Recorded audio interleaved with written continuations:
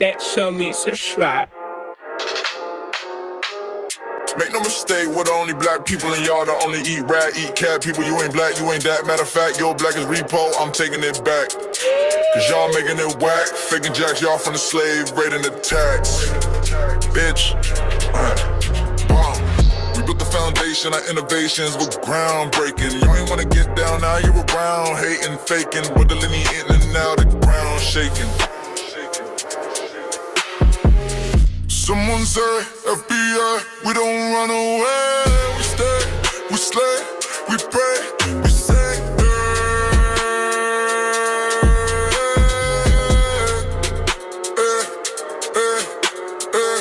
Someone say, FBA, we don't run away. We stay, we slay, we pray, we say,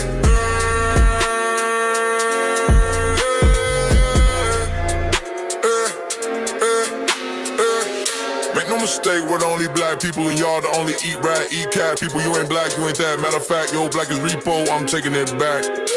Cause y'all making it whack, faking jacks, y'all from the slave, raiding the tax. Breaks, pause, pause. We built the foundation, our innovations were groundbreaking. Y'all ain't wanna get down, now you around, hating, faking. With the lineage eating, now the ground shaking. Someone say, FBA, we don't run away. We stay, we slay, we pray, we say,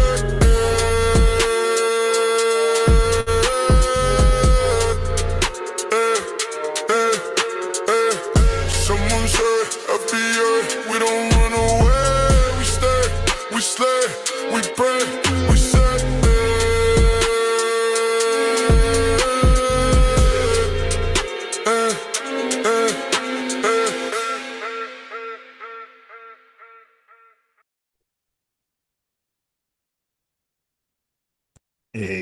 Hey, Grand Rising family. Grand Rising family. You dig? It's all about the FBA lineage. It's all about who supports it, who doesn't. It's about who's of it and who ain't, and who support it and who don't. That's the bottom line. That's the bottom line, really. We just want to know, are you of the lineage and are you a supporter? And dig. So we got some stuff here today. We got some more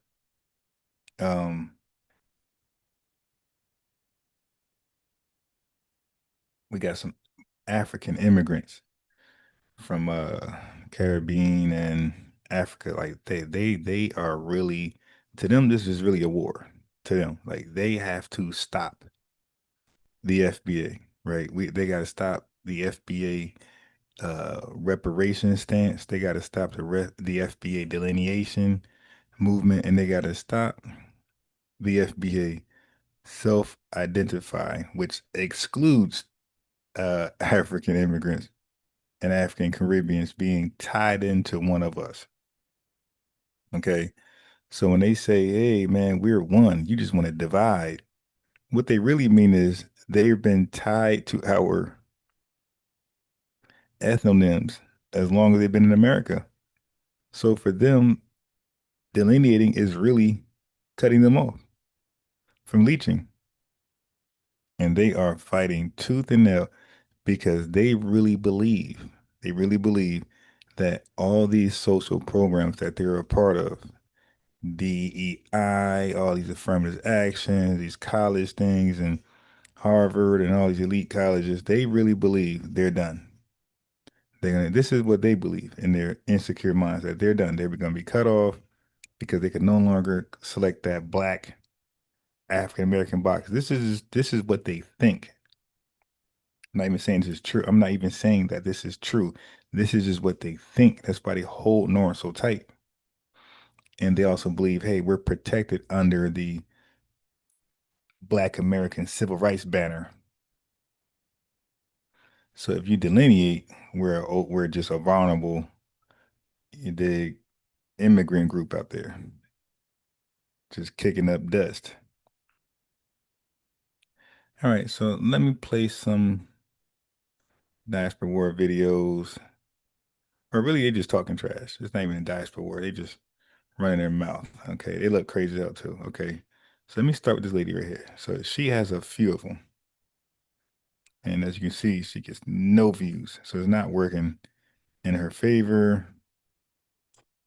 at all.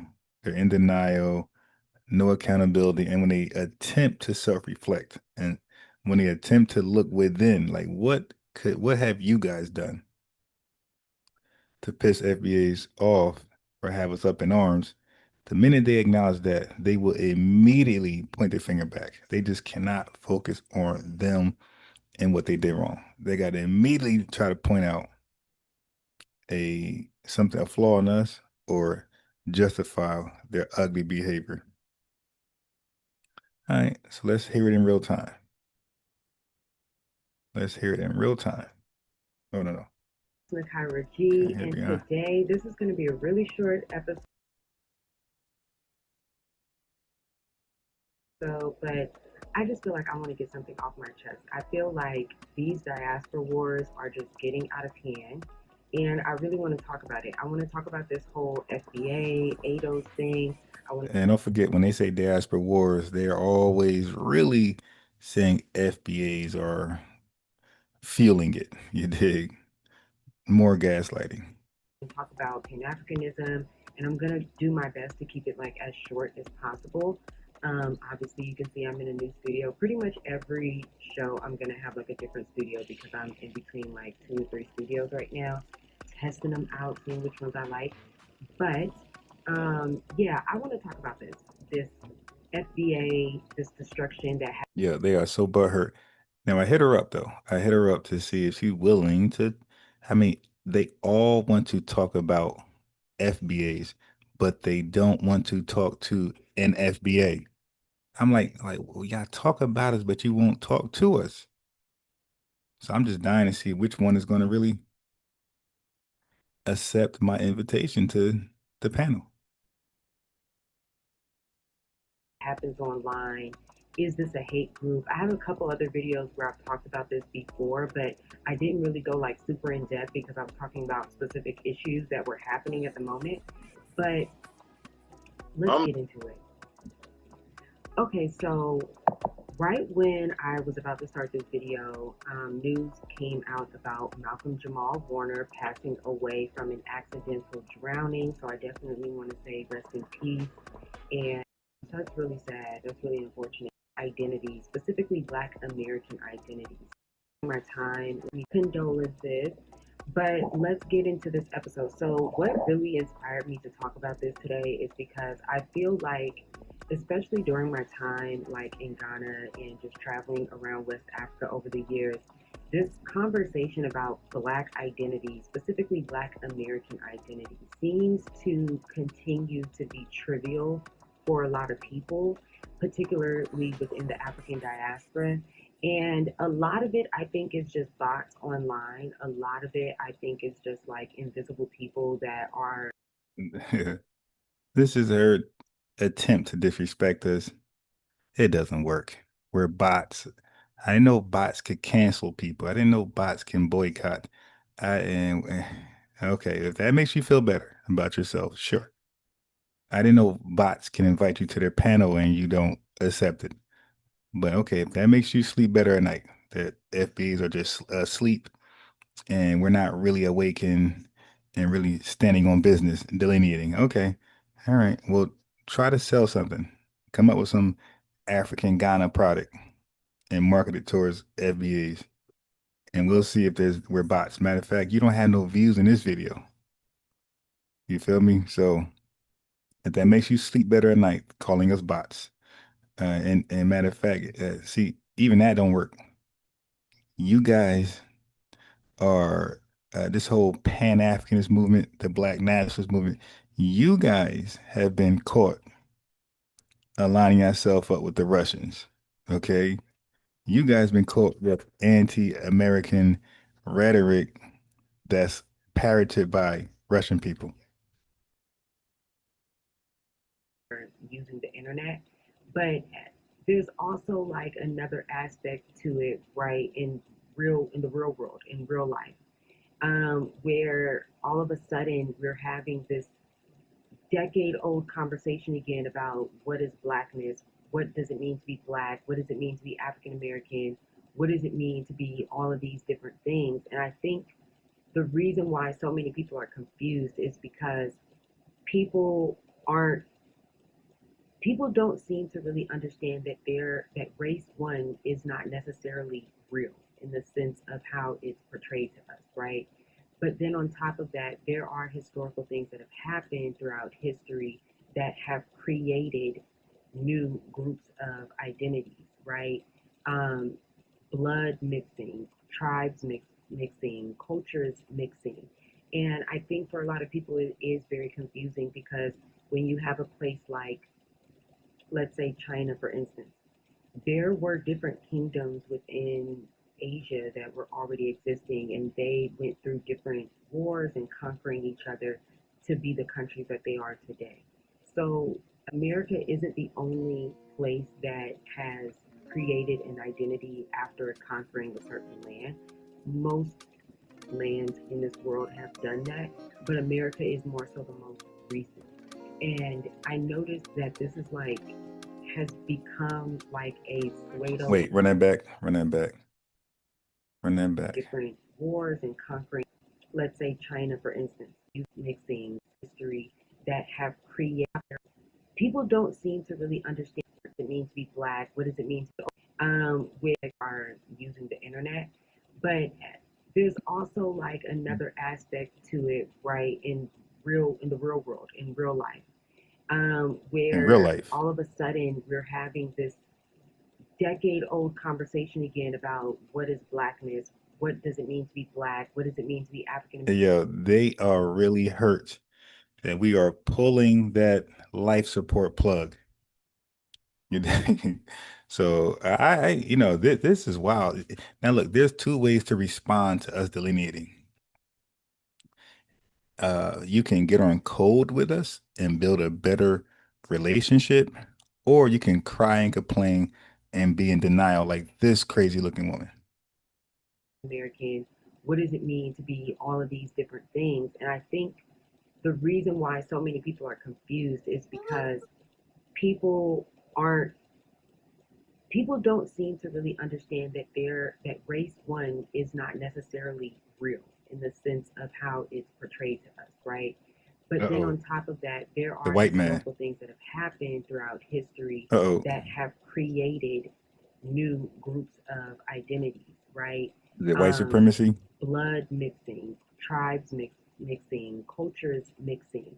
And I think for a lot of people, it is very confusing because when you have a place like, let's say, China, for instance, there were different kingdoms within Asia that were already. Yeah, who are these a lot of people that's confused? I would love to know that. 'Cause it's just the African diaspora. You guys are in the motherland. You guys are confused. We're not confused over here. Even the people who don't even acknowledge themselves as FBA, they call themselves Black American, and we have a conversation with them. Let's say they are untampered by tethers about what FBA is, right? They're untampered. And we just explain FBA to an average Black American. They will gladly receive that acronym, the FBA. So there's no confusion from folks that are of the lineage. The confusion is with you guys, and you're not really confused. You're just scrambling like roaches with the lights off. You're trying to figure out how can we get back in the dark? How can we get FBAs back in the dark? That's all. There's no real confusion. And Existing, I'm gonna and prove it in a they second. went through different wars and conquering each other to be the countries that they are today. So America isn't the only place that has created an identity after conquering a certain land. Most lands in this world have done that, but America is more so the most recent. And Okay, whatever. Let me prove my point. Who thinks Whack 100 is woke? Like, right? Up or anything. All right, so now watch this. Watch this. Watch how he respond to somebody associating him with being an African. Watch this. That conversation, sport. This who are intelligent gentlemen. Wait. Let me go back. But first of all, let's hear Cameron first. Now, who associates Cameron with woke or in the know? Right. Oh my God, the calls. Everybody calls me when I go live. Everybody knows the time not to call. And the phone is connected to the headset. Let me disconnect.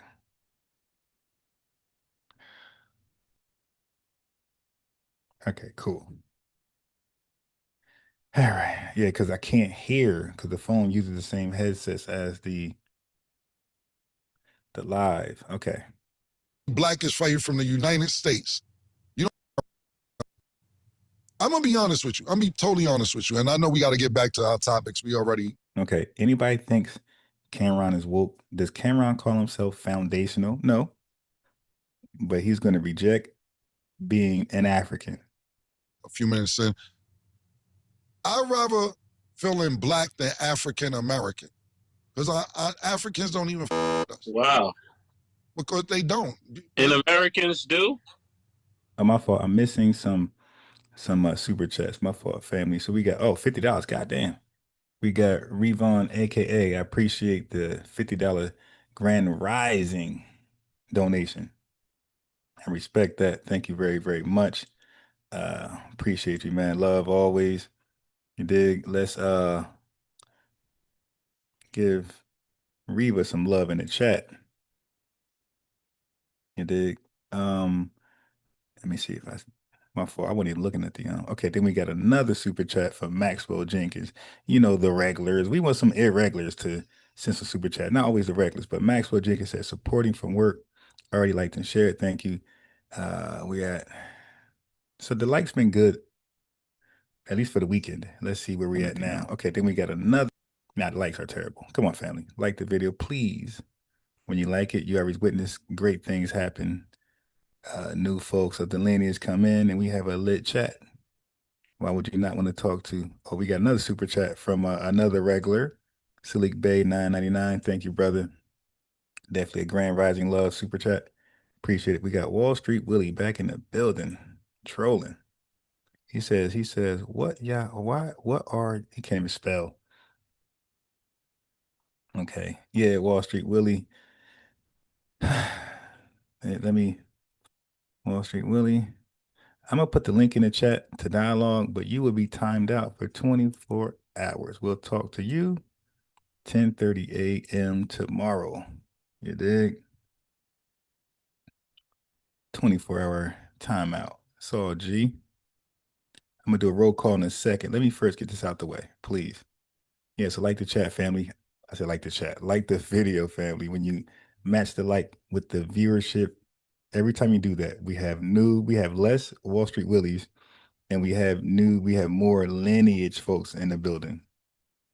Every time the likes meet the live viewership, a whole bunch of lineage folks start to come in that never been here before.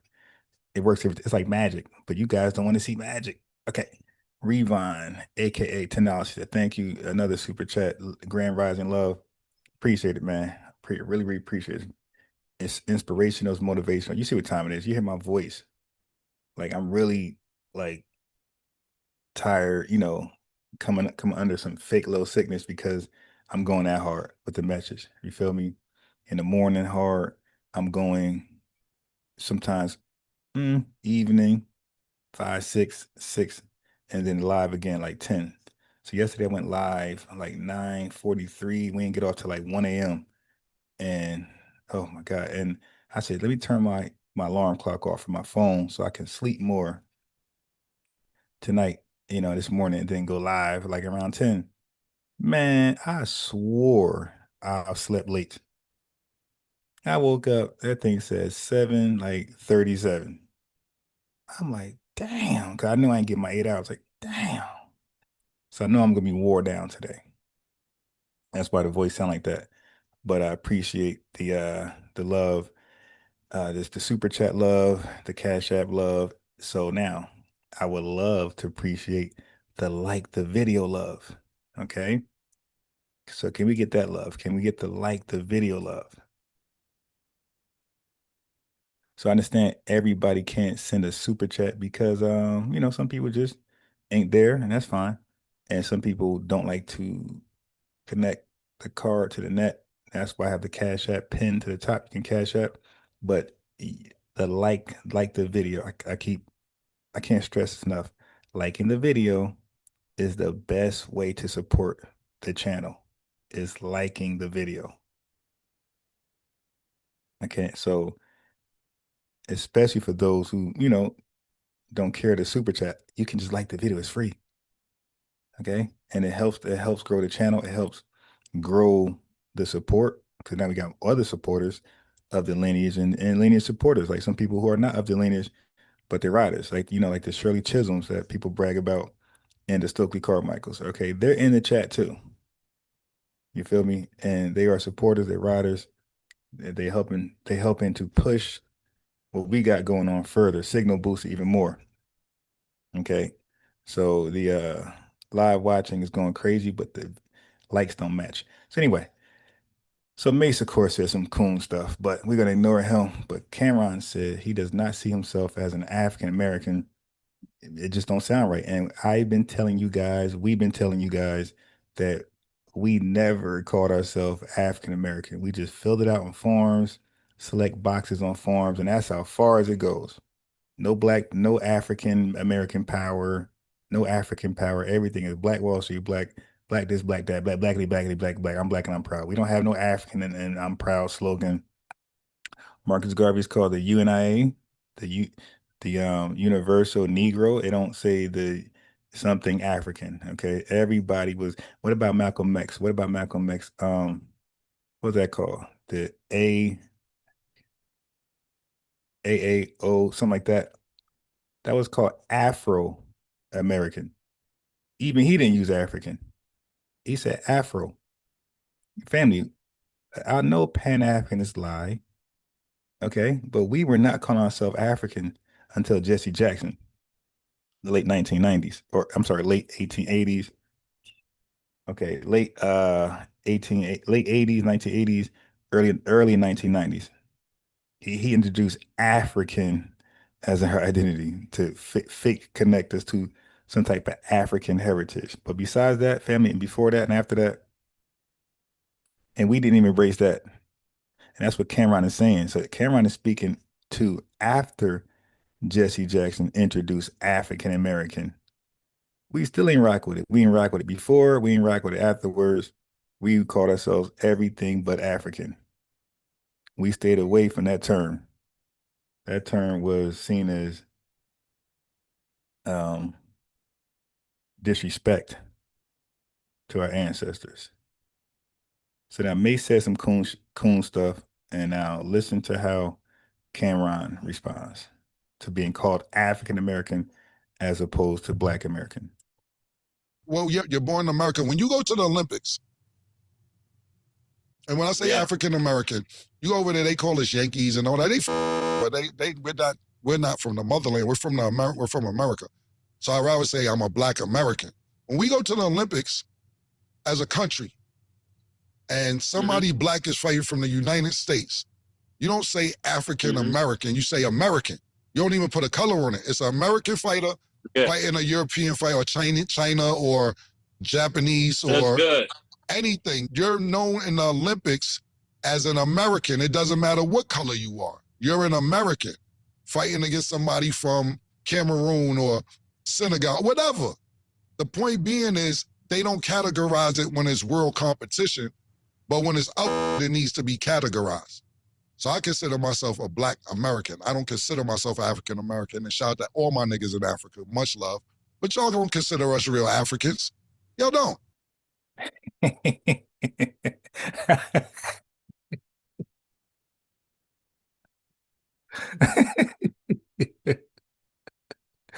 Yo, he is crazy, yo.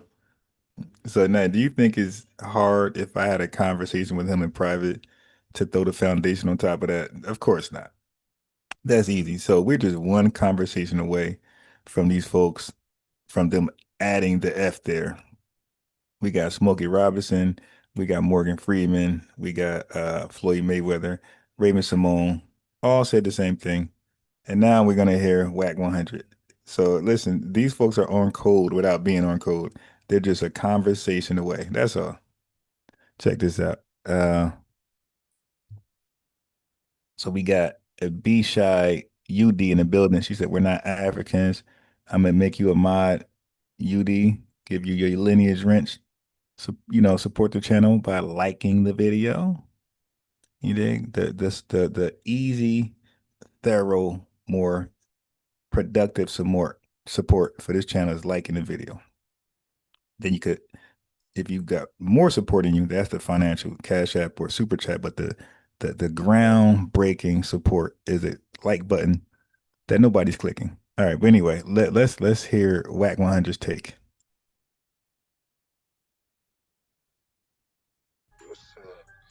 When you say Pan-American, Pan-African. is that Pan-African.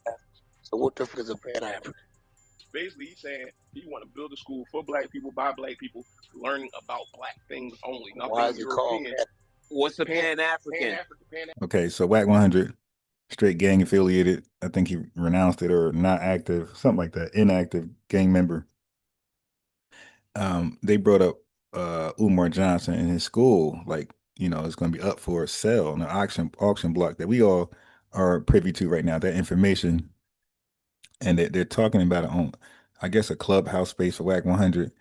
And they like, yeah, man, it's a school for Pan-Africanist boys, right? So Umar like, what the hell is a Pan-African, right? So that's where they're at right now. So they're trying to explain what a Pan-African is to Whack 100.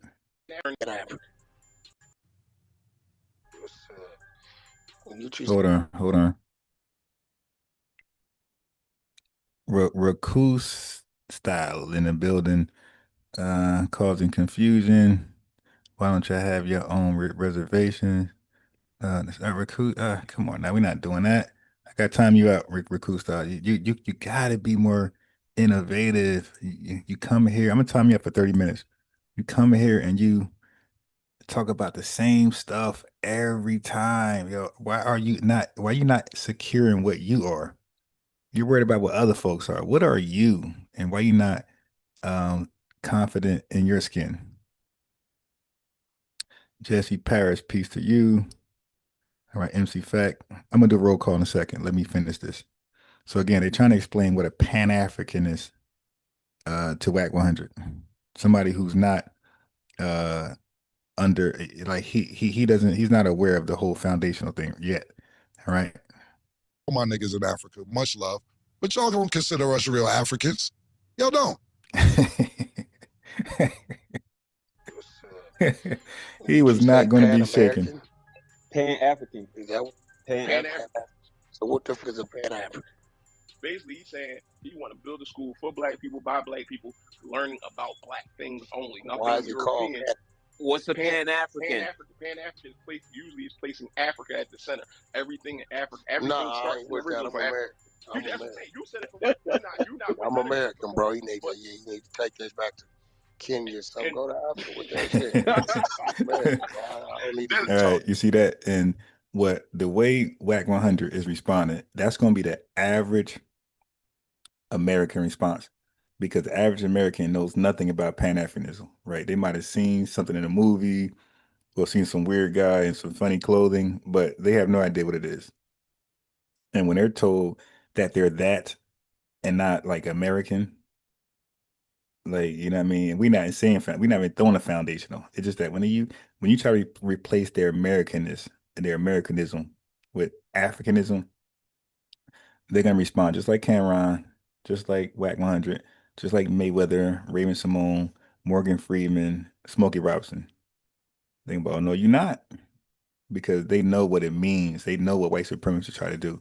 They try to take away our Americanism and replace with something foreign like Africa. You dig? So no, that trick's not gonna work with us. So Whack 100 immediately rejected it and said, "Nah, take that back to Kenya. I'm American." Usually it's placing Africa at the center. Everything in Africa, everything starts with the original Africa. You said it for what? You're not I'm American, bro. Chad Smith. You need to take this back to Kenya or something. Go to Africa with that shit. I'm American, bro. I don't need to be taught nothing about Africa. You know what I'm saying? I'm American, bro. I need to learn the American way. I need to learn how America works, how our banking system works, how our communications work, that type of shit, how our sports work, how our hospitals are set up, our transportation channels are set up. That's probably why I ain't getting no funding. You talking about you want to build an African school It's all in Northern America. He said that's probably why he ain't get no funding. He want to build an African school in America. That's a bar. Okay, so that was it on that. So I had to play that to play this. That's why she's confused. So like tethers think, oh, the average Black American don't consider themselves FBA. It's like, okay, but they're just one conversation away. What's the difference between Black American and foundational Black American? We always ask you guys that, and you guys don't have an answer. It's the same thing. We just putting a qualifier there. Like, we built this country. And what Black America is going to say, yeah, nah, that ain't happening. Come on. Easy work, like Mayweather says, easy money. All right, so that's why she's confused with her anti-FBAism. Listen to this. And I noticed that this is has become like a pseudo intellectual talking point among. Okay, let me back up. So family, let me show y'all so y'all know I ain't capping. At least this is what my screen shows. Okay. I didn't refresh yet. But this is what I mean right there. Like, come on. What is that? A like button is free, right? We got 158 watching and only 70 likes. All right, that's embarrassing. Let's like the video. You dig? It's free, and you're helping it grow, especially if you're a supporter, especially if you are of the lineage. Like, yo, that's your duty to come in and like the video. You feel me? I just want to show y'all that. All right. Let me. Okay. Anyway, let's go. Now listen to her confusion. Let's say China, for instance. There were different kingdoms within Asia that were already existing, and they went through different wars and conquering each other to be the countries that they are today. So America isn't the only place that has created an identity after conquering a certain land. Most lands in this world have done that, but America is more so the most recent.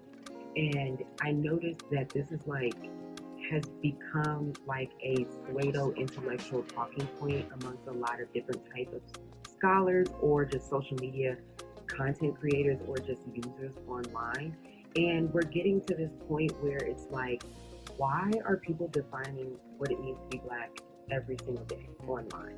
Like online, on these TV shows, like in reality shows, it feels like we're constantly having the conversation of who's Black, who's the Black girl.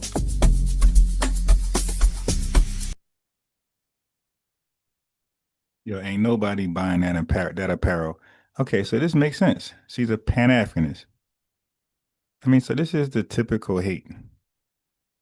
Okay, no wonder you're not going to embrace it. So stop trying to act like you're unbiased.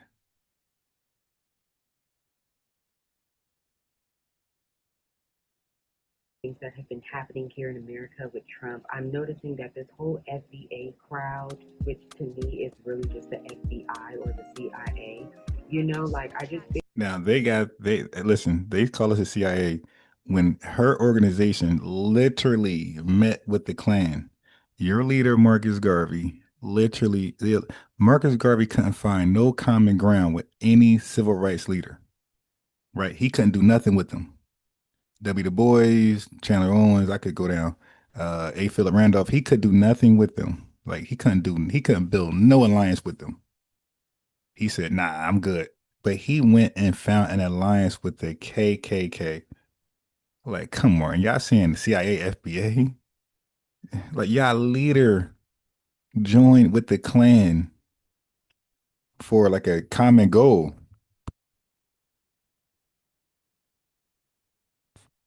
Yeah, those guys, like he joined with them to get something popping. It wasn't like to squabble. Like he joined them to get something popping. He wanted some fundings from them. But he couldn't get along with he couldn't do nothing else with, he couldn't find any room to build something with a civil rights leader or activist of his time. The W. Du Bois, A. Philip Randolph, he couldn't do nothing with them. He couldn't find anything they had in common to like, bridge some type of gap between Pan-Africanism and the civil rights activists. Nope, not one thing. But he found that one thing with the KKK. That tells you a lot about Pan Africanism. They can't. We're so crazy. We're divisive. We're xenophobic, and they don't want to be around us. But they can find some type of alliance with a white supremacist. So while they call us FBI, CIA, that's not an offensive term. Like those are great careers. You dig? We got a lot of FBAs that are great CIA agents, great FBI agents. The problem is aligning yourself up with white supremacists. You see, the FBI, CIA, they lock up bad guys. Okay, the white supremacists, they are the bad guys. The KKK, they are the bad guys. That's who you align yourself up with. That's your leader's history, and y'all been doing that ever since then. What about you? How do you think Dr. King felt about these guys? Because don't well, how do you think A. Philip Randolph and W. Du Bois felt about Marcus Garvey sabotaging the civil rights movement? They seen him as like who sent this guy? So if we're CIA and we're FBI, those are great organizations. You guys are aligning yourself with white supremacists and communist countries, goofy countries like Russia. That's what y'all do. Y'all borrow Russian talking points. Oh, capitalism is terrible. Capitalism, capitalism. Oh, it's all about communism. Stop. Feel like I'm really getting frustrated because it feels like the FBA, the Foundational Black American Groups, they're not necessarily helping the Black community. In my experience, I feel like it's very divisive, right? Doji is now she don't give no examples. We don't help the Black community. Don't forget our definition of Black and her definition of Black are two different. The foundation Black American definition of Black is you got to have a lineage in this country. You got to experience a like ethnogenesis. That's a quick nutshell definition. The lineage of the USA ethnogenesis. Really, that's it. Okay, but their definition of Black is just a skin tone, your melanin expression from your skin. Oh, I'm this Black. I'm that Black. This person light Black. This person dark Black. That's their definition. It's a skin tone, skin color. It's a descriptive term only. It's an adjective. Family, this is how we view Black. If you haven't known, watch this. I'm gonna help you help others.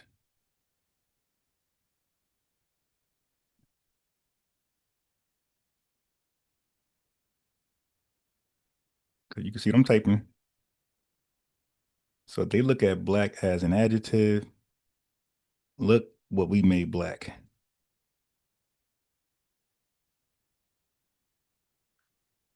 As the term Black. No, I ain't gonna, I'm gonna say word.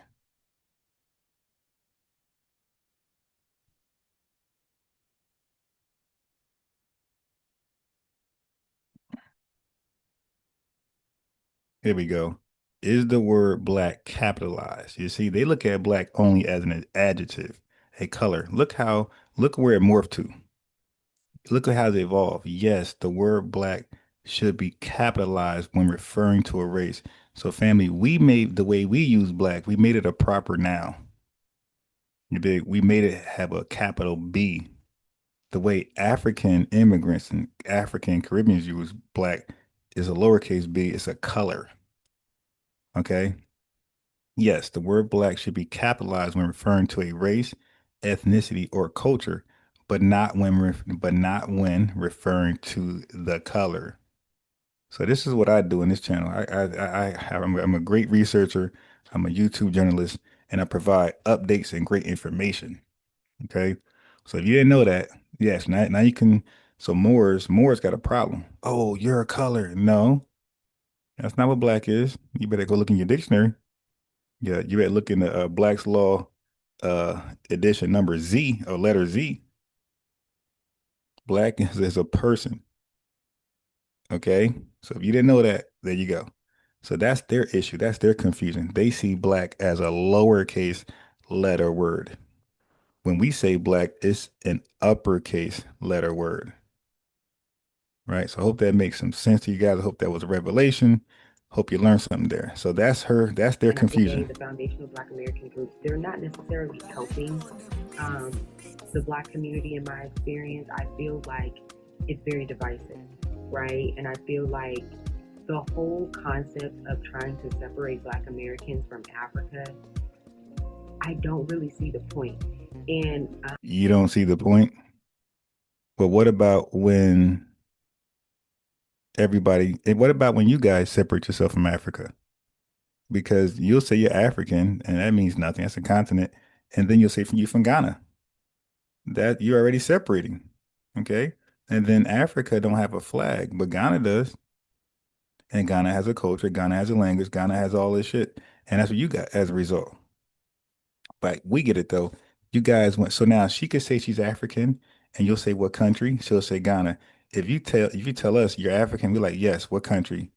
Uh so they want to have us in that position. We're just continuous, we're perpetually lost. We're just always lost. We have no answers. No, we got answers. We're from America. We're foundational Black American. We're ADOS. We're American descendants of slaves.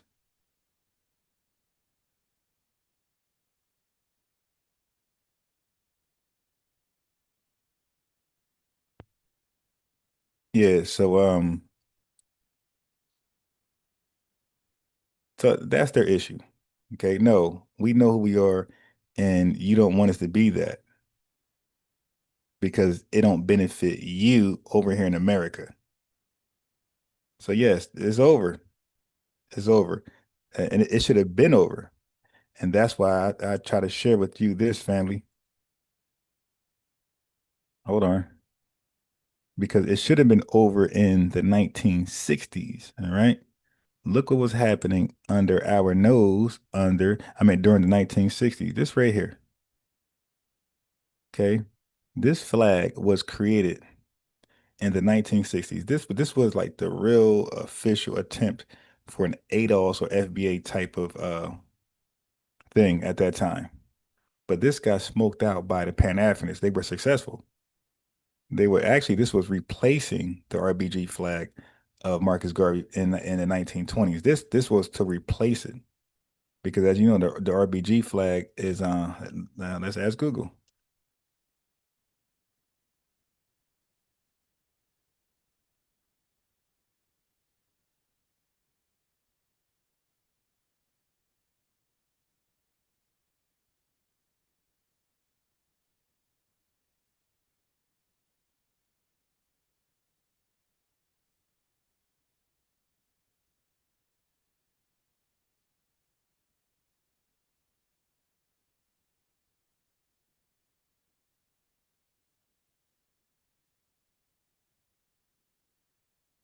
Let's see it for ourselves. Don't believe me.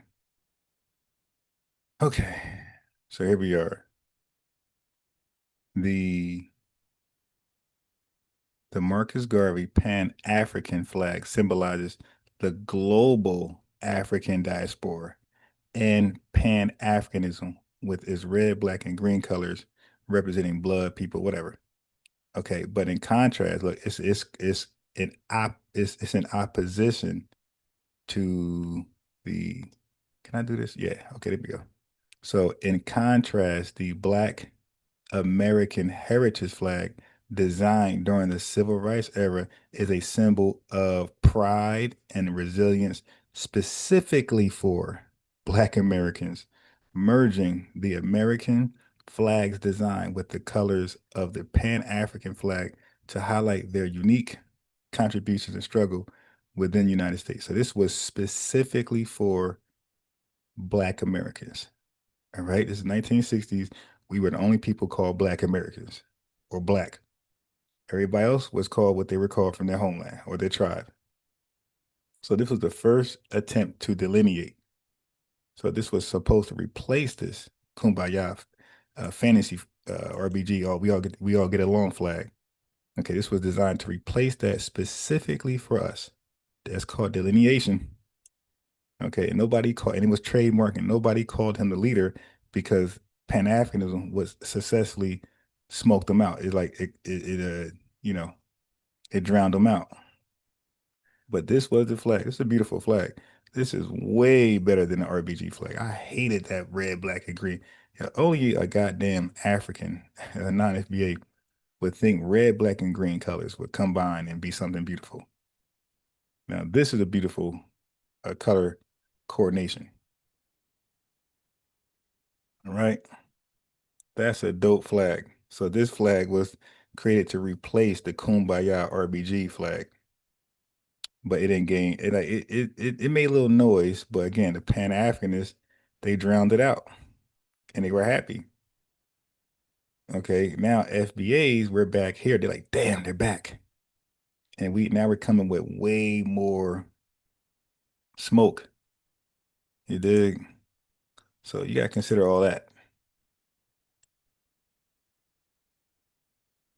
Marketing the Black community, in my experience, I feel like it's very divisive, right? And I feel like the whole concept of trying to separate Black Americans from Africa, I don't really see the point. Okay, so now the co-owner of that flag, his name is Melvin Charles, and he said this flag is specifically for Black Americans. So he's seen the point. He's seen the point where we should all have respective, exclusive cultural ethnonyms. We should all be called something differently, even though we all have melanin in us, even though at some point in our history, white supremacy affected us. It did try to ruin us. With all that being said, we all still deserve our unique, exclusive ethnonyms. And we are foundational Black American. You're Ghanaian, this person Nigerian, Jamaican, that's fine. But if you think we can't have an exclusive ethnonym, you're kidding. That's because they just want to tether our family. And Mark Lamont Hill said this perfectly on Joe Budden's podcast, whatever, right? But he said it perfectly. He was like, I'm aware that we get our culture and we get like our memory and our history from Africa, but I also don't need Africa to understand who I am as a Black person. And I think for a lot of people, they take offense to that. And it's not being said in like an offensive way. It's just more so like, as Black. Also, family, let's get to like some more. We're still down 50. Yeah, please. Thank you. Americans, we have done a lot of work to honor Africa, and everything that we do is literally a derivative of Africa. However, we have transformed and created new aspects of culture just because of different resources that we have and the circumstances that we have, you know. So the only difference between Africans on the continent, Africans in America, or African Americans, people who are descendants of the continent, the only difference is that Africans on the continent don't necessarily celebrate the culture that we have created in America in the same way that we celebrate it, right? And so for other people listening to hip hop and all that stuff, most people don't even realize that that is Black culture. Most people just think, oh, that's America. That's American music. That's America, without even really knowing that that is Black culture, right? The way that you wear your clothes, the certain brands that you do or don't wear, like the owners of. But family, be careful how she's using Black, right? She's using Black as an all-inclusive term. That's Black culture. Hip hop, that's Black culture. That means everybody have rights to it. That's how they use Black. They use it as an all-inclusive term. So this is everybody's. And they pick and choose when Black and African is interchangeable and synonymous. They pick and choose. So in this context, it is, oh yeah, hip hop and soul food, man, civil rights movement. That's all Black African culture. Like, no, that's FBA culture. That's ADOS culture. Got nothing to do with Africa or the Caribbean. Certain brands, like just the way that we carry ourselves. We have so many things that. No, it's the way Foundation Black Americans carry themselves. Okay, everybody is looking like us. not the other way around. We're not going around wearing Jamaican clothes, and we're not mixing fishnet shirts, red, black, and green fishnet shirts with slacks and Michael Jackson penny loafers. We're not. That's not how we dress. Okay, we damn sure ain't dressing like an African. Like, so yeah, all that swag you're describing, that's FBA only. And everybody in the world, mostly a lot of people internationally, people are trying to look like us, our swag. It's not everybody, man. It's not inclusive. That's our thing. That's our swag, our slang, our look, our confidence, our vibes. All that is FBA. Trying to tether on. that we can say is our culture. But with the FBA movement, it's like they're doing this thing where they're like, oh, we're not Africans, you know. We've been there. There were some of us that were already in America, and okay, cool. There were Native people that were in America, and there were So they always try to stick with that argument. So like they always try to go after that. Oh, the Native American, you've been here. Listen, there's three parts of that argument. That's one, and that's true. Then you have people who admix with them that came from slave ships. Then you got people who just came from slave ships. But we all together went through an ethnogenesis. And the ethnogenesis lets us know we're not African. So it's not just for those who've never been on the slave ships, but even those who came on the slave ships, none of us are African. We are Foundation Black American. We're ADOS. um, enslaved Africans that came through the settlement, and the people that ran away mixed and protected themselves, and they created communities that still strive and still are alive today. Yes, that exists, right? But that is not the story for every single person in this country, right? And so there's this thing where it's similar to like Puerto Ricans and Dominicans. Everybody is not African, right? Everybody is not black. Every Puerto Rican and Dominican is not black, right? Depending on your bloodline, your heritage, what your story is, you can have a different percentage of all these different things. That's how they identify themselves. And so I find it so interesting with the FBA movement, the Black Hebrew Israelites, the ADOS movement. I feel like when the conversation was being had about reparations, that's when these groups were voicing their opinions about who deserves what reparations, why, from who, and how to divvy. Hey, family, I always told you that that was the starting point of the African Diaspora Wars. I always told you guys, I remember how it started. When we started to work out reparations, who is for and who is not for, and we start to say, well, yeah, it's only for Black Americans because you had a lot of Caribbean folks with their hand out. You had a lot of Africans with their hand out. And we're like slapping on five, like slap me five, brother. Now on the backhand side, we like, cause I know you're handing that out for a check. You dig? And that's when they start to work out who is a who, who's not. And once those Caribbean folks, once those Africans start to realize they're not getting any money, we're just going to slap you five, Jack. That's it. That's when the diaspora wars. What the diaspora war is really just African war on us. That's all it means. Diaspora war just simply means African Caribbean war versus on FBA. That's all. They waged war on us, and it's just called diaspora war. That just means war against FBA's ADOS. Right, but she's right. It started with reparations. Once they realized where they can't tether on to a check because they're using the same terminology to identify themselves as us. So technically, because they like, wait a minute, what do you mean it's just for African Americans? We're African American. We're from Africa. We live in America. We're African American. We like, oh yeah, yeah, just for Black Americans. No, we're Black. Look at my skin. I'm Black. I'm American, so that's me too. We like, but okay, it's just for, and everything we said, they was like tethered onto it. So we're like, you know what? You're right. You guys did cosplay and tether on to all of our ethnonyms. We got to create a new one that you cannot tether to because it's going to be lineage based. It's going to tie you to slavery, you dig, and everything that came afterwards, the Jim Crow, Black Reconstruction, mass migration, all that. And once that was a term and condition and a criteria, that's when it's like, oh hell no, nigga, it's up. and they got them bone arrows, those spears, and they start to go ham on us. She's right. That's exactly how it started. Speaking of start, family, can you start pressing that like button? Because we got a lot of views, but the likes ain't there. It's still far. Thank you very much. FBA movement, the Black Hebrew Israelites, the ADOS movement. I feel like when the conversation was being had about reparations, that's when these groups were voicing their opinions about who deserves what reparations, why, from who, and how to divvy up what that looks like, because in America we have so many other descendants of enslavement in the country, after spending generations in another country like Jamaica or Brazil or whatever, right? And so I thought that that's where it was going to start and stop.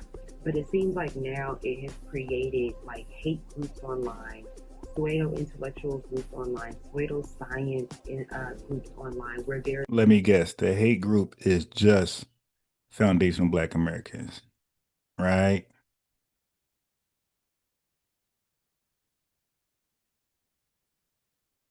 Actually using like racial stereotypes or honestly just kind of like eugenics to try to differentiate what is an African person and what is an African American. Did she say eugenics? Yeah, she's definitely on a slow bus. So sorry, but like there's no part of my identity as a Black person where I don't consider myself African, right? Well, you're literally from Ghana. So yeah, you would be considered an African, right? Everything about you will be African. You're literally from Ghana, from what I think you said about yourself. So yeah, you're right. You won't be a foundational Black American at all or ADOS. You are what you said you are. You're an African Ghanaian, right? That's what you are, man. It's okay. Be proud of your culture. Regardless Ghanaian of pride. passport and citizenship and knowing which kingdom you come from and all that stuff, that is okay for the people who have that lineage and people who do the DNA test and all that stuff. But I just feel like there is some form of divisiveness that is happening online. And even just with the whole Essence Fest and J Versace and all of that, I'm just like, what is going on? What is the goal for people? And that's why, I identify as a Pan-Africanist, because it's like, I understand that as a Black person in America, I am the same as a Black person in Jamaica. I'm the same as a Black person in Brazil and vice versa. And, That made absolutely no sense at all. If you're the same person as them, then you should be waving your Brazilian flag, waving your Jamaican flag, looking like a fool out there. Okay, I dare you to wave a Brazilian flag and couple it with a Jamaican flag and see if you get respect from Brazilians or Jamaicans. They're gonna look at you as a confused Canadian fool.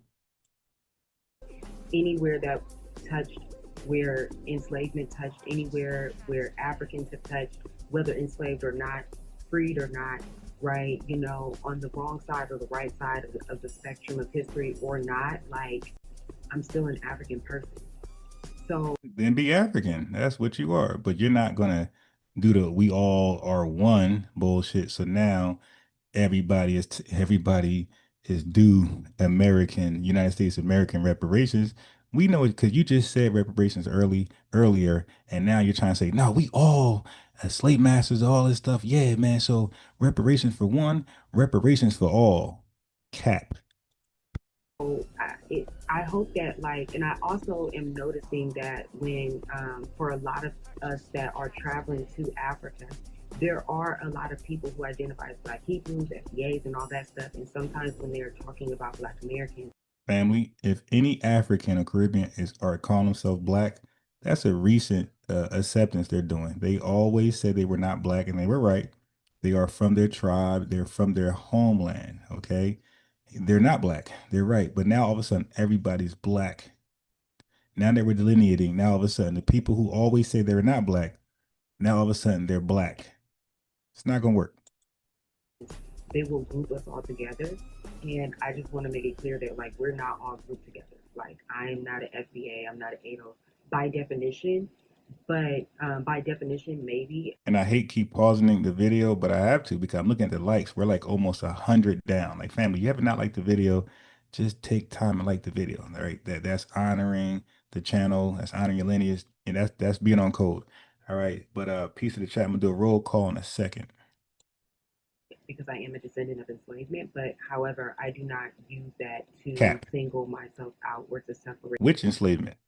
You talking about you are part of slave raiding attacks. Matter of fact, after she's done, I'm gonna do the national lineage anthem. I'm gonna play the song, the national FBA anthem in a second. Jesse said, I said the same thing on a recent Tariq Twitter space. Yeah, yo, y'all gotta, if y'all can, share some of my videos over there. Because if I'm ever able to call in a tweet Tariq live, Twitter live, it's a wrap. Like once we connect, it's ball game. I just don't be up that late. And then I'm East Coast, he's Cali. He's 3 years. I mean, he's 3 hours behind. Yeah, so I'm barely live. I'm barely awoke on my late lives. I'm half asleep, drinking coffee, spilling the coffee everywhere. But yeah, family, take the like button serious and go ahead and hit that, especially if you're not going to super chat or cash app. The other support is to like the video. Thank you. Can't stress it enough. Great Africans. I think that there are ways, there are positive and productive ways to honor Black American history while also pointing out that our history is still very entangled with imperialism. So even though we have There go created the things imperialism against argument. imperialism or anti-imperialism, right? Even though we have created things that go against, the white institutions, but at the end of the day, we still have to be mindful that this is still within an imperialist regime, right? And who we Oh my are God. outside of the Yeah, they love to talk this imperialism thing, and next is going to be the colonizer, and the next is the white supremacist, the next is just all out American government. Their argument is so simplistic and goofy. imperial structure is where I think blackness really lies. And so, as long as all of us, whether you're on the continent, you're on this continent, wherever you are, if you are still existing under colonialism, under imperialism, under tribalism, under whatever. I told you, here go colonialism. Ma'am, that is a Pan-Africanist problem. That is not an FBA problem, okay? All this imperialism, colonialism, tribalism, that is a Pan-Africanist problem. Go solve it. We're solving our problem, and we're starting with delineating. We're starting to say cut the check, and we're self-identifying with an all-inclusive term that you guys can't tether on to. FBA ADOS. Aspect of oppression, your identity and your background and your heritage and your culture and all of that can be challenged at any moment because at the end of the day, a lot of our identities oppresses another group. Or wait, what? Yo, wait, run that back, Turbo. is in our culture and all of that, under tribalism, under whatever aspect of oppression, your That was slick. identity and your background and your heritage and your culture and all of that can be challenged at any moment because at the end of Wait, why can how is that possible? Like, if somebody's Jamaican, how can I challenge that they're not Jamaican? Like, there's no challenge. Like, they're Jamaican, they're Nigerian, they're Igbo. What is the challenge? the day, a lot of our identities oppresses another group. Yeah, she said our identities oppresses another group. Yeah, listen, they are all out. They have an all out war against us right now. They're saying our FBA ADOS identity oppresses other groups. That is wild. Or is in a hierarchical structure of another group simply because we are in imperialism. So I just wanted to leave that with people because I feel like a lot of the videos that I've been doing recently have touched on this.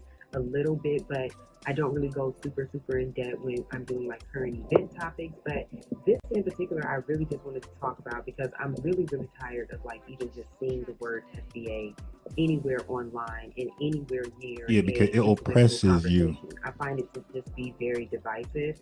And I feel like a lot of people who have not had the opportunity to travel to Africa talk like this, and even a lot of people who do travel to Africa talk like that, with a very divisive mindset. And it's like, are there things that make us different? Sure.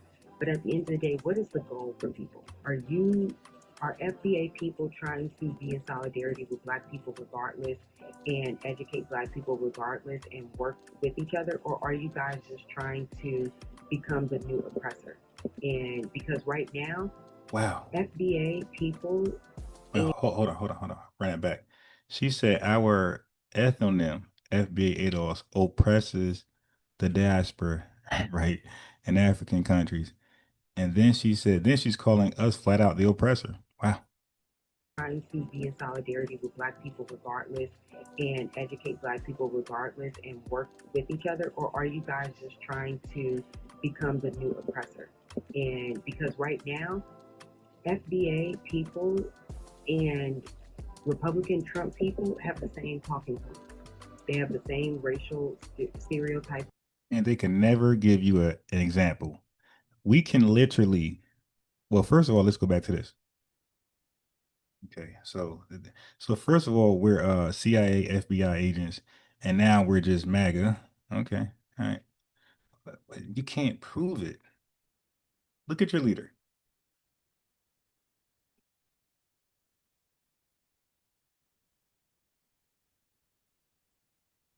Look at your leader. Look at his family. This is Marcus Garvey. He also gained much criticism when he met with the white supremacists like the Ku Klux Klan. Okay, this guy met with the Ku Klux Klan. Now you could say, oh, well, he met with them to squabble. All right, let's look at that.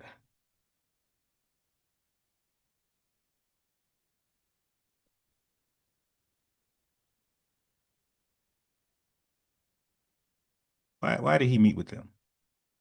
Okay, so his black separatist views, which was contrary to our black activists at the time, right? Matter of fact, all of our black activists from Frederick Douglass all the way down to Dr. King, none of us had separatist views, okay?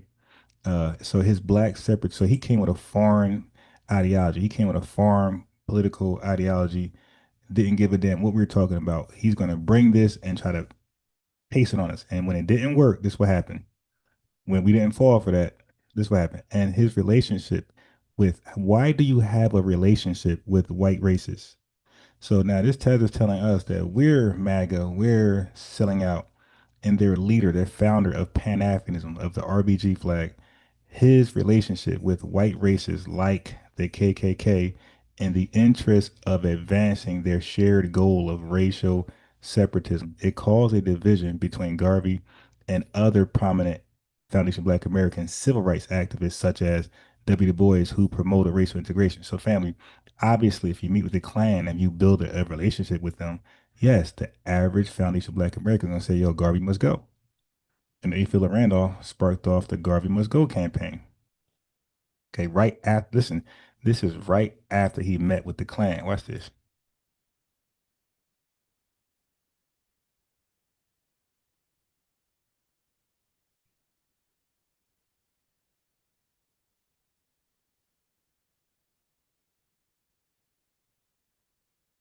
Hmm. Look, A. Philip Randolph launched the Garvey Must Go campaign because he and other black leaders believed Marcus Garvey's program was unsound and that he was a charlatan. Randolph was a socialist and viewed Garvey's program as lacking class content and being unrealistic. The campaign escalated after Garvey's 1922 secret meeting. Family, this was not supposed to be public. His secret meeting with the KKK, which A. Philip Randolph, publicized through his publication, The Messenger. So your leader had a secret meeting. Now, Garvey couldn't build anything with our civil rights activists at the time, W. Du Bois, A. Philip, nothing. He couldn't find no common ground. He couldn't find anything they agreed with to start something together. But he found something with the Klan that he agreed with. His secret meeting was exposed, and you're calling us MAGA, and the founder of Pan-Africanism had a secret meeting with the Klan. And when, how, I don't know how you trust white supremacists, they exposed them. They sent that information to A. Philip Randolph, like, yo, look at your boy. He just met with us over here talking about he want to help fund white supremacy and get you guys to Liberia. What do you think about that? And so that's what escalated the Garvey Must Go campaign. And very shortly afterwards, he was deported to Jamaica, and then they kicked him out, and he died a loser in London. But you don't ever talk to us about FBI, CIA, and MAGA and Trump when your leader was a member of the KKK. Your leader was had a secret meeting with the Klan that he didn't think would get out. Okay, and that's pretty much what it is, right? So let me throw a visual for you. This is how it looked. So they made y'all leader a tailor-made garment for himself. Okay, so this is an accurate image of the this is the accurate garment that the Klan made for Garvey, because it was a secret meeting. He can't show his face. Aren't all Klan meetings secret? Right. That's why he wear the hood and robe and everything. So this was Garvey's robe, okay, when he met with the Klan. That's your man. So don't ever say we are MAGA or FBI agents. Okay. We're laughing at you. We are laughing. We're doing a big laugh. Crazy. Again, all projection. All projection. Or are you guys just trying to become the new oppressor? And because right now, FBA people and Republican Trump people have the same talking points. They have the same racial stereotypes. They have the same racist, eugenics talking points. There's the same level of anti-blackness. There's the same level of xenophobia, like all of these things. And it's just a group that I don't want to be affiliated with. So I just want to make sure that people don't ever affiliate me with that, because that's just not what we're doing over here.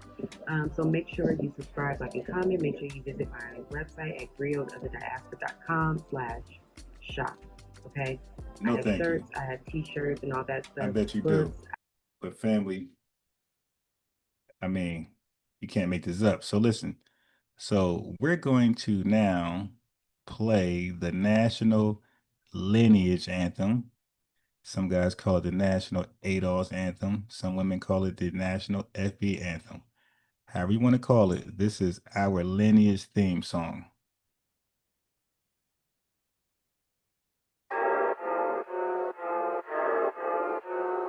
That show me subscribe.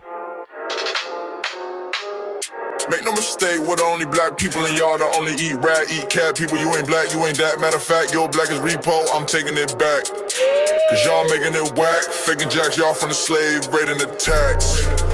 Bitch. We built the foundation, our innovations were groundbreaking. You ain't wanna get down, now you're around, hating, faking. With the lineage in and out, the ground shaking. Someone say, FBI, we don't run away. We stay, we slay, we pray, we say,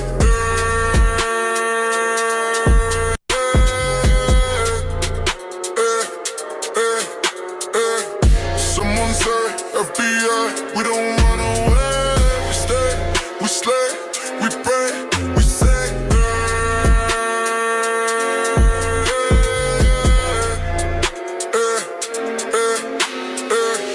Make no mistake, we're the only black people and y'all the only eat rat, eat cat people. You ain't black, you ain't that. Matter of fact, your black is repo, I'm taking it back. Cause y'all making it whack, faking jacks, y'all from the slave, raiding the tax. Breaks, pause, pause. We built the foundation of innovations with groundbreaking. Y'all ain't wanna get down, now you around. Hating, faking, whittling and eating, now the ground shaking. Someone say, FBA, we don't run away. We stay, we slay, we pray, we say,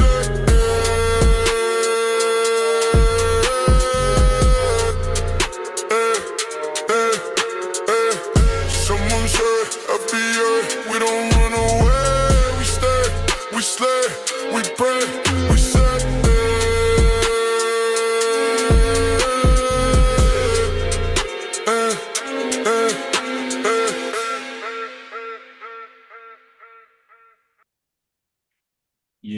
Yeah. That is the national Lineage anthem. That is the national FBA anthem, ADOS anthem, Freedom anthem, however you want to call it. It's ours. All right. And everybody has the right to play it, download it, re-upload it on your channels. Your car is free. No copyright, nothing. It's mine. I produced it, wrote the lyrics, beat, everything is free. Do what you want with it. Just don't misrepresent it. Then I got to flag you. You dig? So I'm gonna do a roll call real fast. Shout out the family in the building. Before I go to the next hating video. Okay.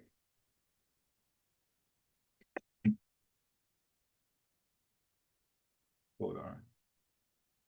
All right. So let me just do a quick roll call. Let me see if the lights caught up. Let me see if the lights caught up by now.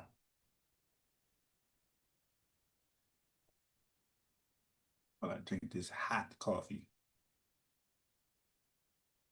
Yeah, we could do better. Not bad. We could do better though. Let's be perfect. Let's exercise Black excellence. Okay. So if you're new here, if you're new in the building, and you are of the lineage, you need a wrench. Okay. Only the people who are not of the lineage don't have a wrench. Okay. So remember, we're delineating. So the wrench is how we're on code. We're on with the lineage. We're one with the lineage. But also supporters and riders. They also get a wrench, right? Dedicated supporters and riders, like the Shirley Chisholms. Is there some women, non-FBA Shirley Chisholms out there? Are there any women's men Stokely Carmichaels out there? Yeah, we will embrace you like we embrace them. But yeah, you want to let us know your FBA or you have the lineage so you can get your rent, so we know you're not op. All right. So anyway, roll call. We got Breeze Omega in the building. We got Miss D in the building. We got Sound the Alarm in the building. We got Paul. Okay, Paul Hightower. Paul Hightower, are you FBA or a supporter? You dig? A dedicated rider. Let me know that first. And I got you. So we got Just Because, Miss D, Claude. We got number one Switchblade. We got I Am Key Era in the building. We got FBA Convo. We got Breeze, Omega, which I said before. We got The Mandalorian.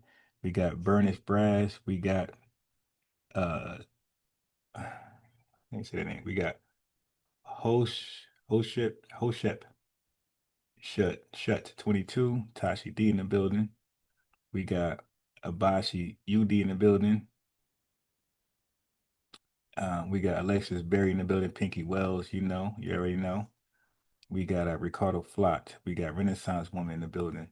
Sounds Band 2. We had, who else is here? Because, we lit this morning, this Grand Rising morning, we lit. Okay, we got a songwriter in the building. We got, I seen that name. We got Revon, AKA, she's the one that threw that large super chat, $50, and then came back in the super chat. Okay, double down on this. MC Fact in the building. I'm reading without the glasses. Boot Camp in the building. Claire 91. We got okay, so I thought I seen roll something. That's what happened when I read the roll call without the glasses. Sam B in the building. Beverly Davis in the building. Maxwell Jenkins, of course. He's staying that super chat as well. Jesse Paris, DSB being that super chat crazy. Jesse Paris, aka Shay Nkrumah. I finally got the name. I did some research on Nkrumah. That's why I can pronounce it correctly now. I am Key Era. Paul Hightower says he is FBA. We give you a wrench. Now, just because you get a wrench don't mean you can't be de-wrenched, right? So things people say, the lineage be like, yo, unbiased Ron, check them, check her. They suspect. Take that wrench. Yeah, so a wrench ain't the end all be all. Your behavior got to be FBA all the time in the chat. You dig? Okay. So now let me talk about this. Okay, so earlier she talked about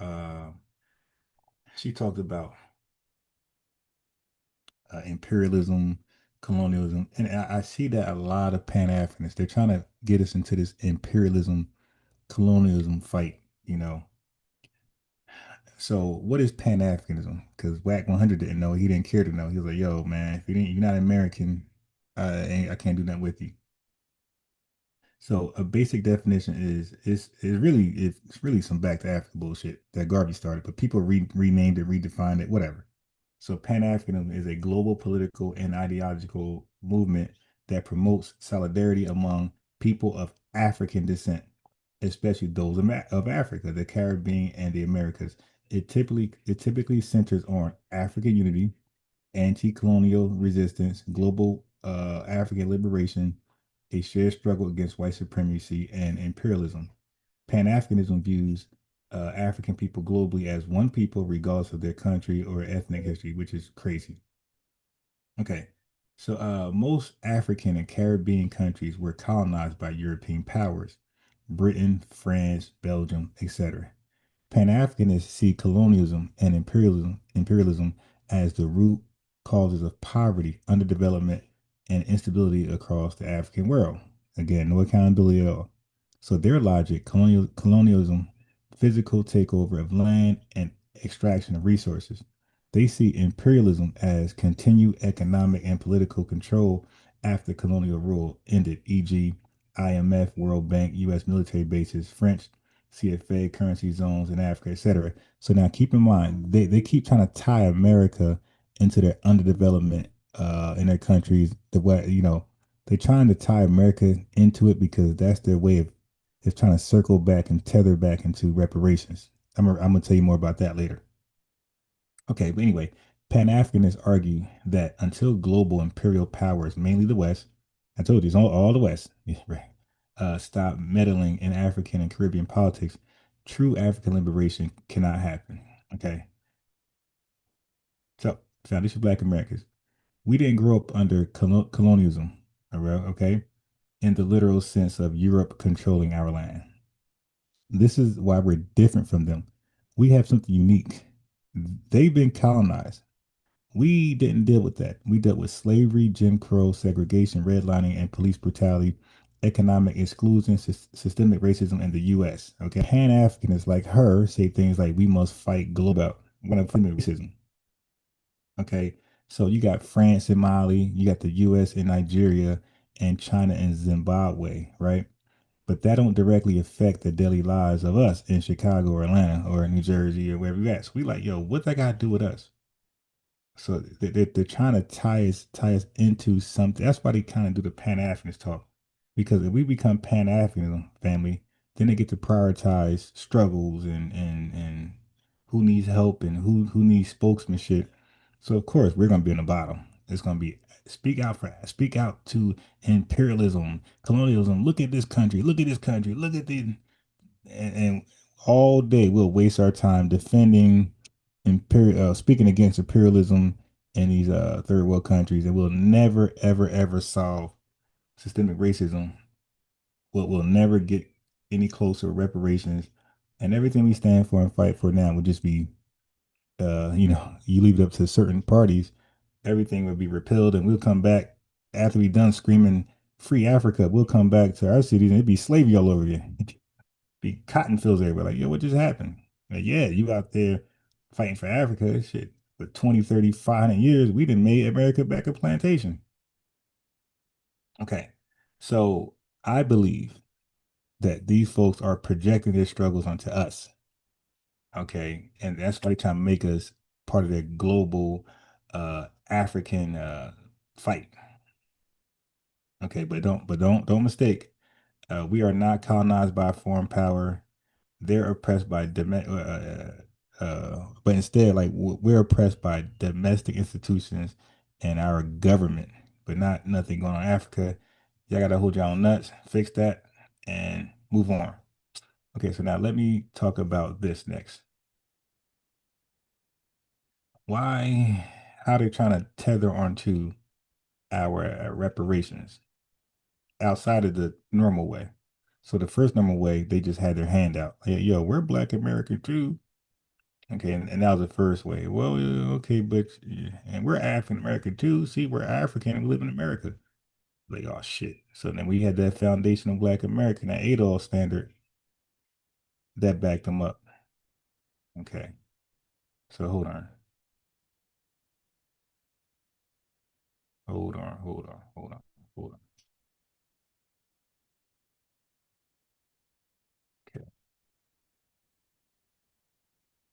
Okay. Okay. So they're new. Where are my glasses for this one? I'm gonna show you what they are nowadays.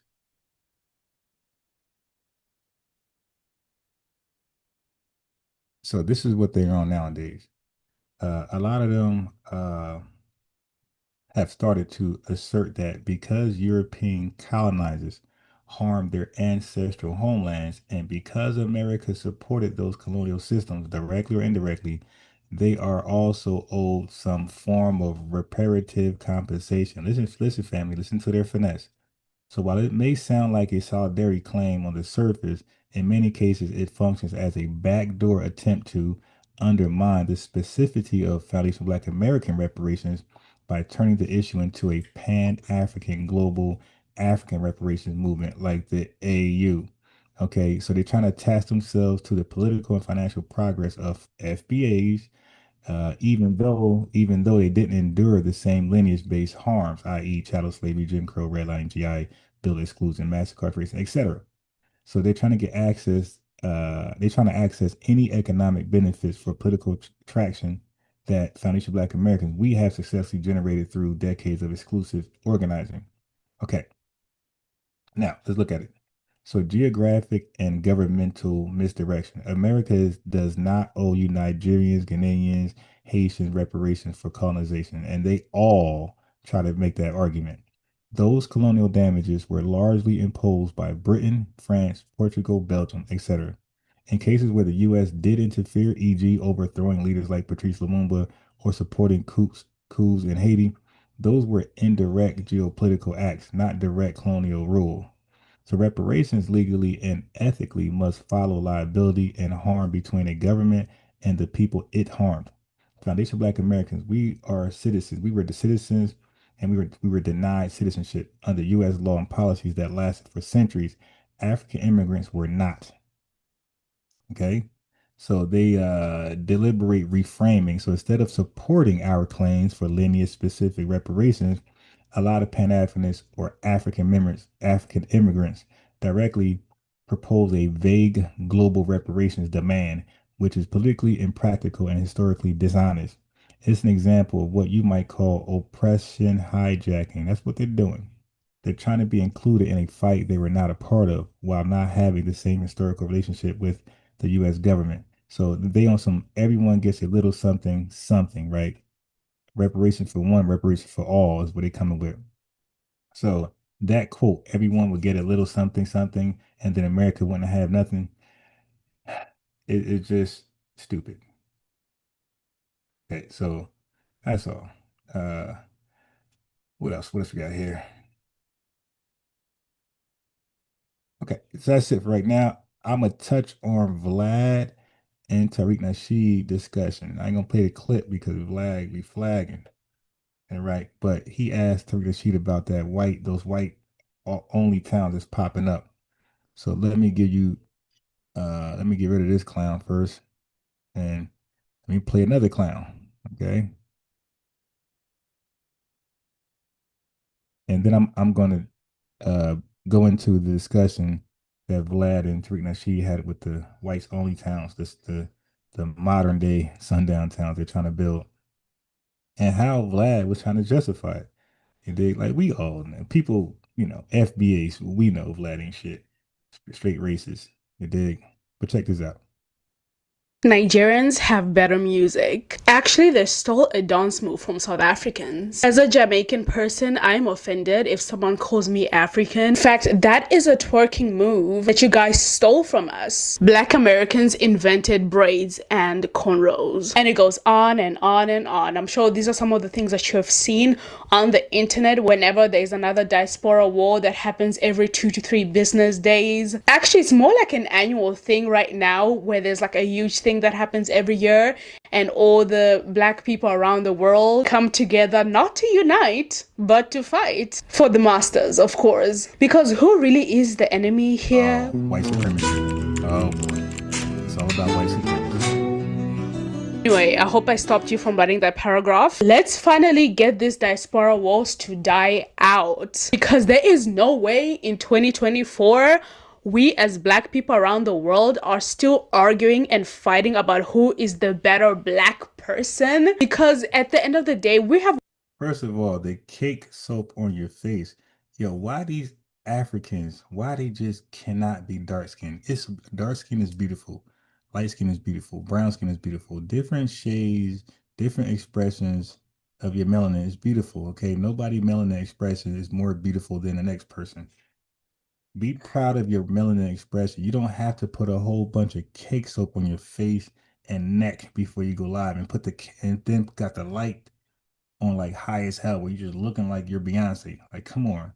I keep exposing women. Now, if I go to her IG page, I guarantee you she's the color of Oprah Winfrey, which is a beautiful color. You dig? Like, you're not light skinned like that. Like, light skin ain't the only beauty. Okay, that's what they're not updated on. One common enemy. If we really, oh boy, the one common enemy thing. Well, right now we got one common. Well, I know FBA's got one common enemy, and it's tethers. then, because at the end of the day we have one common enemy. If we really go to the core of these diaspora wars, sorry, I'm probably gonna sound like I'm saying walls instead of wars. English is not my first language. Right, you're not like us. But the root is white supremacy. That is the root of the problem. That is so hilarious. Yo, they want no accountability. Now, this woman, I guarantee, if I get on here and I ask her, hey, what was the African's role in the slave trade? She's gonna say 0. No accountability with these tethers, man. Right? I don't want to do nothing with them. Marcus Garvey came over here and said he'll rather work with the Klan than our civil rights leaders. Well, same smoke. I would rather work with MAGA than to work with these Africans.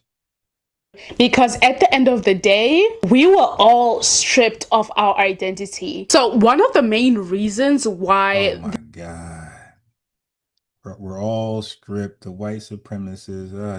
That's getting fatigued, man. I'm getting fatigued by it's garbage. These diaspora wars even happen in the first place, which have not started just now, by the way. This has been happening for decades. It is because of the anti-blackness that has been ingrained within our DNA, this self. No, what the yeah, their reasons for why things pop off is crazy. How can it be for decades? What are you talking about? If it was for decades, we'd have made sure that when the civil rights bill was being signed, that the 1965, what's that? Seller Act, we'd have made sure that you guys weren't involved in that. We were like, no, American, you can just bring your white peasants from Europe. No African immigrants. We could have said that. Like a lot of us argued for white African immigrants to be flown to the country alongside of white peasants. We didn't want to see a whole bunch of snow. We had, all right, let's bring something else in here. Yeah, but we could have, if it was decades long, we could have easily said, yeah, just all white peasants. Spanish and whoever else, but no Africans, and it'd have been no Africans. Of hatred that we have, and I'm gonna be using the word we because I'm not about to be like I'm better. No. I'm including myself in this conversation because Their logic is so crazy. It's longer. See, you're getting taller. Yeah. I'll go to that park in a second. Yeah, we do. Because we have this anti-blackness that is within our own little countries, right? With not even coming to the diaspora, it's like we're not even reached there yet, but like within our own cultures and nations, wherever you are, with that be in London, that be in Zimbabwe, wherever you are, in Kenya, in America, Canada, within our own communities, there's anti-blackness that we have against each other. And I've also seen an underlying texturism, where some African girlies who have looser curled hair, kind of like this wig right now, they'll be making their own videos, but the people, ma'am, that cake soap, that ain't it. That ain't it. That ain't it, man. You look crazy.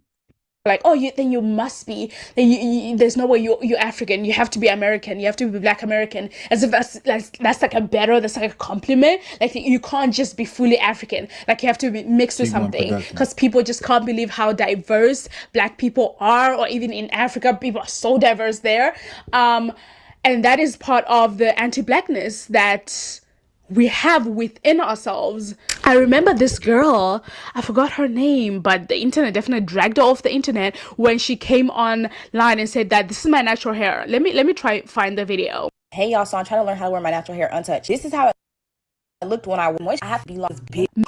Countries, we already have the anti-Blackness, and now we then fight against each other, because in as much as we are fighting against each other in our own countries, we then have this absolute nationalism weird vibes where it's like, my country is the best, and then that transforms into xenophobia, Afrophobia, just treating each other so bad, forgetting that we were literally just one continent living in peace. Not living in peace, I put that in quotation marks. There was always been wars, even before colonialism, right?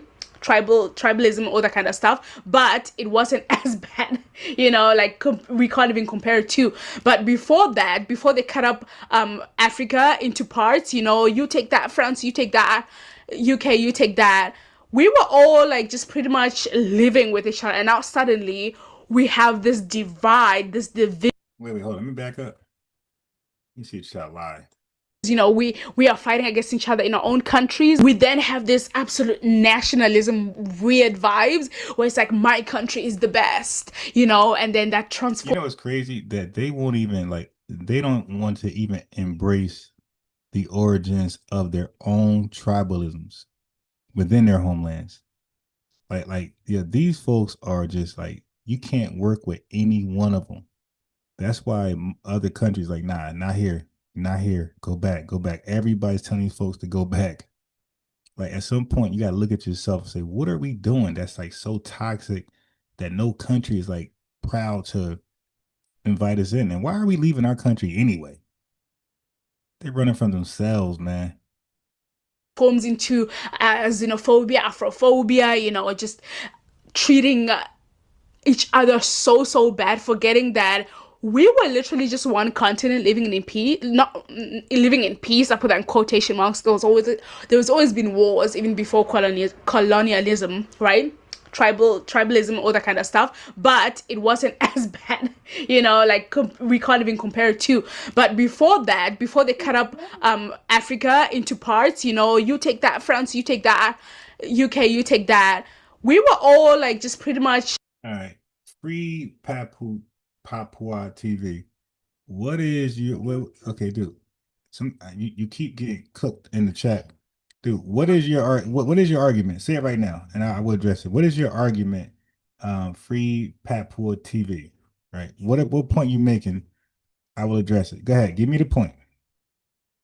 Living with each other, and now suddenly we have this divide, this division. That's including Jamaicans in the islands, Caribbeans, the people in the UK, America, all of us Black people, all of a sudden, we have this enmity against each other. We already have that in our own countries, and now it's manifesting into who is the better Black in the world, right? Who is... why are they so inclusive to the term Black all of a sudden?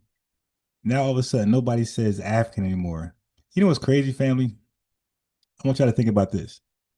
We're saying black over here, and they're telling us, no, you're not black, you're African.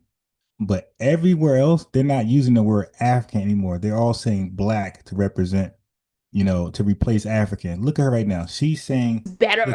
America, all of us black people, all of a sudden, all of us black people. What about all of us African people? Watch this. We have this enmity against each other. We already have that in our own countries, and now it's manifesting into who is the better black. Who is the better black? What about who's the better African? So you see, family, we over here in America calling ourselves black, and we're told we're African.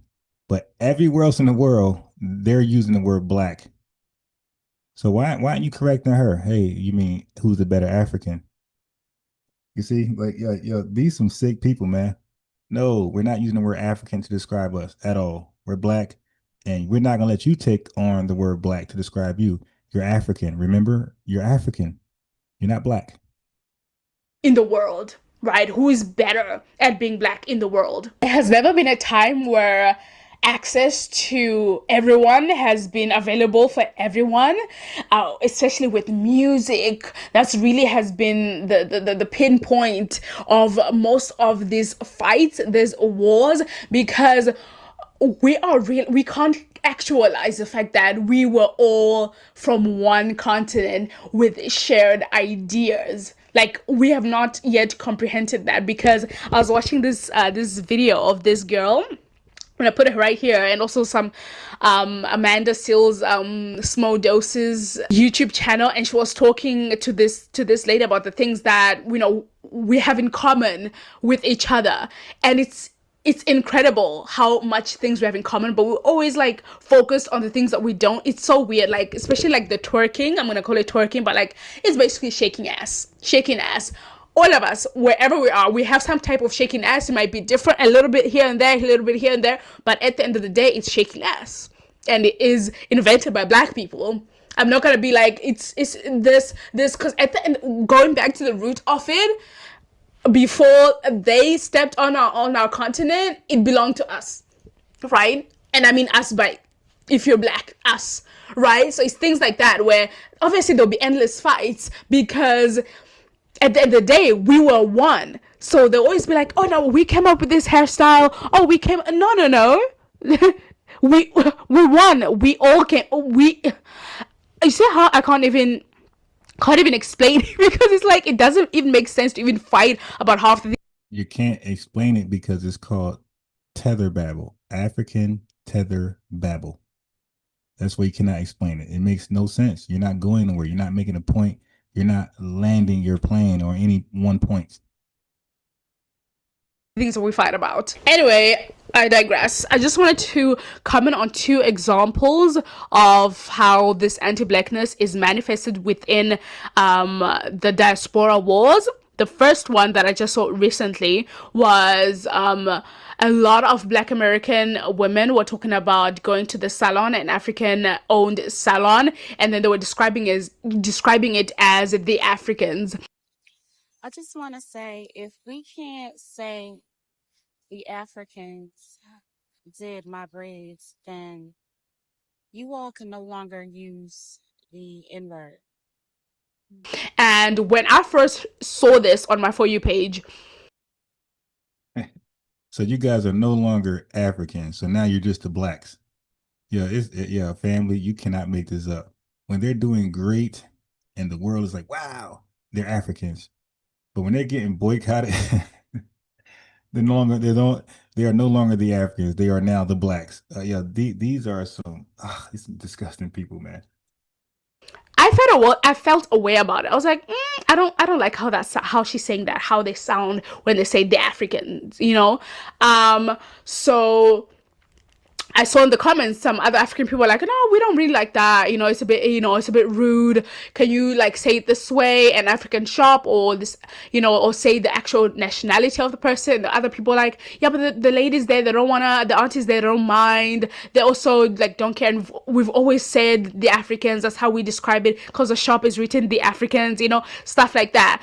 And it was like a lot of invalidating things where it's like, well, the majority of people that are of our age, Generation Z and millennials, are telling you, like, don't, like, the aunties are not gonna know the right English, or they're not gonna really argue with you of what to call them, what not to call them. Like, they're not really gonna do that. But like, we as a generation who is quote unquote woke, you know, we know when something is being said of good intentions. Like, please don't say that. But there's a lot of invalidating, and it felt like, ma'am, can you stay focused to to one thing and land your plane? I mean, you're just going on and on and on and on and on. And then you wonder why folks don't want you in their country, man. This is crazy.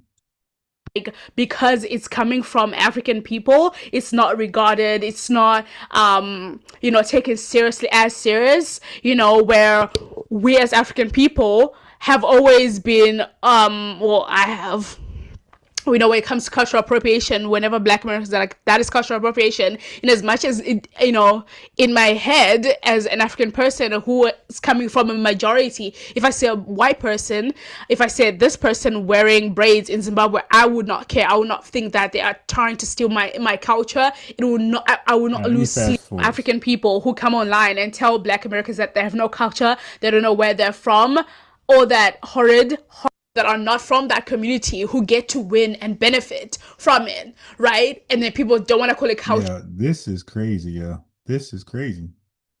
But like, you can clearly see, you have to put something over your head. There's certain things repeatedly, but not necessarily the way that we do it. I just wanted to add some of the things that are of African American culture, which is AAV, how they speak.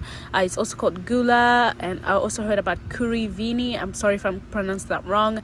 And also their music genres, their fashion, their art. Also HBCUs, also popular clothing and nails. All that is culture, but just because they don't perform it the way we perform culture, what we know as culture, does not dismiss the fact that it is culture. Because when I was listening to this video that I'm about to play, some of the comments were saying, yeah, but you still didn't mention what the culture is, because some people are still expecting them to say like, oh yeah, there's a specific date when someone gets married where we're gonna play Burna Boy, and you know, hey, I love Burna Boy's music, sure includes, you know, how you do your hair, how you speak, you know, going to the salon. Like, I know that that's like part of your culture, which is just a different view to how someone from Africa would view what culture is. But at the end of the day, it is valid, and it is definitely a culture. Now, circling back, a lot of people have hurt,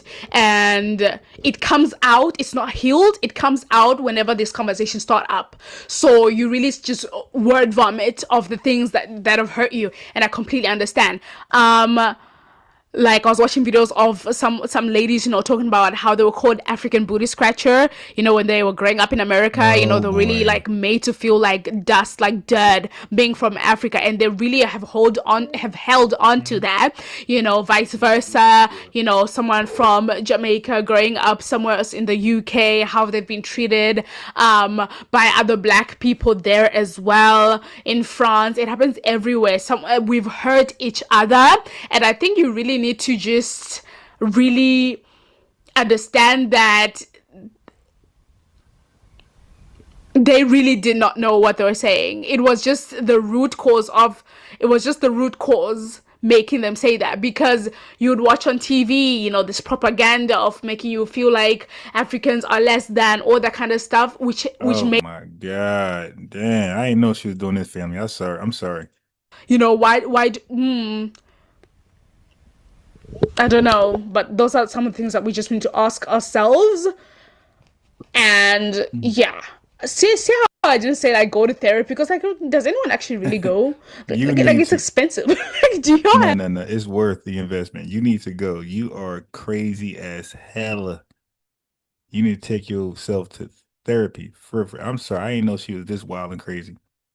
Have that money to do that, but like, you can just literally go to the beach, look, you know, just look out and just really think about these things, you know. And before you jump on the internet and type in, oh, y'all stole this dance move, all this and this and that, like, let's try to think of the things that we have in common, which are just like so many. Actually, let's play this entire video, because it's quite shocking. We don't have anything in common. Let's start off from our origins. We are the kidnapped slave raid victims. You are the kidnappers. You are the slave raiders. So that right there, we have nothing in common. And the same goes for white people. You are the sellers. I mean, you are the buyers of us. Nothing in common. Black Sand back in that lineage. Love super chat, the Grand Rising super chat. He says, if parasites could talk, this is it, 100% in the super chat. Thank you, brother. I appreciate it. This is sad right here. This, again, maybe I won't fast forward. I just play it. Let me know. I had to Afro beats is watered down reggae. Aki, Beth. Yeah, it's definitely it's kind of like similar to me. I'm like, what's the difference? Backed by super popular demand, Death to Diasporas Part 3. Again, if you are non-black, here is the Venmo and Cash App. If you are black, we got some ground rules that we need to just cover. First is there's a whole lot of us.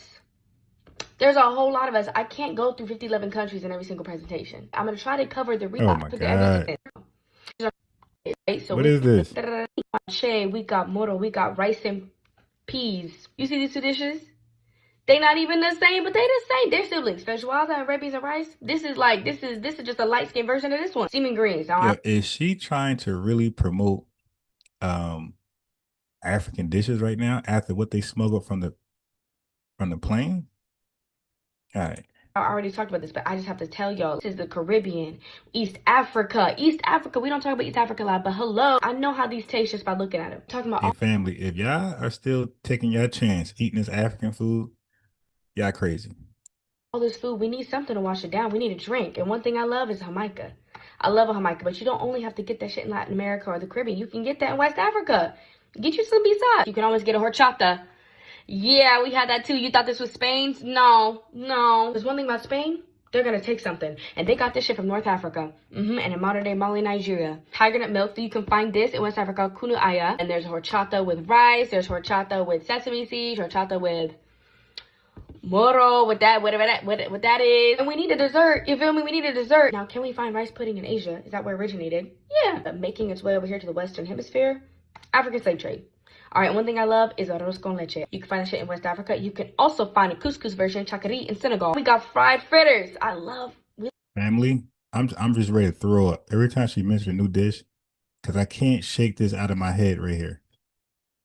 Illegal and unusual, these discoveries at Detroit Metro Airport. Yeah, bush meat. That's meat from rats, bats, baboons, and more. I know we got your attention. The feds aren't monkeying around with this. Fox 2's Jessica Dupnack is live at the airport. The feds aren't monkeying around with this.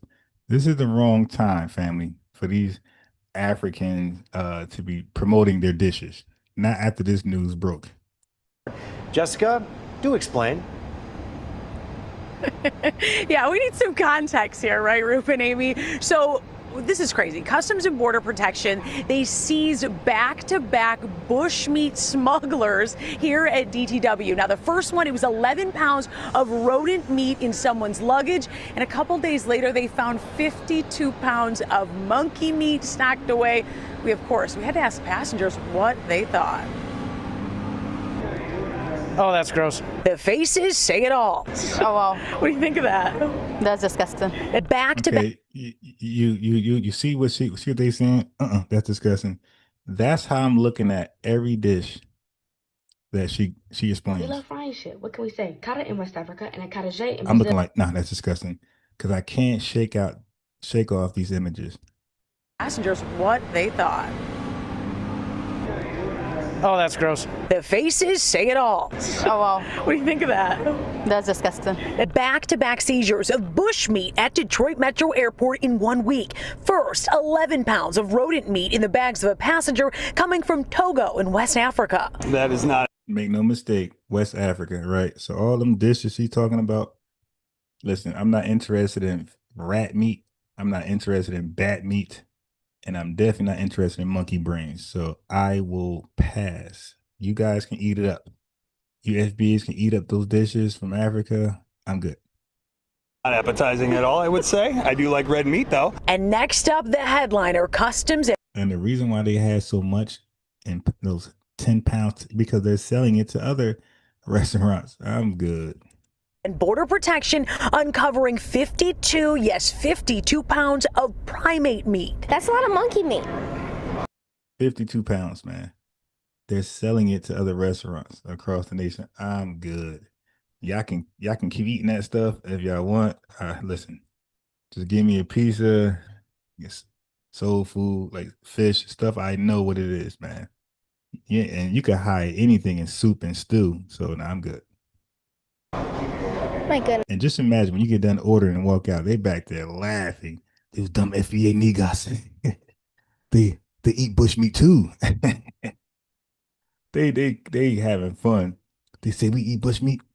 Well, you eat bushmeat too, nigga. You just don't know. Nah, I'm good.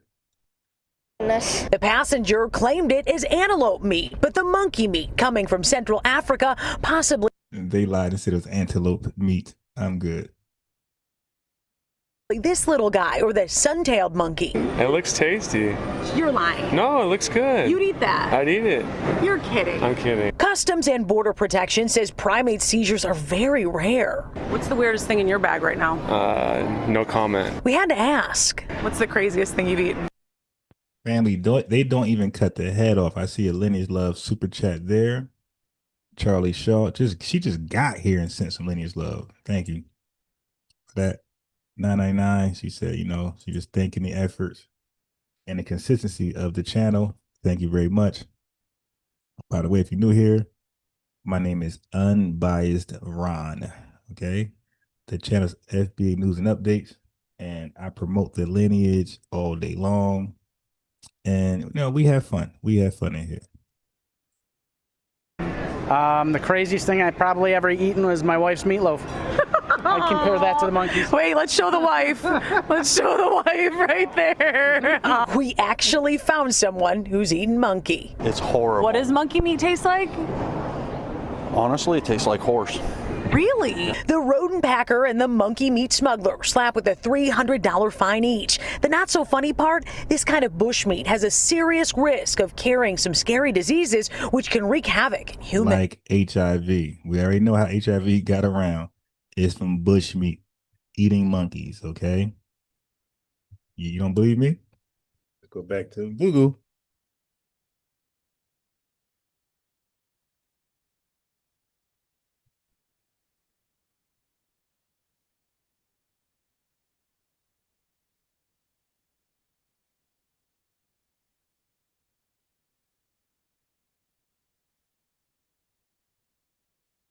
Yes, the prevailing scientific evidence indicates that HIV spreads to humans through the hunting and butchering of monkey bushmeat. The virus originated as simian immune deficiency virus (SIV) in chimpanzees and sooty manga bays, and it was transmitted to humans when hunters came into contact with infected blood. So when these Africans got all these jokes, oh, you're lazy, what's your culture? We can really be nasty and be like, yo, y'all the reason why there's a global epidemic of HIV. Like, we can really go there with them, but we don't. We leave it alone because it's very sensitive. This is, you know what I mean? People really dying and suffering. So we leave that alone. But we can really be like, yo, the world knows HIV AIDS because of you guys eating monkey bushmeat. Honestly, it tastes like horse. Really? The rodent packer and the monkey meat smuggler slapped with a $300 fine each. The not so funny part, this kind of bushmeat has a serious risk of carrying some scary diseases which can wreak havoc in humans. And I know all cultures and customs, they have different foods that they eat, but it's not something that appeals to me. Yeah, fair enough. This could all be a delicacy somewhere else, but our unofficial poll here at DTW, it was not a delicacy to these passengers. Now, Customs and Border Protection says that they find all kinds of things. They found some live snails recently, animal skulls, and that's crazy. But you want to think this is tasty right here? And that is black-eyed peas, right? But here, we put our thing down, flipped in reverse. It makes black-eyed peas, man. That might be black eyes from a monkey. And then some black eyed peas. No, that might be literally black eyes. some hush puppies. We got fried fritters. We love frying shit. What can we say? Kara in West Africa and a acarajé in Brazil, and that is black eyed peas, right? But here you Those might be literally black eyes. I'm good, ma'am. Stop trying to sell me on some African dishes after knowing what we know with that smuggling of bushmeat. I'm good. Deeper than that, you know, it's really interesting.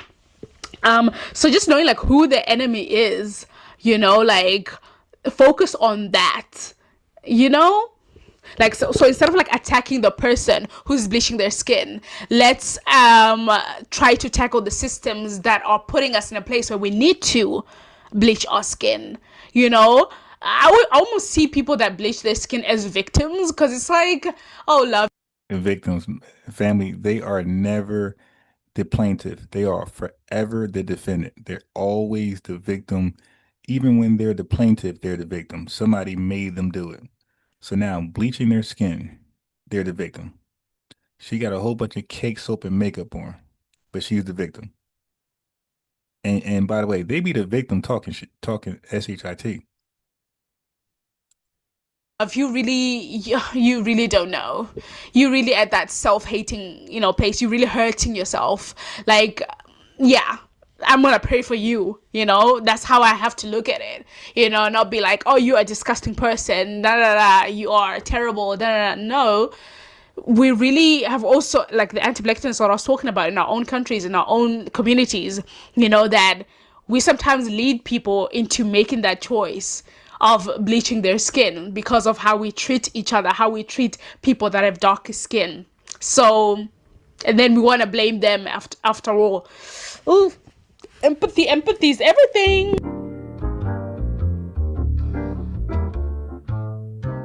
But anyway, yeah, Jerry's final thoughts. Do I think that diaspora wars, African or black diaspora wars, are gonna end?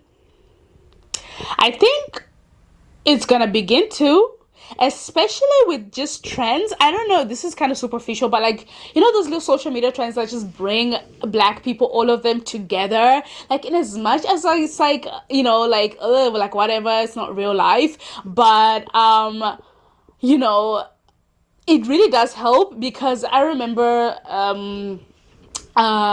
you know, being back in South Africa, like because the majority of people are black, no one really like looks at another black person like does the nod. But then I was watching Blackish, and then I saw that they were like, oh, black people in America, when they look at each other, they, you know, they do that nod. And then I came to France, where we are the minority, black people are a minority. And then I started looking at other black people and giving them the nod, and they gave it back, you know, because I just saw it. Because they're cosplaying us. That's why, family. Okay, so we got, I be botching your name, so forgive me in the chat. So I'm going to try my best to read the super chat, the Lineage love. Give me a second. Forgive me if I botch the name, right? Give me a second. Okay, so we got the B Shy UD in the building. I appreciate the Lineage love, the super chat. You definitely see value in the channel. Oh, I know you liked it. Like the video. She says like and subscribe, share the video. Right, family. Listen, it's there. If you haven't liked the video, go ahead. So we got the Bunker TV, say round pie, face tether babble. Exactly. Let me give Bunker TV his Lineage wrench. He's now a moderator, he or she. I can't tell you, my fault. I always say somebody the wrong gender, my fault. But I gave you a wrench. Like the video yourself. Everybody, if you have JJ Mars, let's see, if you have not liked the video, just the super chat says everybody like the video, share, subscribe, notification bell. Diamond, I see you. Tiger Crane Shakir, I see you just now. Majestic Snatch. Lord Mall, Keziah, on Cold, Gil Gore. And then we got Killmonger, my hero, that snuck up in here while I was turned away. We got Raw, Wrath, Love TV, Sound Alarm, I was not looking. CRU, Reality, FBA, Ground, Negus. Okay. Ray snuck in here while I wasn't looking. Beverly Davis, I think, snuck in and wasn't looking. All right. It on like TV or something like that. So some things that are on social media or like on television do manifest into real life, and it felt so good, like being able to look at another Black person or maybe even a tourist, who's feeling a little bit lost. I can tell they don't understand French. Then I can just come up to them and be like, "Hey, do you?" Matter of fact, you know what I'm gonna do? Since Tiger Crane in the building, I'm gonna show our dialogue with Chaotic Truth. Myself and Tiger Cream were live. We were like cooking, you dig, in the kitchen, cooking on information. And then out of nowhere, like 12 a.m., something like that, Chaotic Truth pulled up and he tried to catch us off guard and tried to debate us and make us look dumb, I guess, to add content to his channel. And it didn't work out that way. All right. It worked out the opposite. He made me look really good. He made Tiger Crane look really good. Like, we really cooked this dude together. It was like embarrassing. All right, so I'm gonna play that video next. Now that I see him in the chat, like, you know what? Let me play that video because a lot of folks ain't see when we got on Chaotic Truth. Need help, just being there for each other. It's an amazing feeling, and it's so possible, and it just really makes a world a positive place. And that's what I really want to do with this video, that when you watch it, you really like, have a different perspective on how to approach each other online and offline. And that one day I'm sure we'll be just defending each other every damn time, as we did when what's her name, Halle Bailey was mermaid. Yeah, where she did. We came to defend that girl. Let's do the same for the Romeo and Juliet girl. Let's do that. Let's always do that. All of us together. But yeah, we can achieve so much, so much if we do. Tell me what you guys think about this video down below. If there's other things I might have missed out, tell me. Some things that I've said wrong, tell me. Yeah, let's continue the discussion because, yeah. And the link to this wig is down below because I know someone's gonna ask. Yeah, I didn't really feel like laying, my lace front. Like, sometimes you just don't have the time for that. You don't have the time for that. But anyway, see you guys next time. Bye. Yeah, okay. We got you. You didn't find time to do that. Okay, so let me just do this. The hell is that? Oh, no. Shoot. Okay, I got it. Give me a second.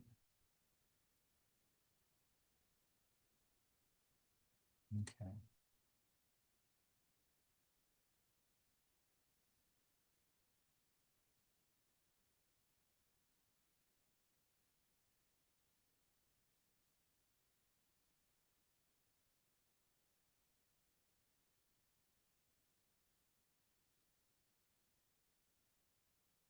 All right, and let's get to it. Oh, while I'm waiting, let me go here.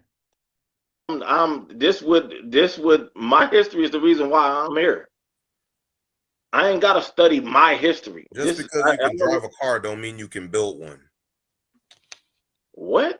Bro, you just saying stuff. Now you just saying stuff. Like, what is it? What? What I'm saying is just because you are something don't mean you know your own history. But I do know my own history. Well, that's why we're asking the you. whole Black experience in America is my experience. I ain't got no immigrants in my family. We not celebrating no Africanness or none of that. Just because you get your ass whooped by the police don't mean you understand how policing works. What are you talking about, bro? You just saying stuff. Okay, so you see this guy, this Tether wants to be disrespectful. But I don't know. To be honest, I don't know who is who. I don't know who was just talking. What are you understand how policing works? What are you talking about, bro? You just saying stuff. What are you experience? I ain't got no immigrants in my family. We ain't got no. We not. This is his channel. No, I'm not playing this. I'm not playing it. It's that Tether channel. I'm good. African Americans and African immigrant enemies. That's a powerful a topic that we need to discuss.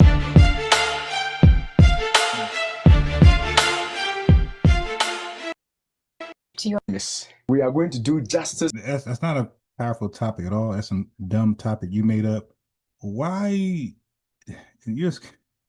how does it come to, how do people determine it's a diaspora war?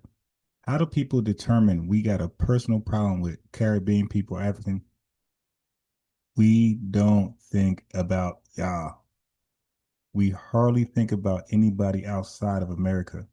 You're only on our mind when we see you guys in person. You dig? Oh, wow, this is a Nigerian person. Hey, nice to meet you. This is a Jamaican. Nice to meet you. Rasta. This is a Puerto Rican. Hey, nice to meet you. You dig? Oh, what are you? Mexican? Oh, hi, how are you? Indian? Oh, I never met an Indian before. Arab? Oh, how are you? That's how we greet you guys. That's our experience when we finally see you. Now, when the Chinese person is on this type, head up and bye. I feel sorry for your mother. When you now is up. You see, at first it's all love, and then when we have reason, then we got reason. You dig? So there's no war, there's no hate. You're making this up. It's one-sided, man. We don't think about you until you come to the country, and it's always going to be, respect until you say head up and bye. You dig? Something like that. Or you start speaking Spanish always in front of our face, never in English. Yeah, we find that disrespectful. You feel me? So certain things you do make us see you a certain way, but is it hate? No, because people normally act on hate. You will see hateful things being done to you, right? But there's no such thing as that. To this topic, and the views expressed here are more like experiential and academic. So don't take anything we say as religious and take it to the bank, or as representing the views of all African immigrants or African Americans for that matter, or all diasporans for that matter. We're just going to share some of the things we've heard, some of the things we have experienced, but obviously we haven't experienced everything, and we haven't talked with everybody to see what they think about this, right? Yeah, do you agree? Yes. And I think I'm a little concerned about the topic overall, because are we really enemies? Why should we even talk about us being enemies in the first place? Right, that's why it's a question. It says, are we enemies? As some. That's a dumb question, because if you just ask the average South Asian Black American walking down the street, hey, who's your enemy in this country? We're gonna be like, we have none. And then if you say, well, what about racist white people? We might be like, okay.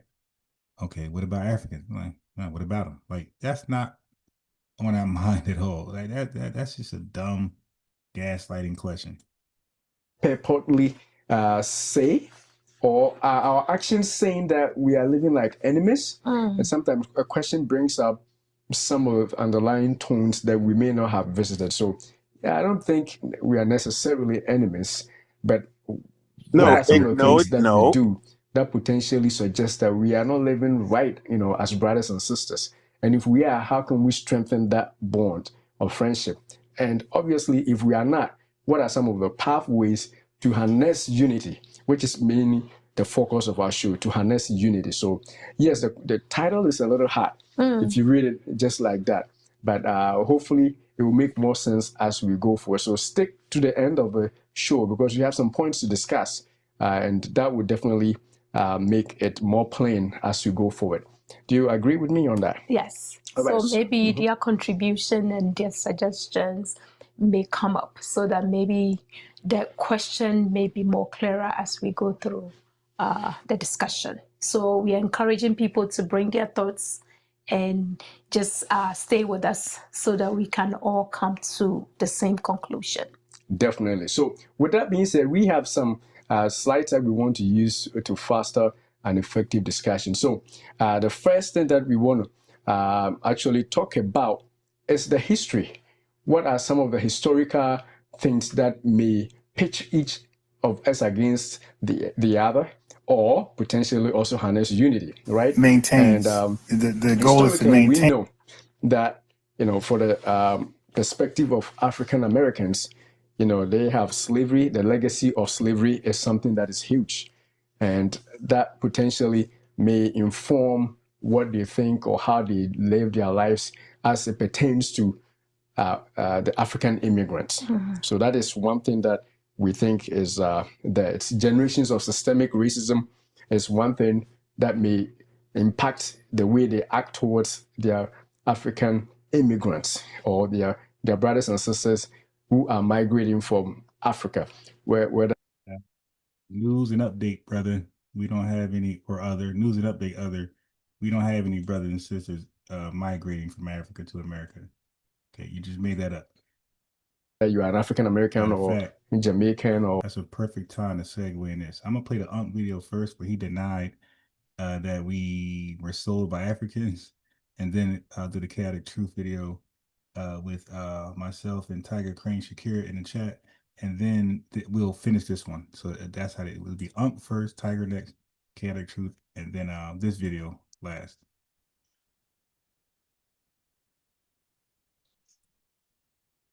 Okay, matter of fact, can I do it like this?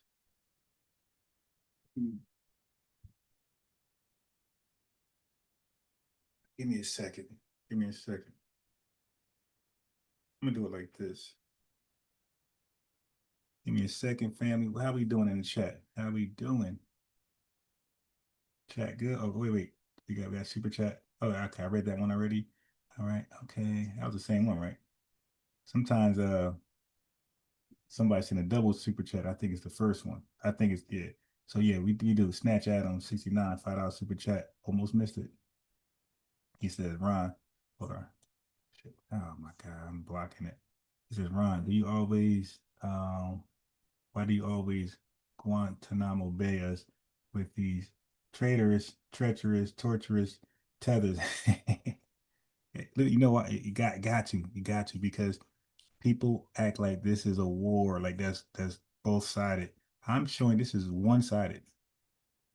There's people with just pretend cases. Africans don't consider us family for over 400 years. Keep that same energy now. Right now, all of a sudden, well, brother, a long lost brother. No, you sold us, bro. We are long lost because you sold us. Let me pretend a moderator, pretend I gave you a wrench, Lineage wrench, like the video, subscribe, notification bell. Right now, we the long lost brother now. So we got Cinema Sounds in the building. Too many tethers on YouTube.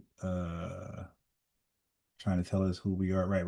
Let me make you a mod and include you into the family, the lineage, the cookout. Like the video, subscribe, notification bell, so you can tap in when we're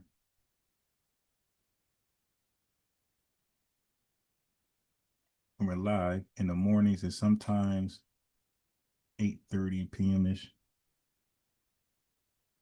Okay, give me a second. I'm gonna.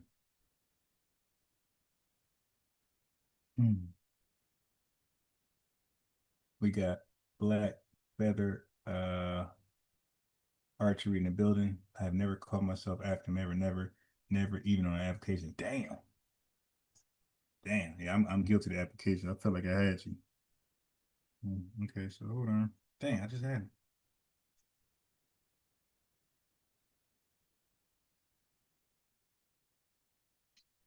I just had it.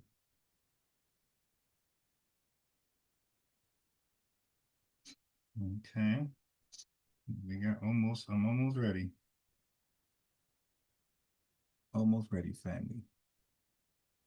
Let me DSB in the building. Mesha, okay, my fault, Mesha. I didn't see you over there. What did Beverly Davis says? They were separated from us in the beginning. They feel we are descendants of slaves. They look down on us. Exactly. And they didn't want to. It's interesting. They sold us. Check us out, family. They call us cotton pickers, all these things. It's like, yeah, but you, as though they're not involved. Like, yo, we're cotton pickers because you sold us. That's what we amounted to. You feel me? That's what ended up happening after you sold us. So a lot of blame is on your shoulder, and we ain't gonna let you guys get away. But now all of a sudden it's just the white man. We got one common enemy. Oh, we got one common enemy. We got one common enemy now. So just the buyer is the enemy, not the seller, right? You want to convince us the buyer is the enemy and not the seller. Last I checked, it took two to tangle. Last I checked, it took two to make the transatlantic slave trade successful. You guys are equally enemies to us. All right, give me a second. I'm about to.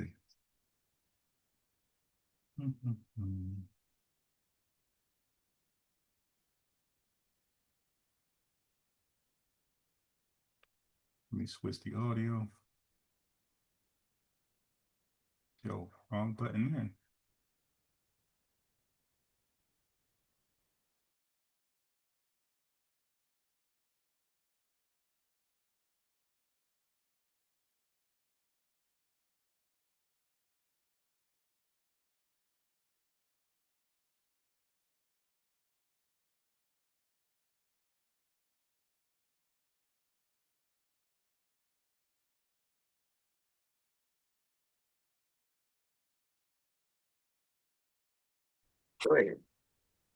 You're familiar with the transatlantic slave trade, right? I certainly am.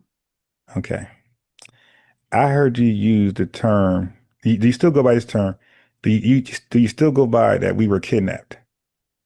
Yeah, because you got to get kidnapped first to get enslaved. Okay. Yeah, I'm just asking. Okay, so now when we were kidnapped, who did the kidnapping? Dutch, the Portuguese. Okay, hold on. Stop right here. So, brother, you said you're not into pseudo information, right? No, so you saying that the Portuguese? Okay. Right. All right. Now I'm gonna share my screen this time. Are you familiar with slave raids in Africa? Yeah. Okay. Do you know how unsuccessful the Dutch and Europeans were in the 1400s when they went over there and tried that? They died from diseases and they got killed off by African.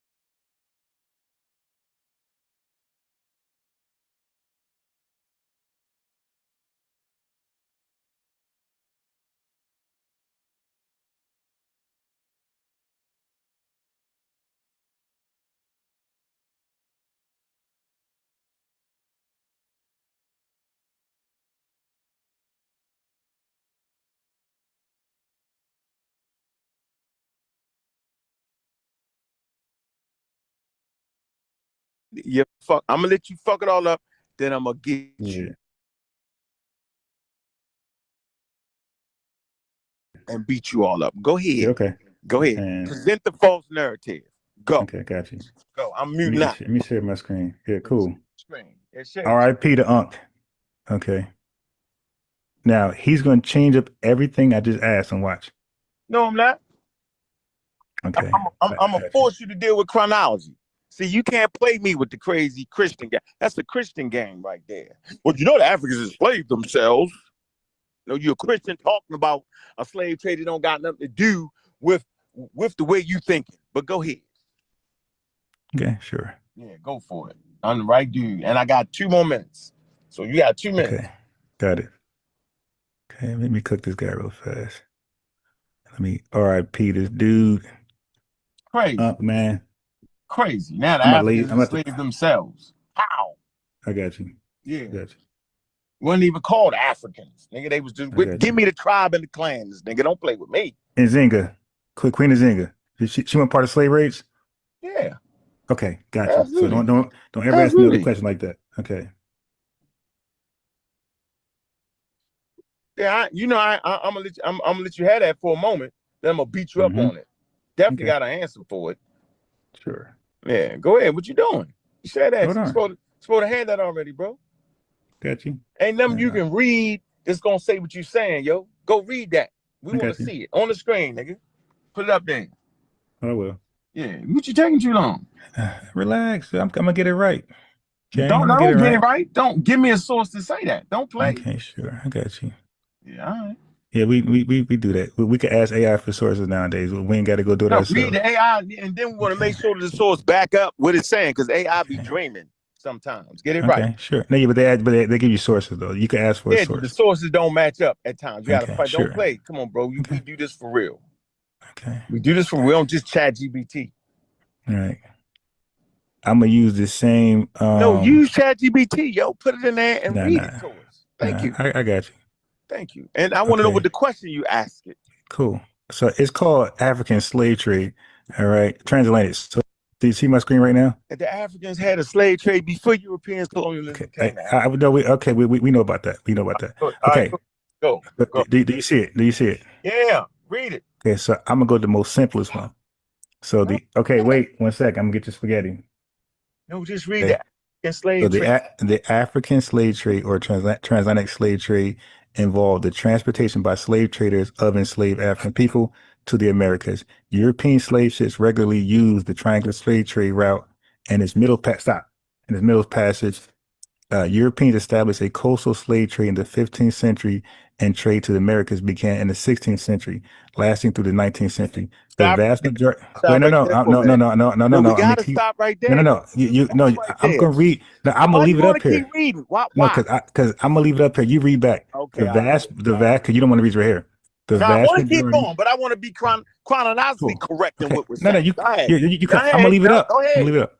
The vast majority of those who were transported into the transatlantic slave trade were from Central Africa and West Africa and had been sold by West African slave traders to European slave traders, while others had been captured directly by the slave traders in coastal raids. European slave traders gathered and imprisoned and enslaved at forts on the African coast and then brought them to the Western Hemisphere.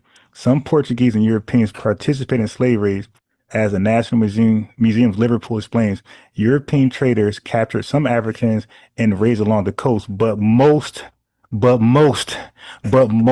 them from local African or European dealers. European slave traders generally did not participate in slave raids. You're dead. Go, you're dead. So here we go. So it says the Atlantic slave trade and transatlantic slave trade involved the transportation of slave traders and enslaved African people to the Americas. European slave ships regularly used the triangle trade route and its middle passage. So if we stop right there, and the context is it was the Europeans that established these trade routes first, right? So there is no Africans prior to colonialism planning a triangular trade route and building ships. And so these people are at the source of dysfunction in that particular region. There's no argument over that. So now we got the chronology proper. No need to take slaves to the coast or raid anybody and send them across the world without the European involvement. So they are at the source of this, okay? It's business for them. The next sentence says, Europeans established. So European, not Africans, but Europeans established a coastal slave trade in the 15th century, and trade to the Americas began in the 16th century, lasting through the 19th century. So Europeans did this, and based off of Europeans doing this, they established the slave trade. Matter of fact, what most people don't know is that these particular Europeans, right, they put the whole African trade in dysfunction. I'm gonna say this again, meaning there was nothing else valuable but slaves. They decentralized trade. That means the trade was based on one thing after they came in.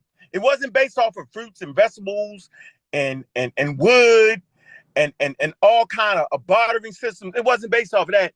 They made it based off of slavery. So prior to Europeans coming to Africa, they had a bustling trade in all types of commodities, including slaves. So now you would have to research what an African slave trade looked like, what those slave markets look like. It was part of the overall market system. Okay? Don't be a Christian and think that, oh, they was doing. No, it's totally different. Two separate things. Now, let's read on to the next thing. It says the vast majority of those who were transported in the transatlantic slave trade were from Central and West Africa. So there you go. It say and had sold and had been sold by West African slave traders to European slave traders. So why would they do that? Because they was already fighting each other like powers do, right? And they already had a system in play. Okay, so now at this point, the only thing that became valuable was the slaves, so they sold them to the Europeans at much higher numbers, right? Why? Because they're in the state of dysfunction at this point. Europeans are coming in to take their land and take their kingdoms, misuse them, pitting each other against each other. So that's all part of the game. We're not going to run away from that. And we're not going to run from the fact that they did sell Europeans as slaves. Why would they sell Europeans as slaves? Because their economies had fell. Why did their economies fall? Because the only thing you could trade that was valuable was goddamn Africans. Because Europeans, not Africans, decentralized the trade in Africa. So that's the only game left in town. So for their survivability, food, clothing, shelter, the main trade was in bodies. That's just what it was. Reading? That's just what it is. So let's get to the last part. Hold on. So it says the vast majority of those who were transported in the transatlantic slave trade were from Central West Africa, right?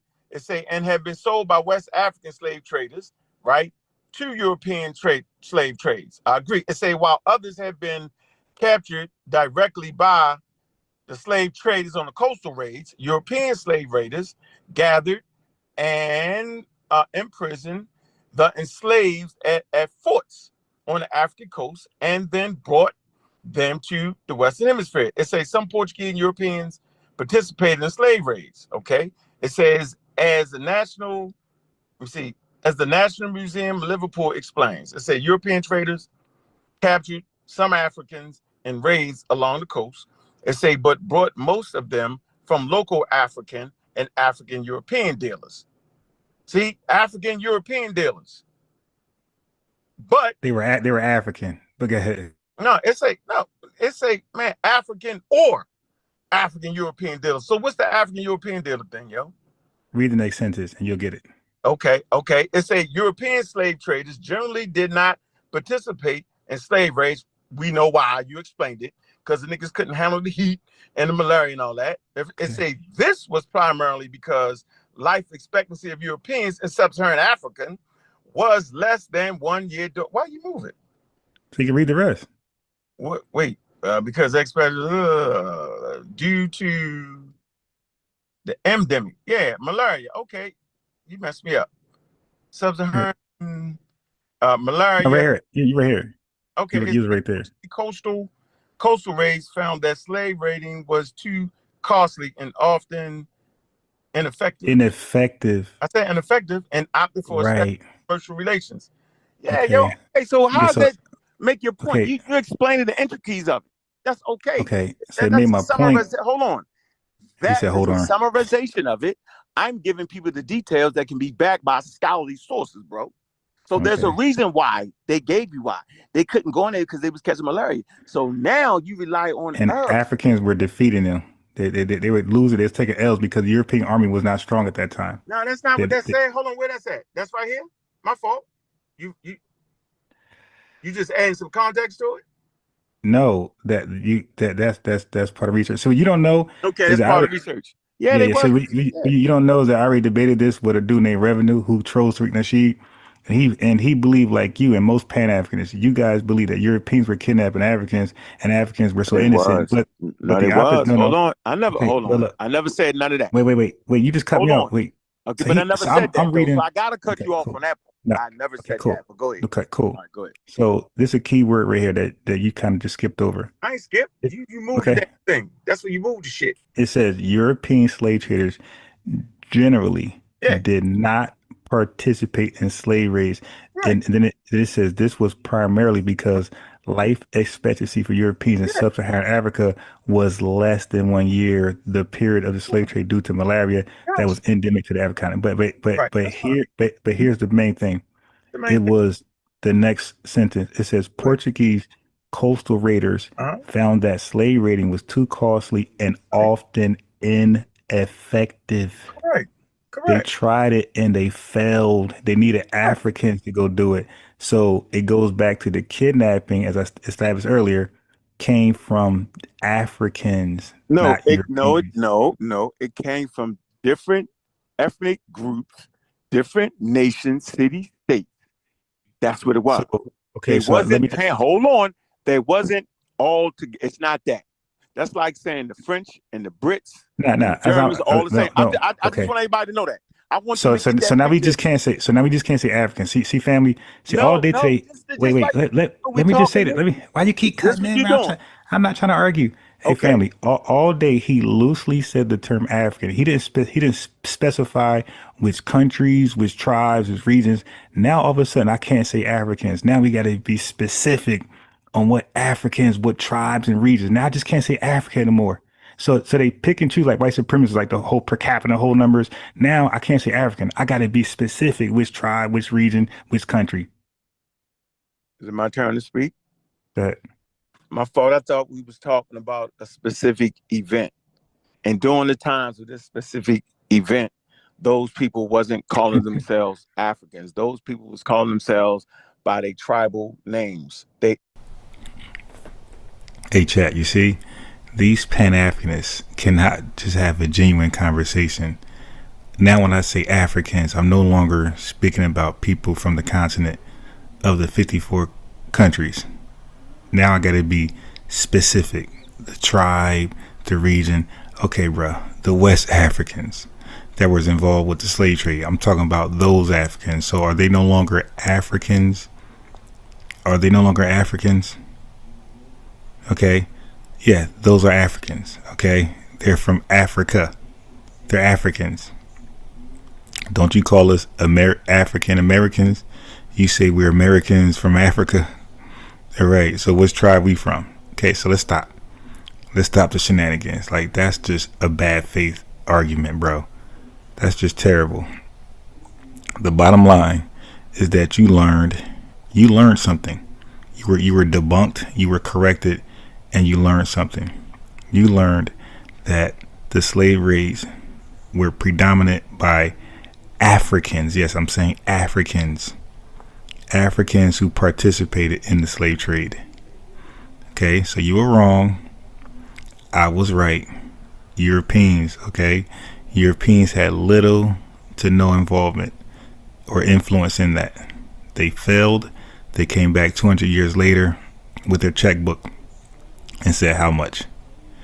And Africans started to do slave raids, and they went and snatched up us and sold us, and that's how we got our diaspora. This transatlantic slave trade would be unsuccessful without Africans kidnapping us and selling us. All right, they had a business deal, joint venture, Rockefeller Def Jam type of deal, and that's history, bro. All right, so you're done. R.I.P. Brother, who's that? Chaotic Truth Live? This is he. Hey, what's going on? What's up, man? How you doing? Doing great. Yourself? Great. Yeah, doing real good, man. Real good. So you had FBA in the title, and then my name or my face was on the thumbnail. So what's going on? What is your thing with FBA? Like, what is your criticism with FBA? The only I have a few criticisms of FBA. One of them is the lack of accountability, the constant blaming of this fictional white supremacy for everything, when in fact the FBA is truly the master and commander of his or her own destiny and fate. And also, another problem I have with FBA is they give too much credit to insignificant industries like entertainment and sports, when FBA should primarily focus on, in my opinion, industries like critical infrastructure and what makes other people superior. You never hear, like, for example, Tariq Nasheed talking about creating an institution that creates rocket technology or steel, things of that magnitude. You never hear him talking about creating other systems that governments can purchase. When's the last time you ever heard of FBA say, hey man, let's build our own submarines, right? Or let's build our own aircraft, so that we can protect our people. That's one of my problems with FBA, man. The constant, just always saying rap and hip hop is important when it's not. Well, to call white supremacy fictional, and I believe when you mean white supremacy, you mean systemic racism. I think you're using them interchangeably. For the record, just so we're clear, because you're calling it fictional, systemic racism is defined as ways in which institutional policies, laws, and practices create and maintain racial disparities, often benefiting white Americans while disenfranchising Black Americans, FBA's ADOS. It operates through government structures, economic systems, housing, education, criminal justice, and more, leading to long-term inequality. And it says not just that you create it, it maintains. The goal is to maintain it. So you're going to have a difficult time proving it doesn't exist today. But it's crazy that it's called fictional when nobody will deny. Just imagine somebody saying, hey, the Jews had a bunch of shortcomings in Nazi Germany under Nuremberg laws. Like, who would, and the Jews point out, hey, we're under the system of Nazi Germany and we're under, these Nuremberg laws that disenfranchise us. Like, who would say Nazi Germany and Nuremberg laws are fictional? Okay, that's just more disrespect, but it's okay. Anyway, so let's just run it down. Let me just show you how systemic racism was real about 200 years ago. My fault, longer, because it started with chattel slavery, and it's real now. So for one, I won't go 400 years ago. I'll start at 1862, the Homestead Act. This provided 160 acres of land to settlers, overwhelmingly benefiting white Americans while largely excluding Black people, reinforcing white wealth accumulation and holding Black FBA's ADOS in poverty. Okay. How about the reversal of the 40 acres and a mule? After the Civil War, freed Black people were promised land for self-sufficiency, but this was reversed, leaving us economically vulnerable while whites continue to gain land and wealth. Systemic racism, what is it? Advantaging whites while disadvantaging Blacks. Seems real to me. How about the sabotage of Freedmen's Bank? The bank meant to help Black Americans build wealth was mismanaged by white officials, leading to its collapse and the loss of millions in Black savings. Okay, so back to the land grants. So it was 160 to each white settler who agreed to maintain it and live on it for 5 years.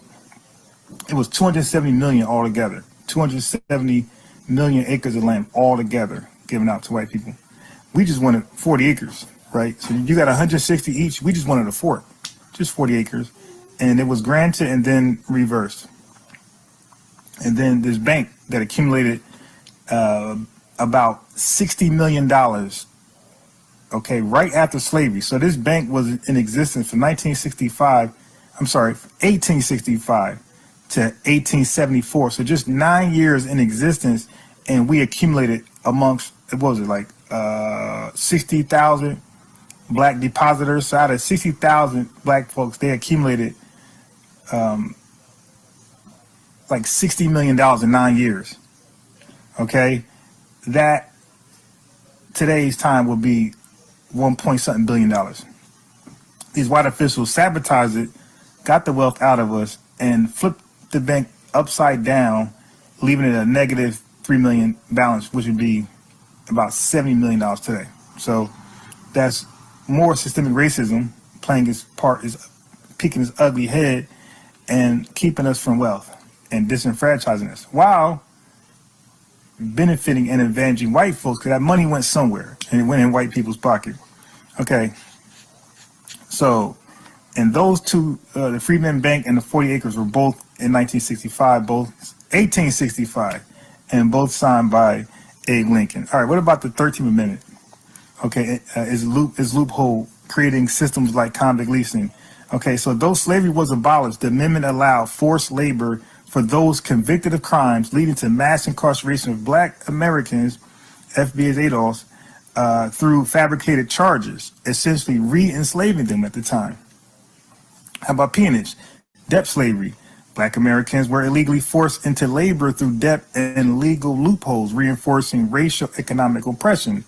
I'll just run it down. Racial restrictive covenants and zoning laws prevented black families from buying homes in white neighborhoods, restricting economic mobility and segregating communities. HOLC and FHA, 1933, 1934. Redlining, pretty much. Government-backed home loans were systematically denied to black Americans, systemic racism, preventing them from building wealth through home ownership while white families secured generational wealth.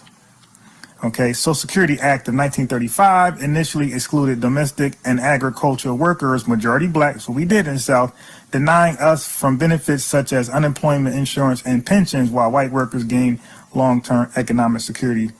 And the GI Bill also was a part of this Social Security Act, and that also racially disproportionately blocked us out from getting benefits,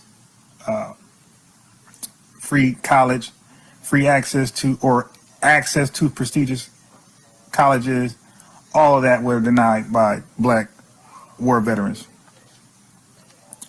Okay, what about the racist welfare policies that came after? So the ADC and the AFDC came within that package, that Social Security Act, which afforded white single-family homes, or white homes where the breadwinner, the male breadwinner, wasn't working or wasn't the breadwinner. So he was also, those households also took advantage of the ADC and the AFDC, you could say, welfare system, welfare assistance. However, these programs disproportionately assisted white families while restricting black access. Later welfare reform stigmatized black recipients and cut assistance, deepening poverty. So they made us the welfare queen. They made black women, black American FBA ADOS women, the welfare queen symbol, when we really did not collect welfare at that time. We were being racially blocked out. So we can honestly say white women were the welfare queen at that time. Matter of fact, since 1862, because white folks only got these government was only a part of these, can take part of these government programs and got government assistance. Okay, we never had that stuff. We were blocked out. Okay, so 100 years of white folks getting welfare or government assistance, and 100 years of us not getting it. So we are the only race, especially we're the only race to come in this country and don't receive welfare or government assistance right away. It took about 100 years. Matter of fact, when we got it, immigrants got it at the same time. So, and guess what? We were not first in line. It was like the early bird gets the worm, whoever gets in line first. Redlining and white wealth creation, discriminatory lending and real estate practices allowed white families to accumulate wealth through home ownership while blocking out Black Americans out of the housing market. Okay, so home ownership is single-handedly responsible for the middle class today, that the white people dominate. Through home ownership is how generational wealth is accumulated.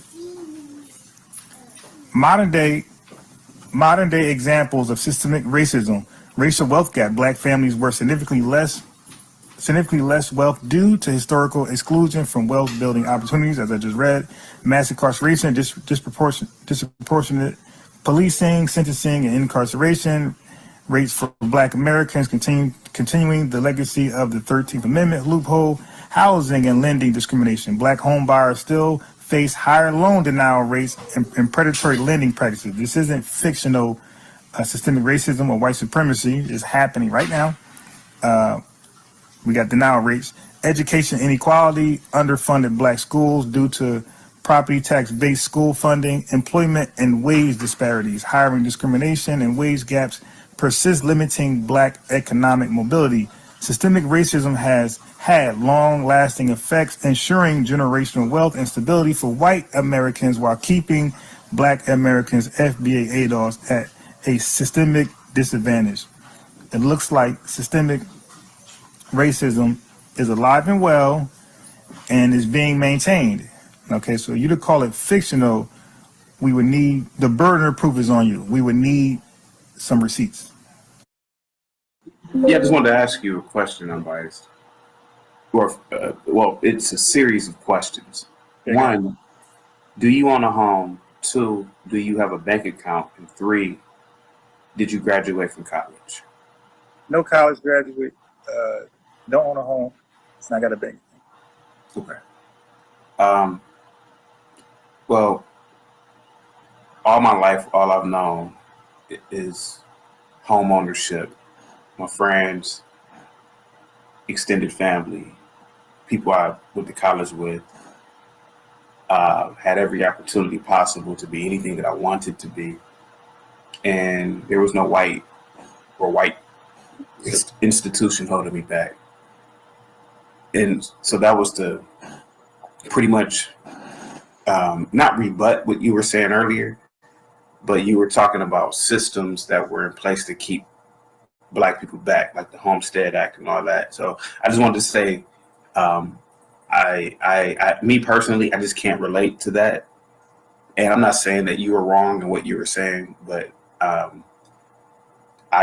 understand the history, but there were also very wealthy Blacks in that time period. Madam C.J. Walker is an example of a very wealthy woman who actually lived next door to Rockefeller, John D. Rockefeller, who was instrumental himself in funding historically Black colleges. And there are so many very wealthy Blacks, even in that time period, that I can name right now. And what I could say about what you were saying about the destruction of cities or towns, they weren't cities, but they were towns. I could argue that the Black man should have figured out how to fight better. You just can't run up in Israel and the Jews are going to just sit back and let you do stuff to them. So is it an argument of white supremacy, or just Black men are just cowards and can't fight? So I'm not saying that you were wrong. I just look at things from a completely different perspective, you know, and I'm gonna end off on this. And I'm not saying that you are very polite, but I go into spaces and, you know, Black men talk tough, but they talk tough to each other, right? And what I'm saying is that, well, why weren't your ancestors tough against racism and white supremacy then? You know, so when people hear me speak, I get it. I don't tickle people when I talk, right? I don't say flowery stuff to people. I just say things that are just blatantly there, you know, well, from my perspective, right? So one of my arguments, and I know you said you're about to leave, but one of my biggest arguments is, if racism and white supremacy is real, and if it is global, then America is the lion's den of it. So why not just move to a place where it's the least amount of white supremacy, which would be in Africa? you know, assuming that white supremacy is global. You know, so I just pretty much look at the world totally different from a lot of people. You know, it's 8 billion of us on the planet. So I just look at it totally different, right?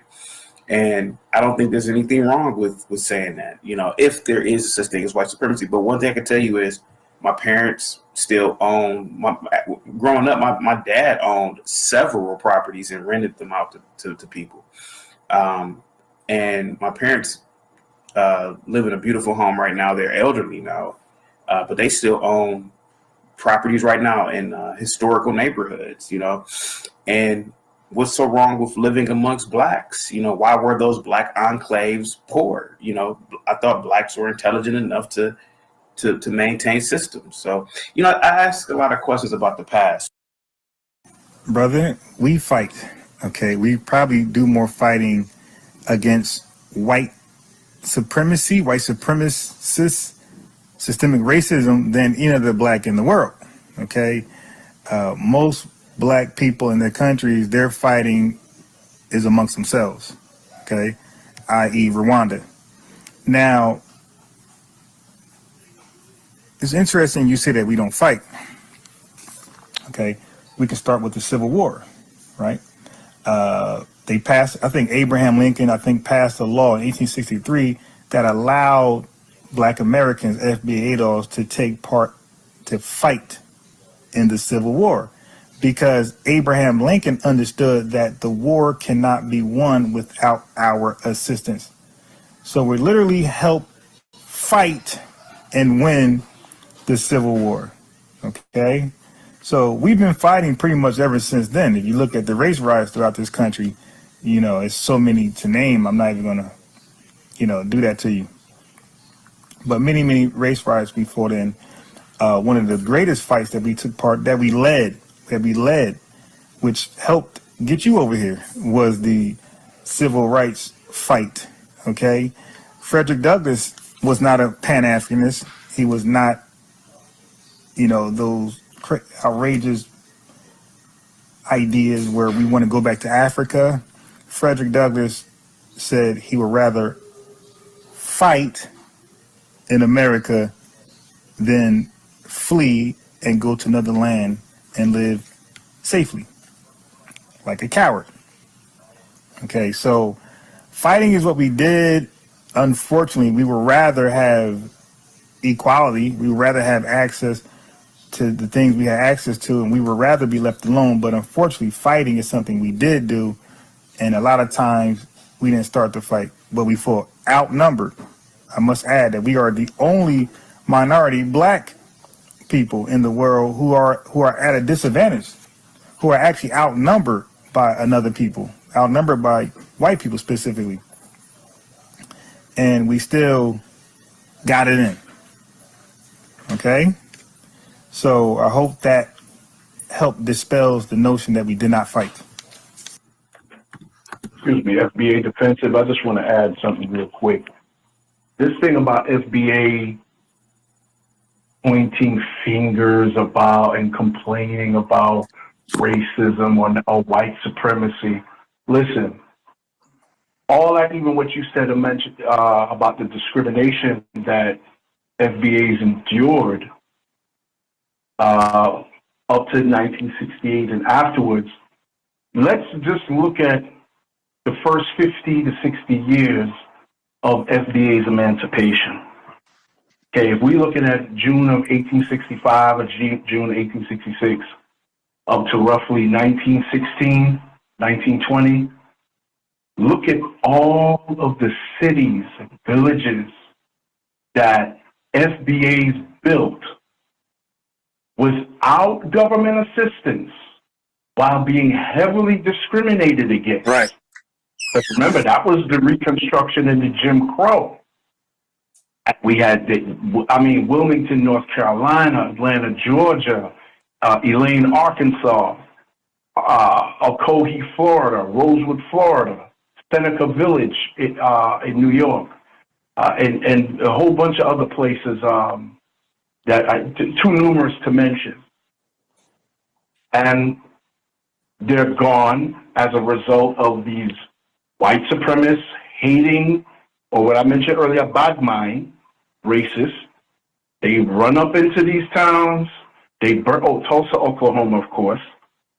Burn down FBA towns and villages. Remember, white supremacists and their lackeys alike love telling FBAs they need to pull themselves up by the bootstraps. Right.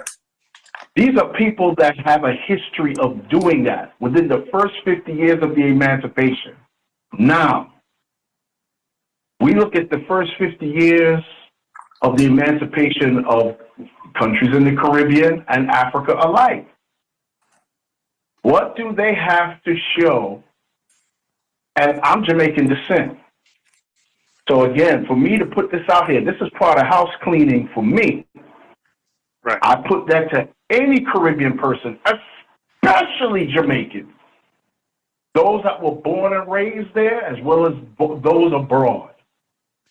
What have we had to show within the first 50 years of our emancipation of a reflection, a positive reflection of us as Black Jamaicans, not just Jamaicans with out of many, one. We're not doing that chimerical crap over here. We're not doing that chimerical crap over here because it's okay when we embrace everybody, right? But when you know what hits the fan, you're looking for allies. And by that time, you should already have certain things established where whoever you would initially look to ally with, they would want to align with you because you about your business. Right. And you have a track record to show it. So of course, naturally, and a lot of Africans and Caribbean states may not want to admit this because it just tastes their asses. When you have to look at that, just the first 50 years, we could go into other aspects even before FBA's emancipation, where you could go back 50 years before that with Thomas Jennings, the inventor of the dry cleaning system and all that. We go back before that, but I'm just dealing with that part right there. Those 50 years between emancipation, the FBA's emancipation, and say 1918, all that what they accomplished and destroyed. Could you imagine if white supremacists, if they weren't so evil and they just stayed on their part of town and FBAs were on their part of town and just built with no interference? Could you imagine all of those towns that were destroyed, where they'd be today?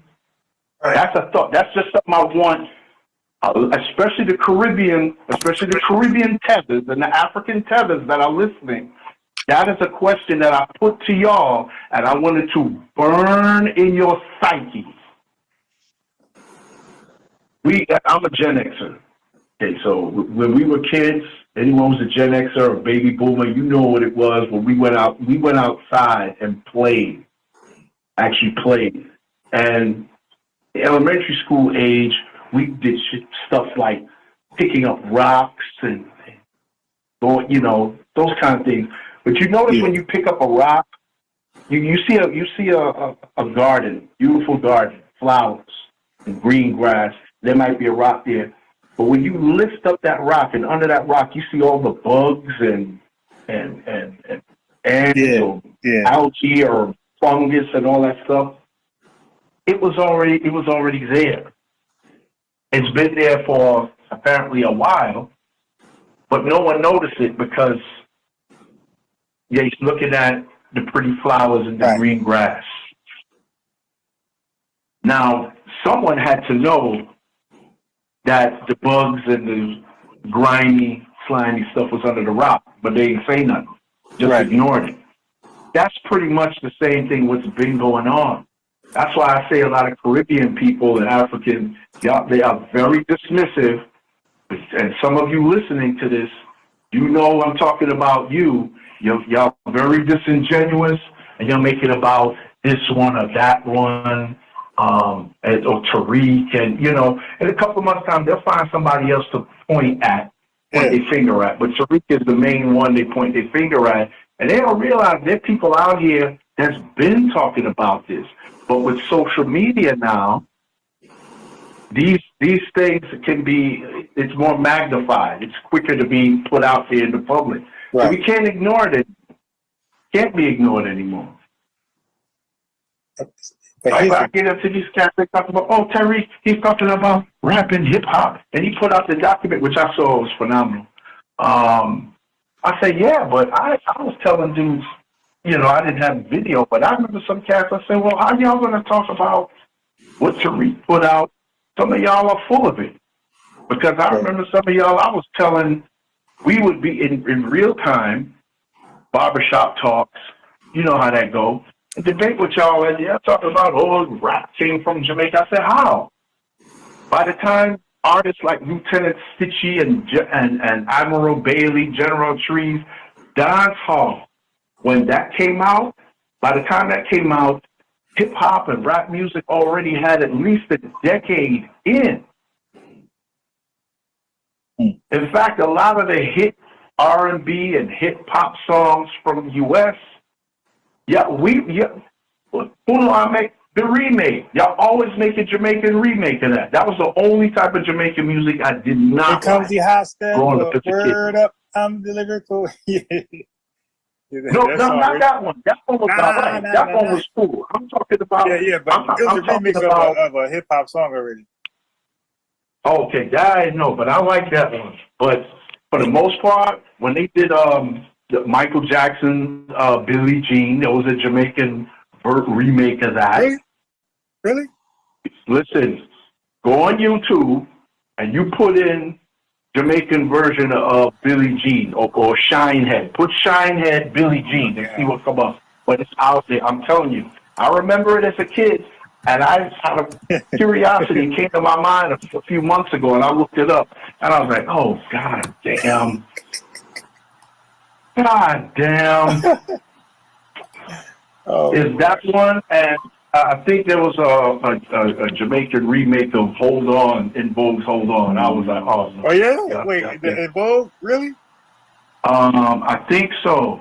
I got to look for that. But that one with the Billie Jean one, I remember that one definitely I can't forget. And there was one with, I think with, what's his name?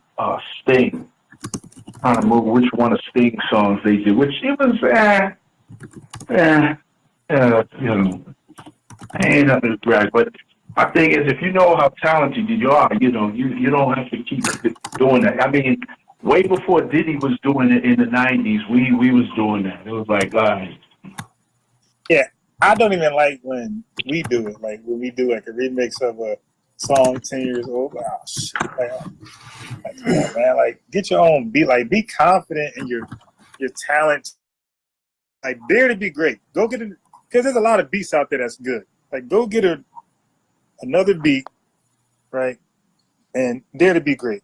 Like stop choosing a hit song like Chris Cross, Jump, Jump. I don't want to hear that beat again. Like get your own beat, or is Nelly is hiding? Now, watch Nelly is hiding here. I guarantee you somebody borrow that beat in about 10, 15 years and make a song to that. Yeah, but the hip hop thing, I felt like it shouldn't have been that deep. You know, where people arguing and beef. I felt like that should have been like just a debate where people just sharing notes and history and that's it. Like it shouldn't have ruined relationships and all type of, you know, it shouldn't have been that serious to me. It shouldn't have been, but you know, some FBA defensive. It comes to that in a way, the good thing, if you will, that comes out of that. You see people who they are too. You know, and especially how they express themselves. I have no problem, you know, again, the delineating that y'all been doing. I'm looking at this like, yo, this works better than most people tend to realize, because this is an excellent juice strainer, if you will. We got to strain the pulp of coons, Sambos, and all these house niggers amongst us. You know, these, what I would call, among other things, I refer to them as the out of many one people. Those type of people. Because if you're going to do something, you want to get something done, and the results, you got to know who to roll with, or who you want to roll with you. Because once you on your purpose and you doing what you got to do, you know, whoever's, you're going to get the negative people to come too. So you got to have those filters in place. So you got, oh, no, without going into all the long drawn out details. Black folk did fight back. They didn't just stand around holding their hands praying like Mr. Chaotic Truth would like to purport and promulgate, that's a typical Caribbean, typical African thing. You know, my parents own this house, and they always own houses, and my friends, and the college education, et cetera, which that's great. You know, if he, you know, he has that. But it's like, okay, how is that relevant to the conversation here, your personal or your familial accomplishments? When you came on the panel, no one was talking about their individual accomplishments, which there could be another show on that if we, you know, need to go there. But I digress. Black folk were fighting back. There's proof of that. Now, the numbers, a totally different thing. I mean, if you have a town of, say, 200 black people and being attacked by, say, 800 white folk, and they're armed to the teeth, yeah, black folk gonna fight back. You know, even if they lose that physical battle, they didn't disgrace themselves. You know, they stood their ground, 10 toes down. I just don't, you know, I see that very disingenuous from Chaotic Truth to come with that. But again, that's typical of a lot. You know, there's some Caribbeans that I do know now that they won't tolerate that. I know some, you know, shout out to them, you know, some other Jamaicans that I know that, you know, we're like-minded on these subjects. Some Trinis and a handful of Haitians I know that we're like-minded, like-spirited on these subjects. So when you all, FBA, y'all delineate, trust me, I have no problem with that. Y'all have I think many FBA don't realize yet how beneficial your delineating is. I'm convinced some don't know yet. I'm like, yo, it's really helpful because we're really flushing people out.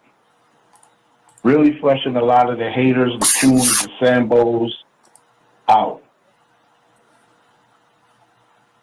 When these Caribbeans and Africans, they talk about, oh, black people in America, black Americans, they all talk about racism and white man this, white man that. When many of them themselves trying to be like the very people that they criticize you all of complaining about. So to those Caribbeans and Africans listening to this, how can you all talk trash about FBA trying, you know, complaining about white America? Y'all trying to be white. Y'all skin bleaching creams. Hell, FBA women don't use, with all the accessorizing they do, you can joke about FBA women with the wigs or weaves, but one thing you can't get on FBA women about is them skin bleaching creams. You can count on one hand the amount of FBAs that may use skin bleaching creams in comparison to, say, a Caribbean person or African person. And I'm talking on average. But if someone got the numbers, hey, put it out there. Let me know. Educate me. I might be incorrect. But I'll leave it. I'll land right there. Because right, so I'm gonna give Callie the real last words, and then I'm not gonna say nothing back. We're going to bed. So Callie, you want No, I mean, no, I'm glad that you had me on. Oh yeah, I appreciate you. Oh yeah, you know, we up. can agree to disagree, and you know, man, if you're alive again, I'll check. So that is one thing that we think is that generations of systemic racism is one thing that may impact the way they act towards their African immigrants or their brothers and sisters who are migrating from Africa, whether you are an African American or Jamaican or in a British Black or European Black. What are some of the things that may account for the way you behave or the way you act towards an African immigrant? One of them is that the legacy of slavery may have shaped your view of life. What do you think? Yeah, and we can say that with Africans, it's more like colonialism, right? Yes, so the the legacy of colonialism. Africans, we were colonized. So our background may differ from African Americans that were enslaved.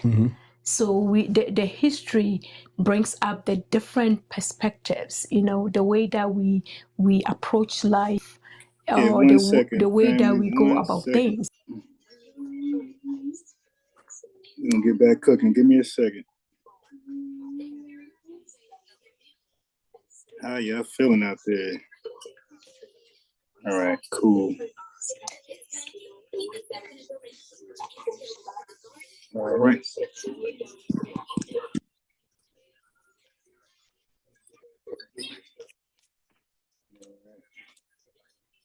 All right, here we are. Like and share, no, like and subscribe. Cash App, Pen, Super Chat button works. All love is welcome. Like is welcome. Please like the video.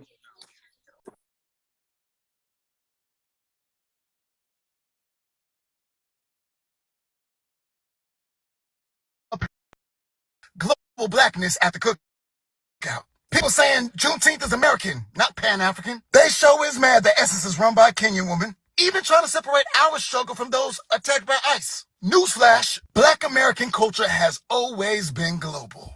Y'all didn't say nothing after the Haitian Revolution. All them Haitians pouring into New Orleans shaped the culture y'all love at Essence to this day. Let's talk about how Juneteenth originated in Texas. We became free on a land that 30 years prior was Mexico, a country was enslaved. So the outcome or the way that we see the perspectives of life may differ from one group to the other. Right? Definitely. And another thing is the different frameworks, as we may say, is that different frameworks of identity may have resulted as a result of our experiences, right? Our backgrounds are created fundamentally different ways of, and have created different ways of understanding, you know, of ourselves and our place in the world because of our backgrounds, right? And while African Americans forged their identity through resistance, you know, to American racism, identities of the African people or African migrants, as we said, are also forged through the colonial resistance that we may have experienced in the past, right? Yes. So, like, if you compare the two, it may be about the same. So, like, the slavery, they fought that slavery resistance. So you can see that there has been resistance on both sides. So maybe you can say that the way that the slavery experience had been definitely differ from the colonial experience. So the two, you can see the resistance on both sides, but maybe the outcome or the experience or the way that the people felt may differ, right? And more specifically, when we talk about what we call Jim Crow, which is historic narrative of the African American experience, that may have also done a lot to change the way African Americans in the diaspora actually, you know, behave towards the African immigrants or African brothers and sisters, right? You know, for the African Americans, Jim Crow and redlining as well as multi-generational systemic racism. It's a huge thing. It's embedded in American institutions, and so the experiences are shaped by that. And for the African immigrants, as she said earlier too, it potentially is from what we think is slavery, right? And I'm sorry, colonialism. Mm-hmm. And colonialism has its own serious impact. But the key is that both of them have led to stereotypes. You know, one group actually thinks the other group has some stereotypes against the other. I don't know how to say it, right? So African Americans have their own stereotypes of African immigrants, and then African immigrants also have their own stereotypes against African Americans. And this is what is leading to an unhealthy form of relationship, which I think is the reason for our discussion. So we will spend some time and talk about some of the stereotypes, if there are, which I think there are actually. And so that is what do you think on that? Yeah, so I think with the stereotypes, we can say that one group have some idea, about another group. So the African Americans may have their own thoughts or what they think the Africans are like, and Africans will have their own thoughts about how African Americans are. So there are these stereotypes that need to be addressed. Yes, because we cannot heal any differences or any problems without actually acknowledging that there are stereotypes. And some of the stereotypes, we don't have time to talk about them all, but some we have heard ourselves. Others we haven't heard ourselves, but at least we know they exist through the eyes of other people or what the other people say. And so those things inform the differences in how we treat each other. And so it's a really interesting narrative if we look at some of the stereotypes that exist. When we start thinking about it, you probably haven't thought about it so much. But at least from my experience, every African immigrant has their own thoughts about who African Americans are. And I'm pretty sure, if we're going to be honest, African Americans also have their own thoughts about what African immigrants are, and even for the larger immigrant community. But in our discussion here, we're just going to limit it to African relationship and the stereotypes. So we're just going to talk about some of the stereotypes, which is some of them are a little bit more sensitive, but again, we are just messengers, and that's why we have given you a chance to comment in the comment below if you disagree or if you agree, and a healthy discussion. That is how things happen, right? We agree to disagree, and that's how we do it. That way it becomes interesting. So we're going to go on with some of the stereotypes that are existing. So we're going to start with the first one. So we're going to talk about the African American stereotypes that we need to confront with. What are some of the African American stereotypes concerning African immigrants? So I think the first one that Africans really say about African American, the first point that they talk about is they are lazy. Okay, so and they feel so entitled. Okay, explain yourself. Yes, so like as African, you come to this country and you can see the opportunities in this place. You are ready to change your life because of where you're coming from. You can see all these opportunities out there, and you come in and you are comfortable, and you may start going to school, doing all that, coming here, hard worker, and you're ready to, live your life. Then you look around and you see your brothers and sisters, the African Americans, not doing the same. So in your mind, maybe due to ignorance or something like that, you feel like these people are lazy because I'm ready to work. I'm ready. I don't feel entitled. I feel like I've been given opportunity, in this place, and I'm ready to work hard. So I'm coming in with that mentality, and I come and I look around and see African Americans not doing the same. So in my mind, I'm thinking that these people are lazy and they feel entitled. Right. But the sad thing is you forget to know what experiences they have gone through. And you, as an immigrant, thinking you have opportunities, yeah, you may feel it's opportunities, but to some of those, to people who have been born here, who have endured years of discrimination and all that, it's easy to quickly say that, oh, these people are lazy, because you think that hard work you're doing is taking you somewhere. But that is not the case. And as a matter of fact, the fact that you see a few African Americans around you in the neighborhood not doing well doesn't mean all African Americans are not doing well. That's some of the short-sightedness of some African immigrants too. They think that, hey, because this and this and this person in this neighborhood is not doing well, they are all not doing well. When you go to some neighborhoods in Maryland, some places, you can see many African Americans doing extremely well. So that is, again, that's what we call it. It's a stereotype. Stereotype means it's a label. It's not true. It's just created to, again, drive us apart. And as we go forward, we are actually going to explain why these stereotypes are there. And it will baffle you that, the institutions are there to make that happen so that we do not trust each other. But I don't want to get ahead of ourselves. So yeah, you are definitely right, and I agree with you. Some Africans are quick to judge and say that, hey, these people are not as serious about life. That's why I just came in and I'm doing well. And as a matter of fact, it's not just African immigrants. All immigrants may be thinking the same. Oh, we got these great opportunities and we just came and we did it.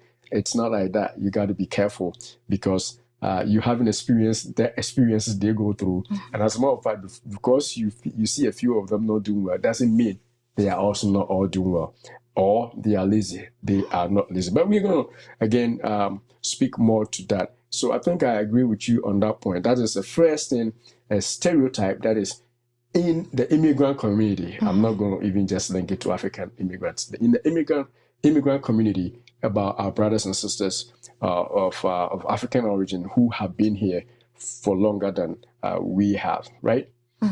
And then the second stereotype is that the African Americans are disconnected from Africa. They are disconnected from Africa, or I should say they don't have any lineage to where they come from. It fails to acknowledge the fact that, slavery deliberately severed cultural, linkages, to their homeland, to the extent that even, it's become a slur to tell an African American that go back to Africa. It's like we're insulting them, which shouldn't be. If somebody says that and you're proud of where you come from, it is good. But the legacy of slavery has severed that relationship. They have lost their names, their cultural identity. In fact, it's onto recent breakthroughs in DNA and genetics that people have been able to trace their roots to where exactly they come from in Africa. Otherwise, they would not know. And it's no fault of their doing.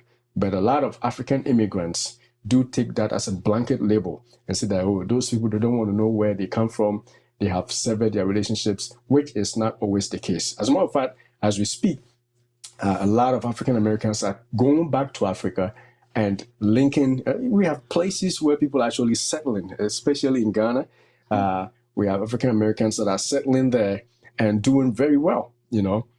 Basically living their lives there as families and investing and doing good. So they want to know where they come from, and they are building new relationships. There are some programs, I think there's some called Afro-Chella, Christmas programs that bring entertainment and, basically uniting Africans from the diaspora on African soil to have fun and do programs, So it is a blanket stereotype, which again is not always true. And remember, in the presidency of Nana Akufo-Addo of Ghana, he established the Year of Return, in which Africans in the diaspora were invited back home to Africa and then be part of the continent in investment, culture, and the rest. And that has been going on since then. Every year, people go back. And so it is not true that they don't want to go back, or they don't want to have a relationship, or they don't want to have anything to do with the continent. It is not true. But we, Africans or immigrants have that idea that they don't want to be linked, which is a stereotype again. What do you think? Or you want to add anything to that? And another one is like lack of achievement.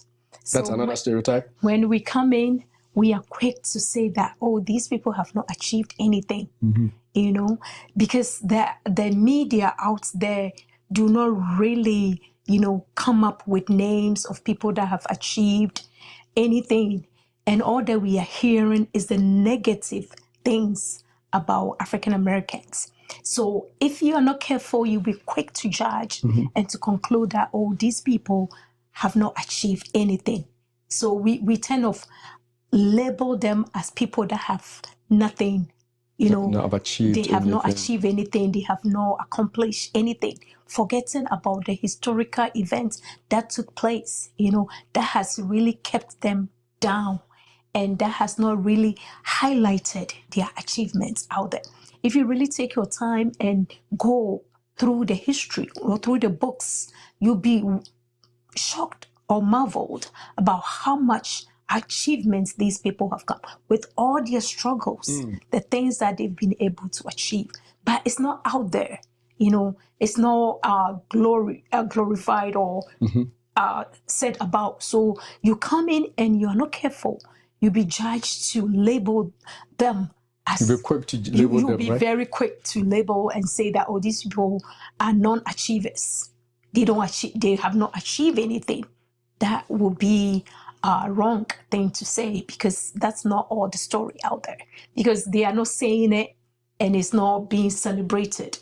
So people tend to look down on African Americans thinking that they are non-achievers, but that's not true. And the thing is, with that, in addition to that, there are actually some great scientists, you know, great social liberators. You know, we always hear about just Martin Luther King, Malcolm X, W.B. Du Bois, and a few of those, you know, who fought for the struggle for emancipation, you know, struggle against Jim Crow, or struggle against all those, you know, mistreatment and institutional racism and stuff like that.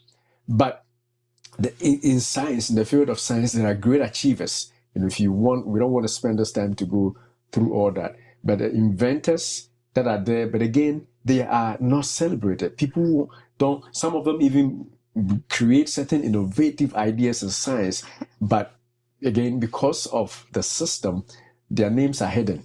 If you did a research under a professor and you came up with something, a professor's name will be published, especially if you are an African American, and you wouldn't ever hear their names. I heard of one African American that invented, you know, a hydrogen-powered cars, you know, using water that, you know, instead of like using lithium-ion batteries to power cars or using gasoline, as an invention by an African American. I don't remember the name.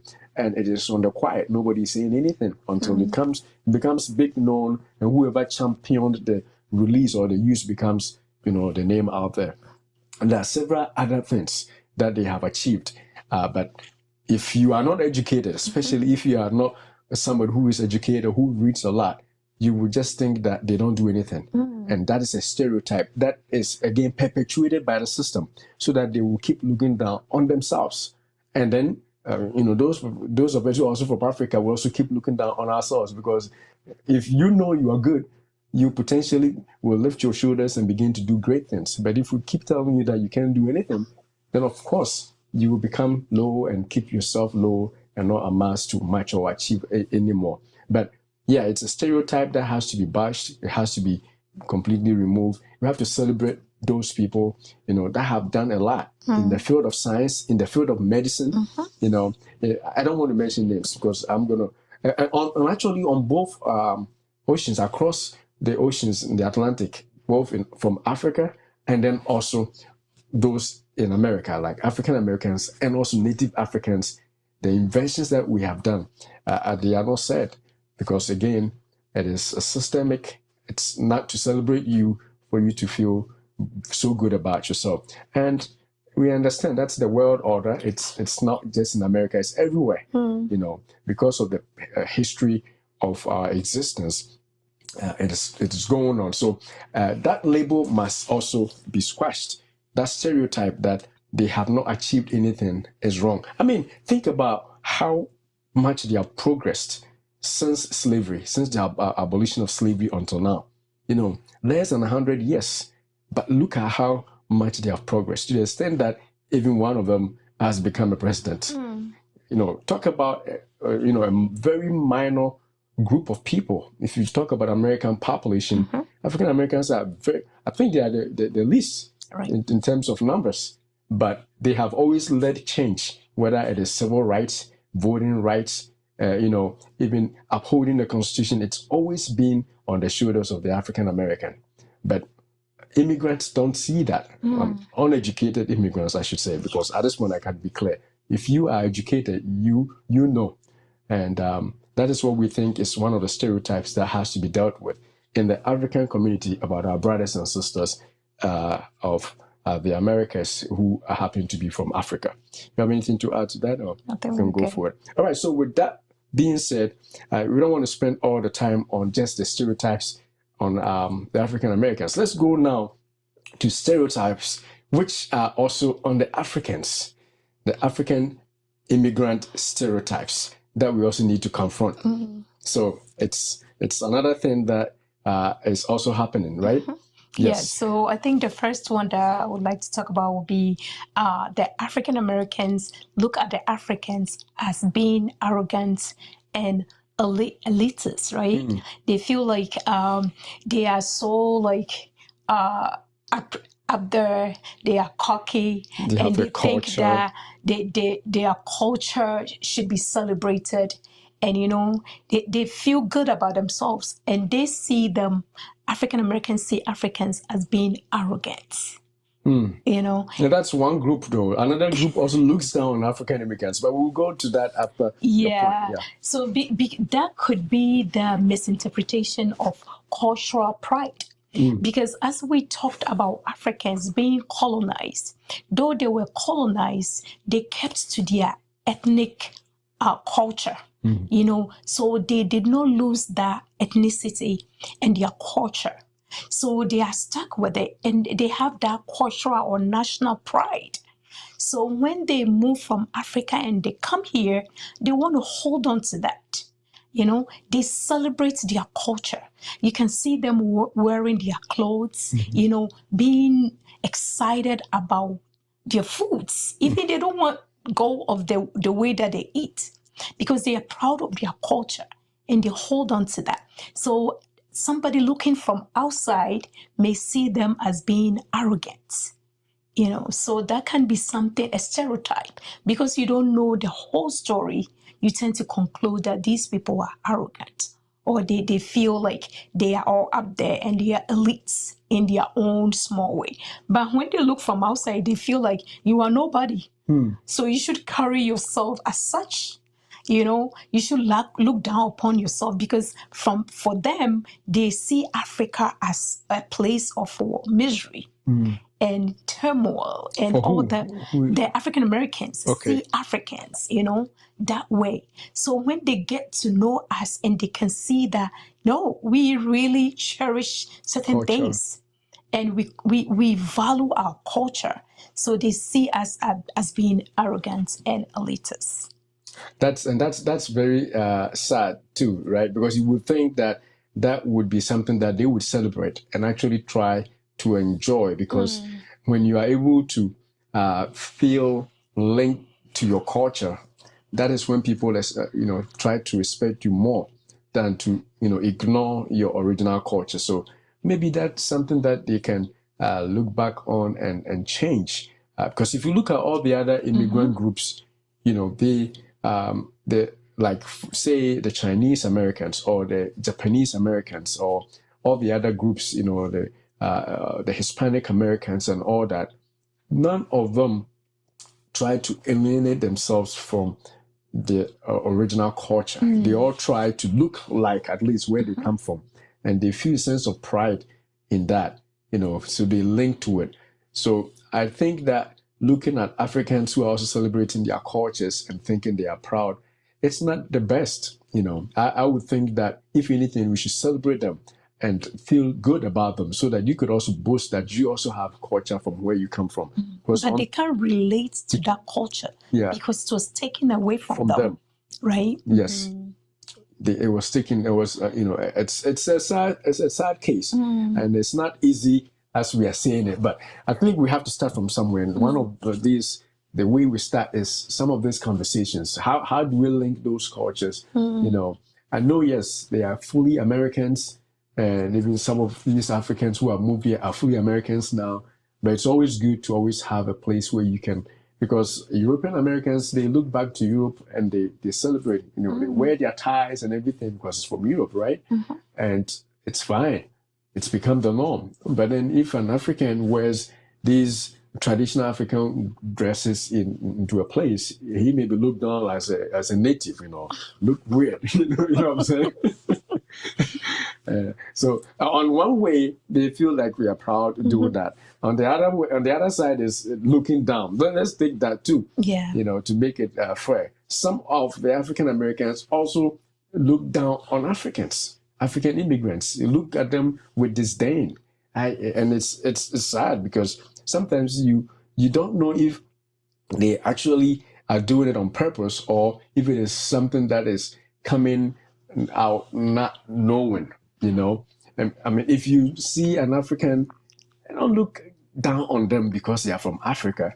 Don't look down on anybody for that matter. Because remember, when people look down on you, you feel discriminated against. So why would you look down on another person, especially somebody who comes from a place where you were taken from? You should actually appreciate them.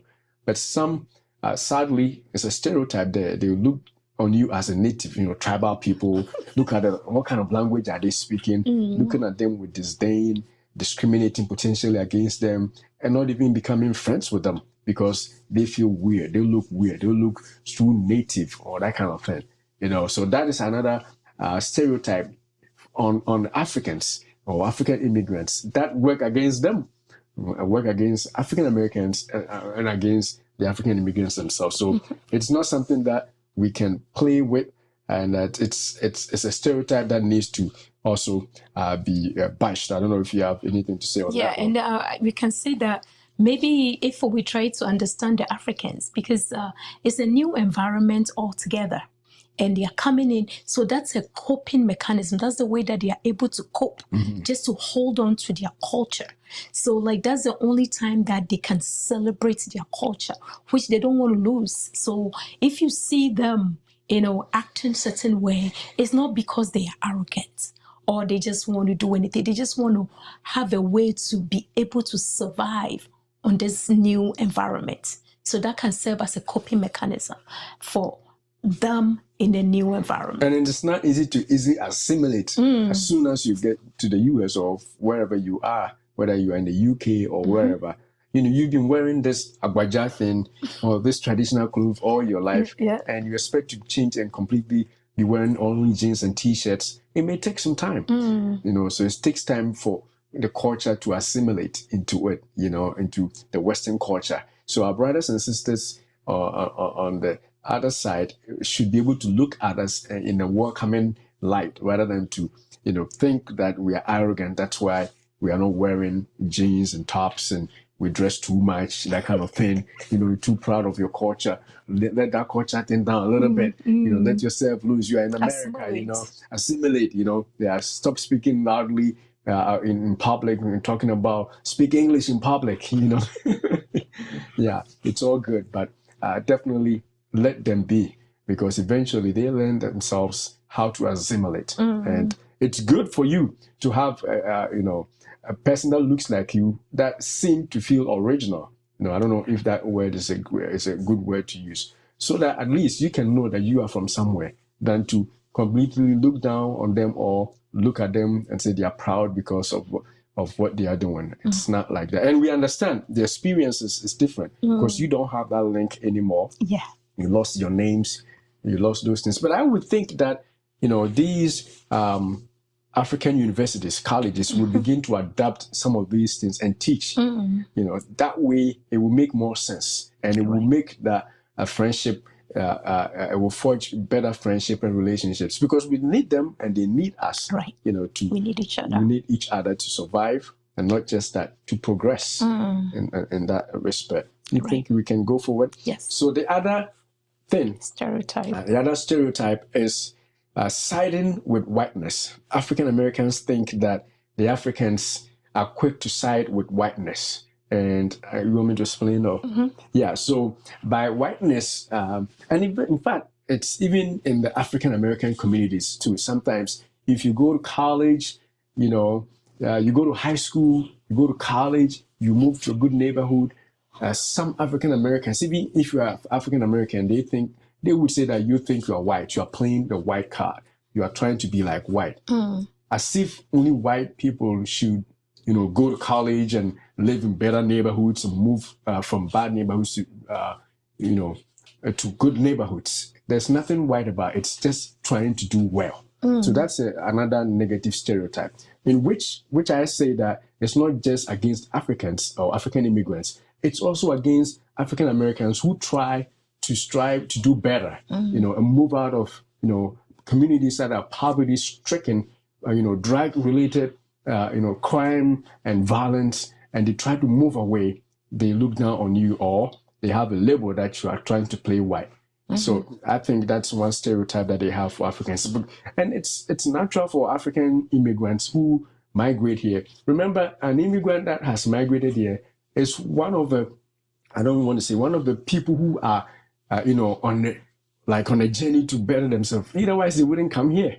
If they just want to, you know, just live life anyhow, they will relax. So if somebody has migrated across the Atlantic and come to a place like America or the UK or wherever, you got to know that that person is there for a reason. And so they will try and go to college, they will try and live in the neighborhood. They have a reason to leave their mom and dad, or sometimes even their children, sometimes even their spouses, to come. They are not going to just live. They are striving to do better. And doing better shouldn't be a white thing. It's a humanity thing, no matter where you are. But I think it's a label that they give to the African immigrants. Who And go I to think college. they label them that way because they feel like they don't really know the system. You know, so if you really understand the system, you shouldn't be quick to side with the whites. So when they see the Africans doing that, they are like, these people are, you know, are siding with the whites. There should be a little clash here and there. There shouldn't be like a fight or something, a confrontation with them. We shouldn't be too agreeable, you know, with the things that they're saying, because we don't know the system, we don't know the culture. So they tend to label the Africans as being, too white, because they are not familiar with the environment as much as they do. So that tends to be a stereotype. And I think another stereotype too will be because the Africans don't understand racism. You know, so like they are quick to say that, oh, these people don't know what had happened. So there is a label on the Africans that they don't get it.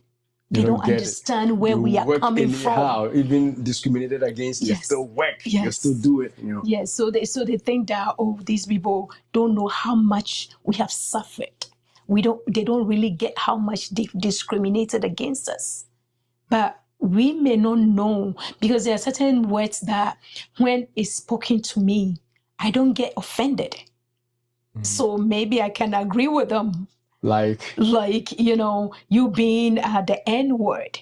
When somebody tells me that, I don't get, you don't get easily I don't offended. feel anything, you know. But if you really understand the history of what they have endured, you know, so you wouldn't take it lightly at all.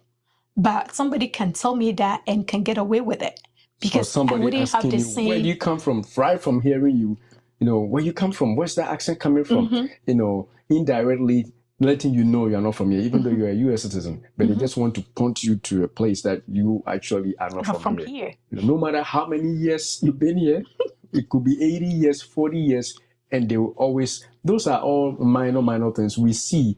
But again, like she said, because our experiences are different, we don't we may not all of us, we may not take it, so seriously like you would. And so you would think that we don't understand racism. Right. We do, but sometimes because of our different experiences, we may not interpret it easily, the same way. Because it would hit an African American if somebody just told them, where do you come from?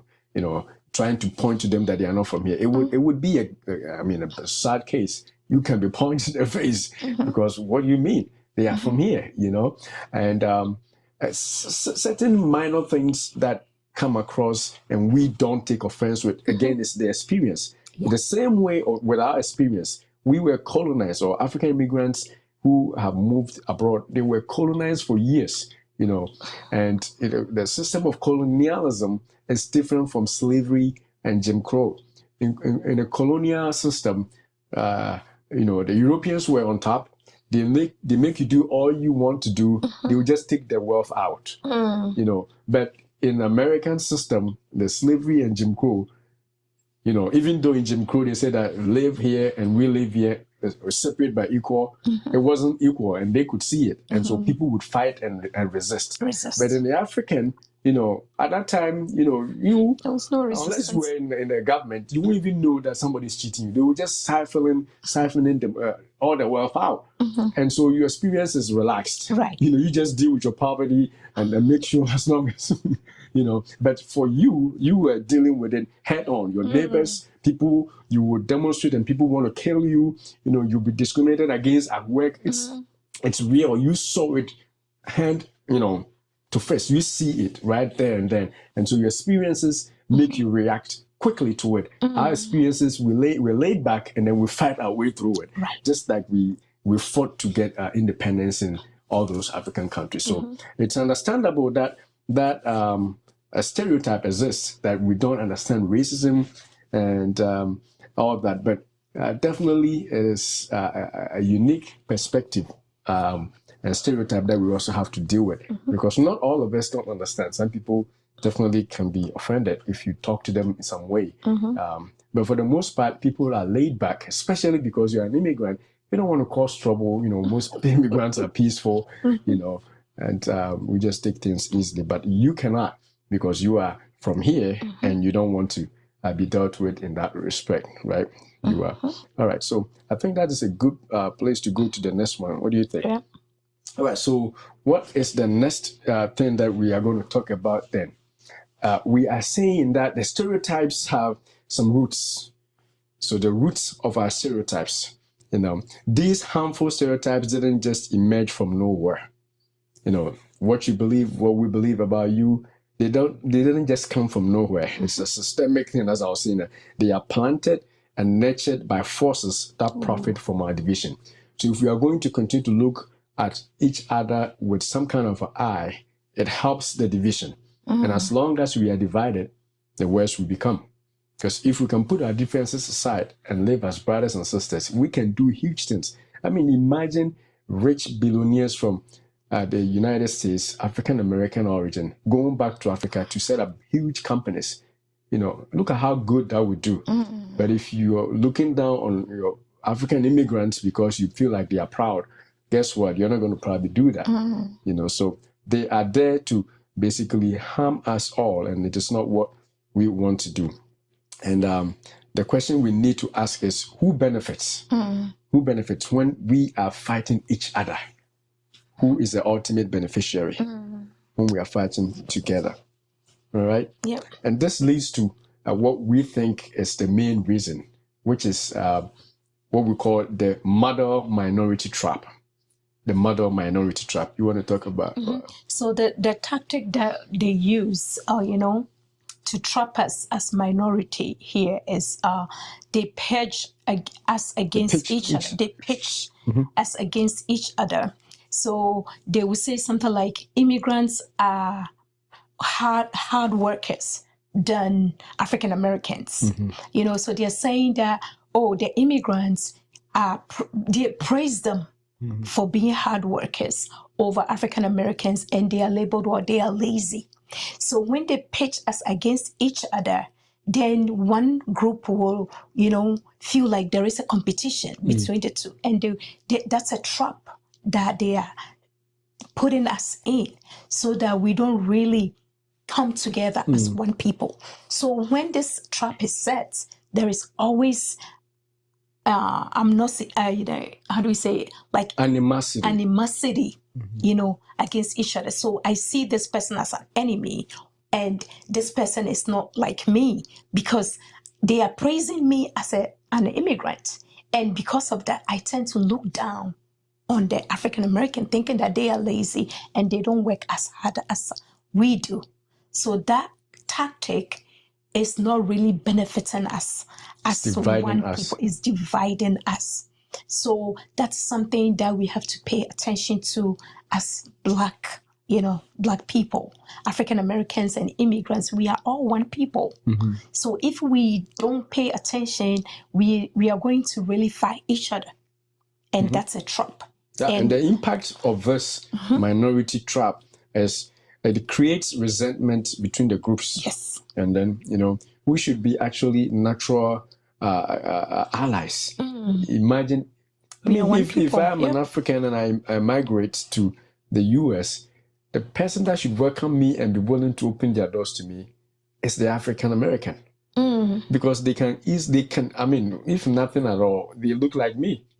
You know, I mean, if I take my traditional dress off and I wear jeans, we are the same, right? So you would think that they would be the one.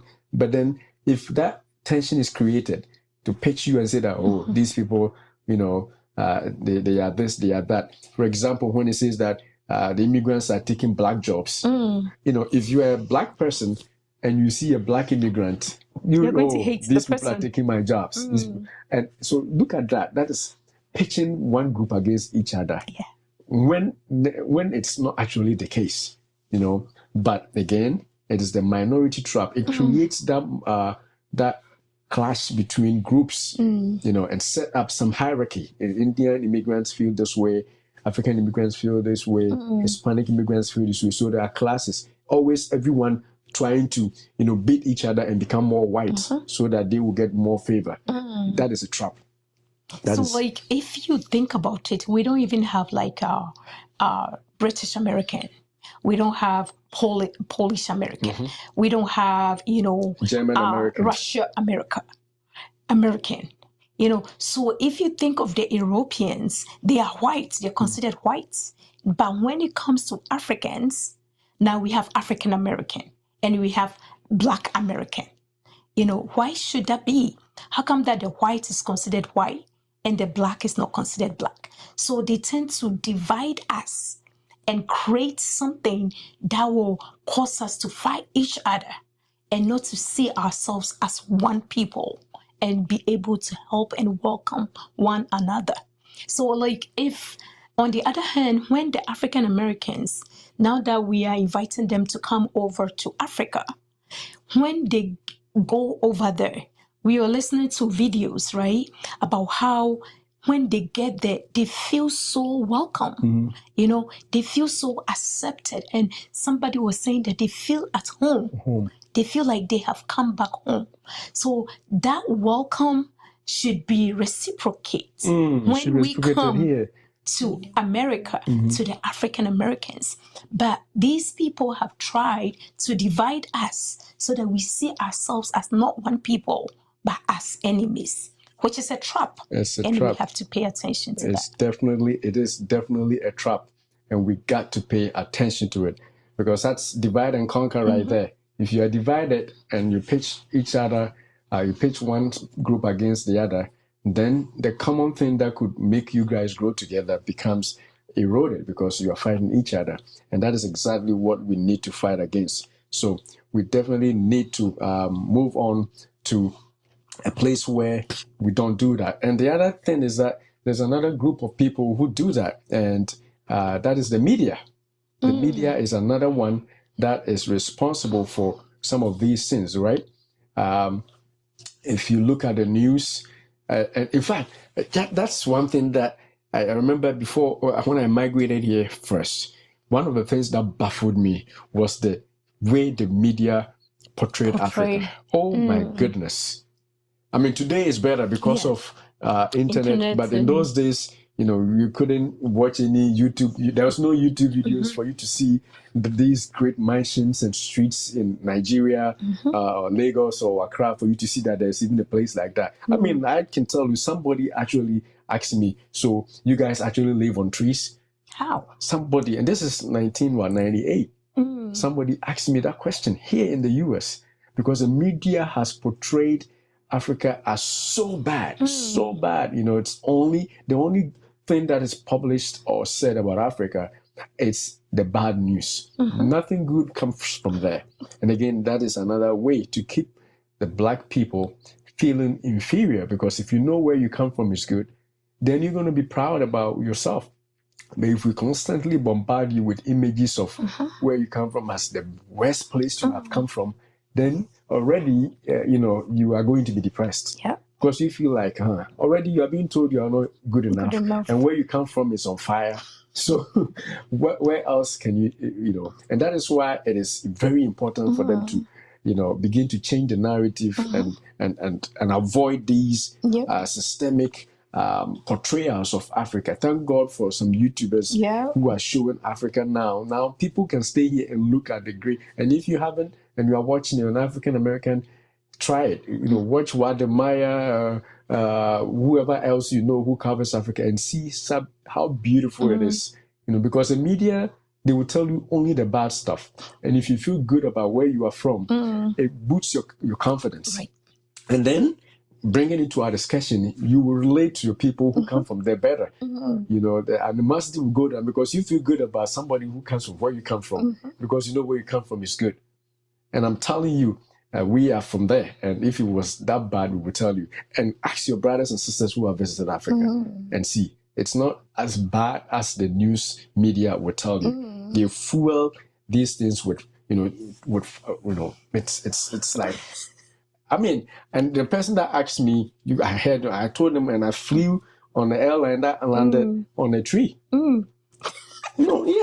That's ridiculous. And I'm not kidding. Somebody did it. And it's not their fault. Because the media has conditioned them to believe a certain narrative. Until now. The first time I saw a skyscraper in the news here is when there was a terrorist bombing in Nairobi in the 90s. I think it was in the early 2000s or 90s. Right. And I'm like, the first time they're showing that there are tall buildings in Africa that were bombed. That was because it was bombed. Otherwise, they will only show you the Maasai people who are walking in dust. They will show you places where people are being afflicted with flies and hunger. That's the only thing that you see. So the media is doing a lot to separate us. So the narrative is there. And so it is something that we have to be, have to open your eyes and make yourself know.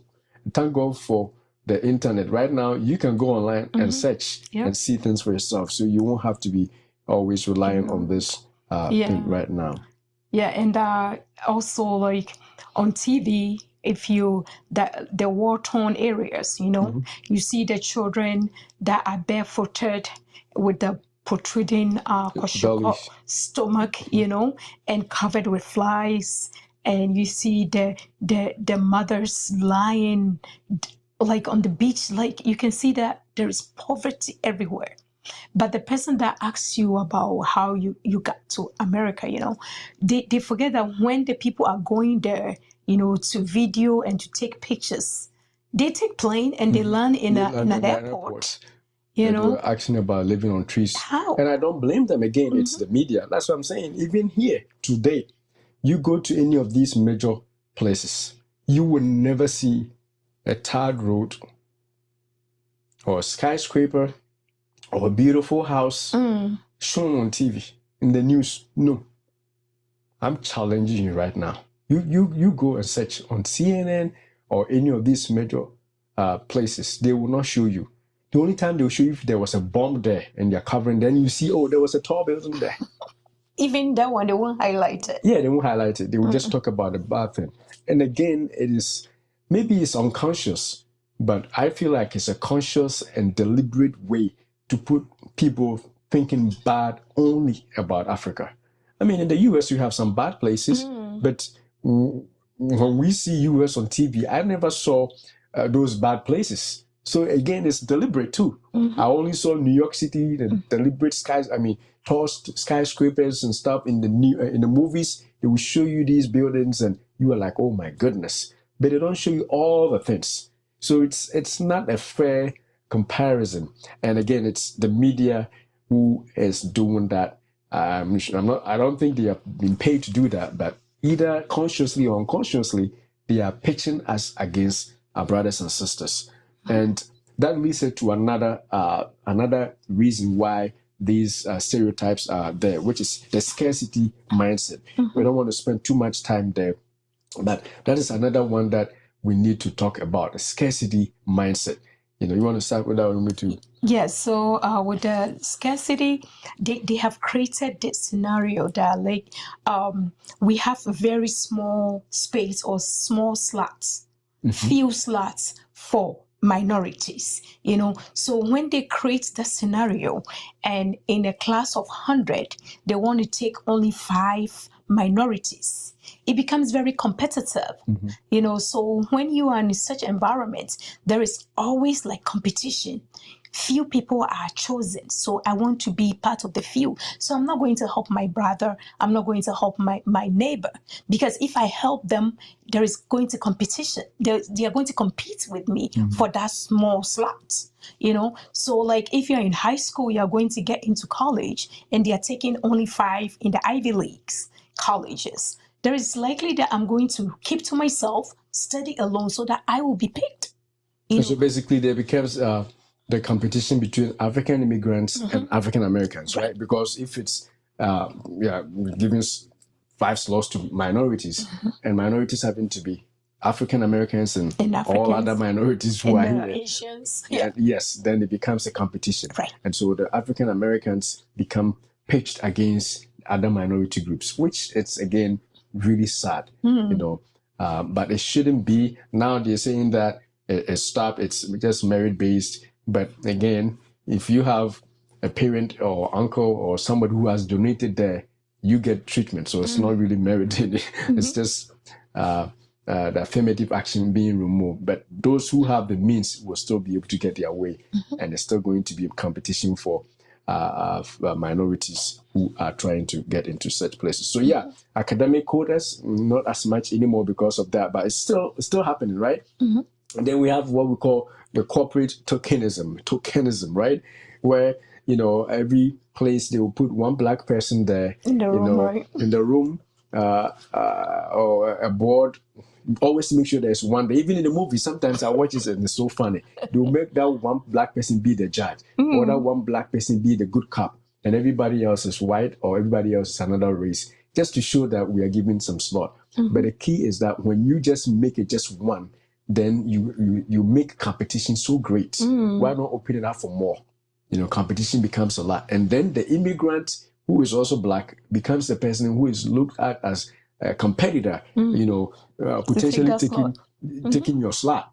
And that's pitching us or pitching them against us, which is all not good for our unity, which would eventually be what we need to do. So hopefully they'll change. But until it changes, we got to be smart about thinking about these things and fighting them, peacefully, so that we become the brothers and sisters that we are. What's the other one? Housing access, right? So there is a red lining, So there are certain zip code that when you stay, you are regarded more than other zip codes. So there will be a red line, artificial line, but if you're not from here, you don't really see it. Right. And then the black people can go there. But, if you are trying to buy a property, it will be limited for you to, even the agents may not take you to look at properties over there because they feel like, you don't belong there. Yes, you don't belong. And that is a sad case. That's a sad case. And limited financial resource.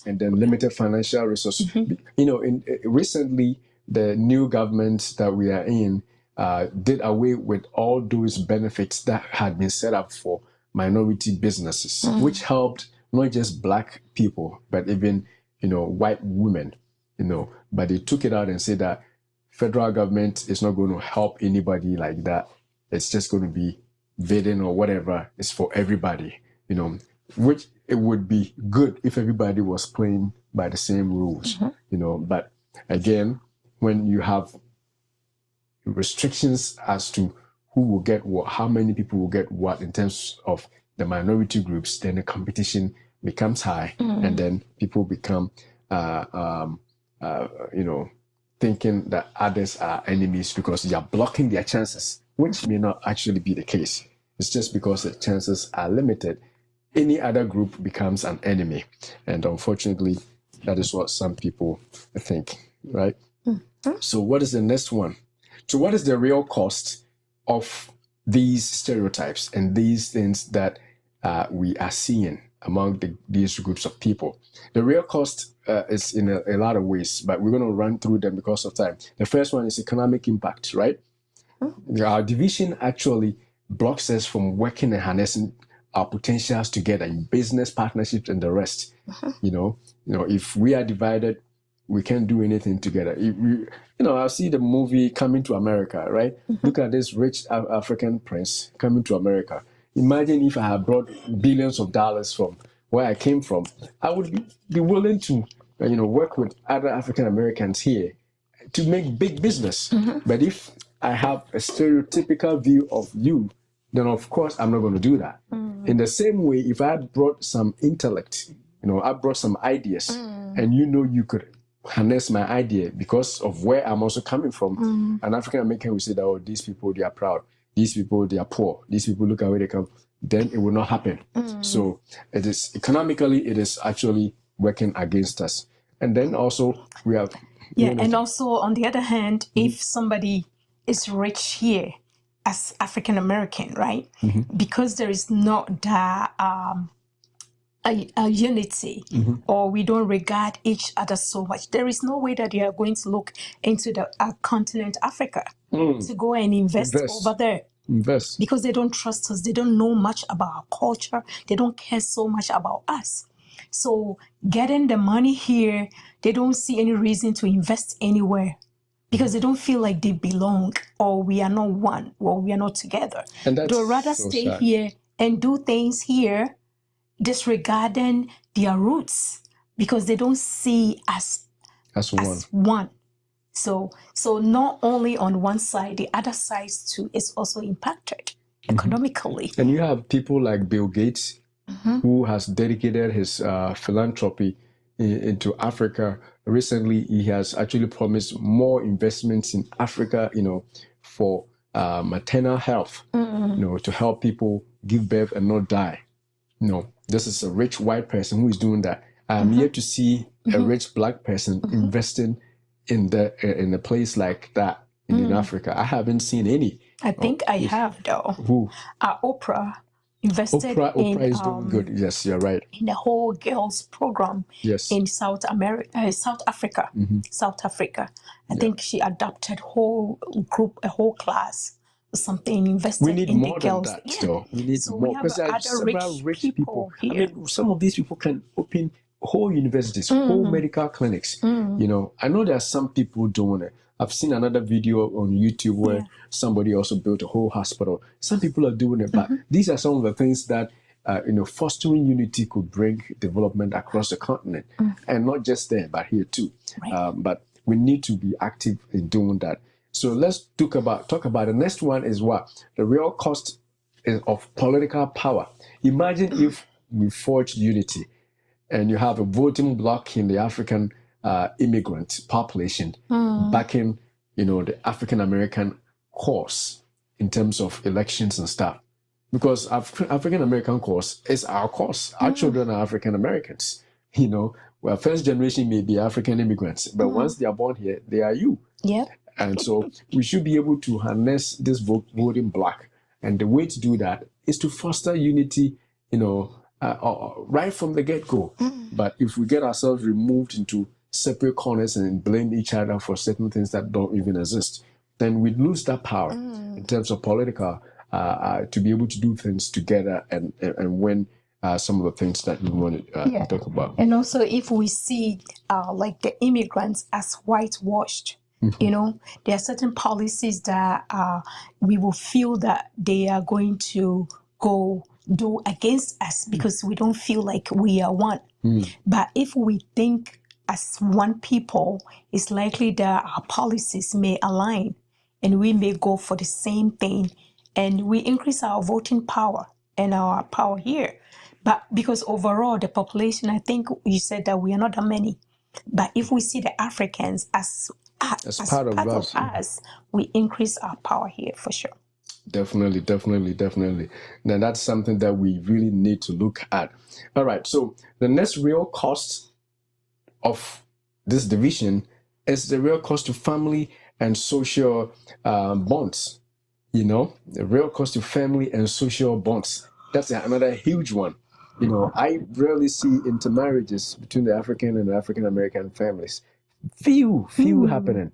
You know, and I know of a few since my being here that has been successful. Sometimes, I mean, I know marriages don't last as long here generally. So that being said, some of these marriages don't last at all, and they are not a lot. To be frank, they are not a lot. You know, and so that is something that is costing us because of these stereotypes that we have of each other. You know. We don't date ourselves. We don't marry ourselves. We have certain prejudices against, you know, if you marry an African American woman, they are tough. They are going to make sure. Yeah, I mean, I'm saying it because that's what we hear, right? It's one of these, what do you call it? Stereotypes, you know. But being tough just basically means that they're educated, you know, they know their rights, which an African man may be afraid of because they want a woman whom they can basically say that, hey, sleep here today, and an African American woman may not do that, right?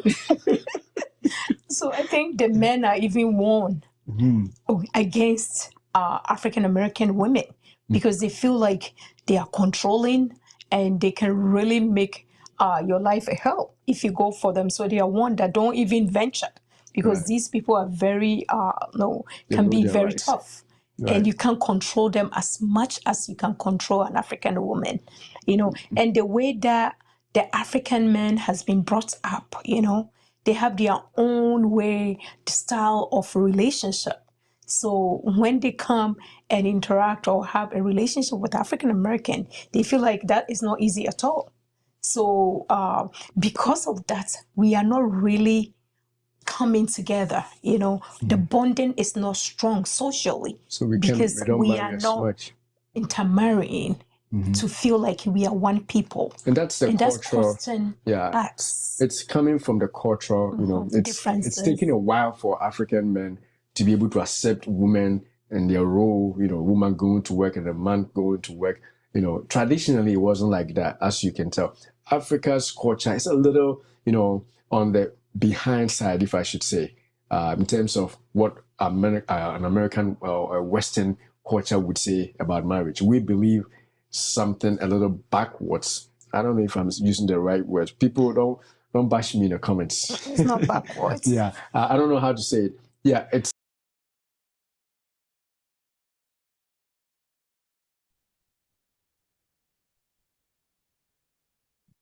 Hey, wait, let me see.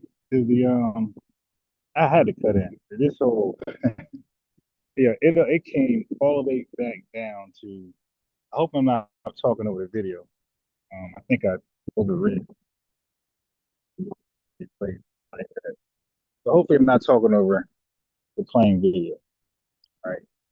But it came back down to investing in Africa. That's they look at that $2.8 trillion spending habit we have, and they're looking like, wow, they can spend in Africa. They can spend in Africa. And that's when it comes back to, hey man, we got all this in common, all this in common. I hope that the wind ain't. Hold on, it wasn't even that windy until I hopped on the damn outside the park. Yeah, but all that we are one. I mean, they never invite an FBA, and I'm talking about when I say FBA, I mean somebody who says they're FBA on their panels when they have all these beautiful Wakanda stories and projections and things like that. Like, why don't you invite us on there for a little pushback? Like, they can't, you know why? Because they can't afford no pushback. For them, is all or nothing, and they can't. They got to package it as beautiful as they can. No pushback. Can't afford it. Can't afford to look bad at all. Like how a lot of white supremacists are. You remember those? Like they would be real reluctant to have like a Farrakhan affair because they're trying to justify white supremacy, and you know what, Farrakhan, he just might expose it more, so they'd be like reluctant to really have him on there to debate with Sean Hannity and stuff. You know, Sean Hannity had a debate with Dr. Khalid Muhammad. Y'all should watch that. And we know Sean Hannity's a flag waving, card carrying white supremacist, and when he debated Dr. Khalid Muhammad, it didn't go the way he thought it was gonna go. He thought he's gonna have all these white people mad at Combs. That had worked out. He had white people sympathizing with Dr. Khalid Muhammad and going against Handy. He was mad as hell. But that's what he's doing. That's what they are doing. They can't afford any criticism because for them, it's all or nothing. So this has to work. It cannot fail. We can't afford opposition. We can't afford objections at all. No FBAs, just African immigrants, and maybe their friend that might be FBA, who's a Pan-Africanist. But miss me with all that.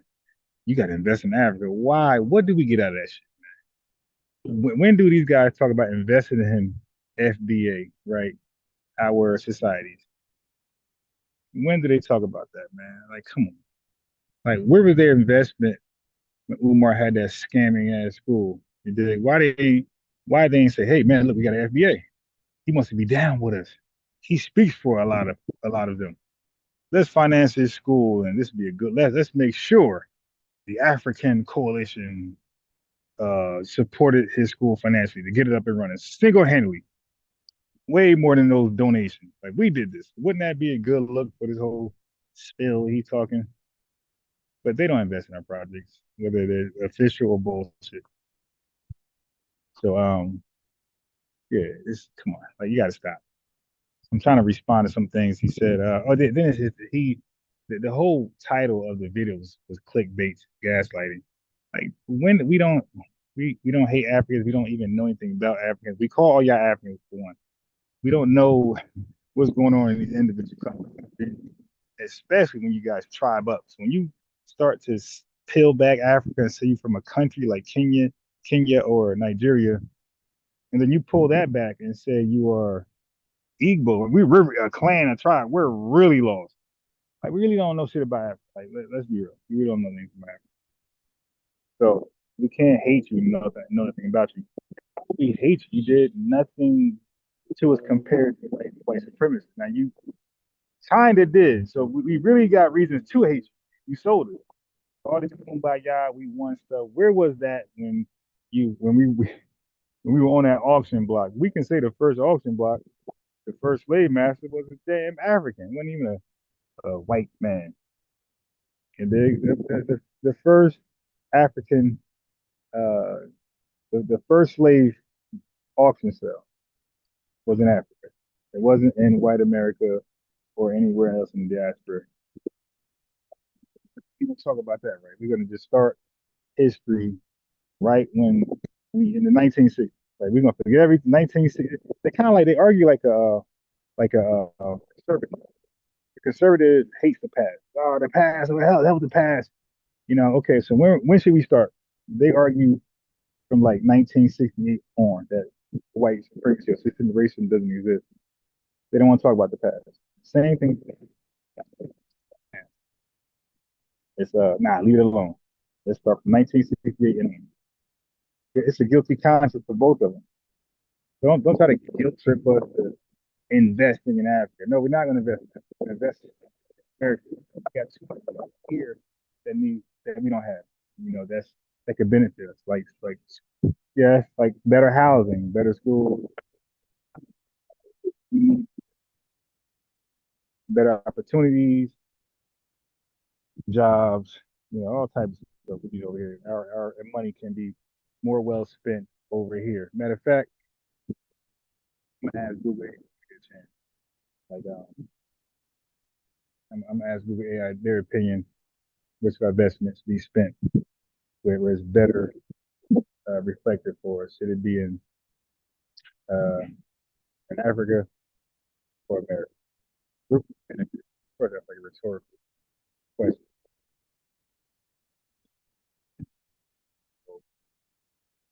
We're not falling for that either. That's out. Pan-Africanism is out, and they are Pan-Africanists.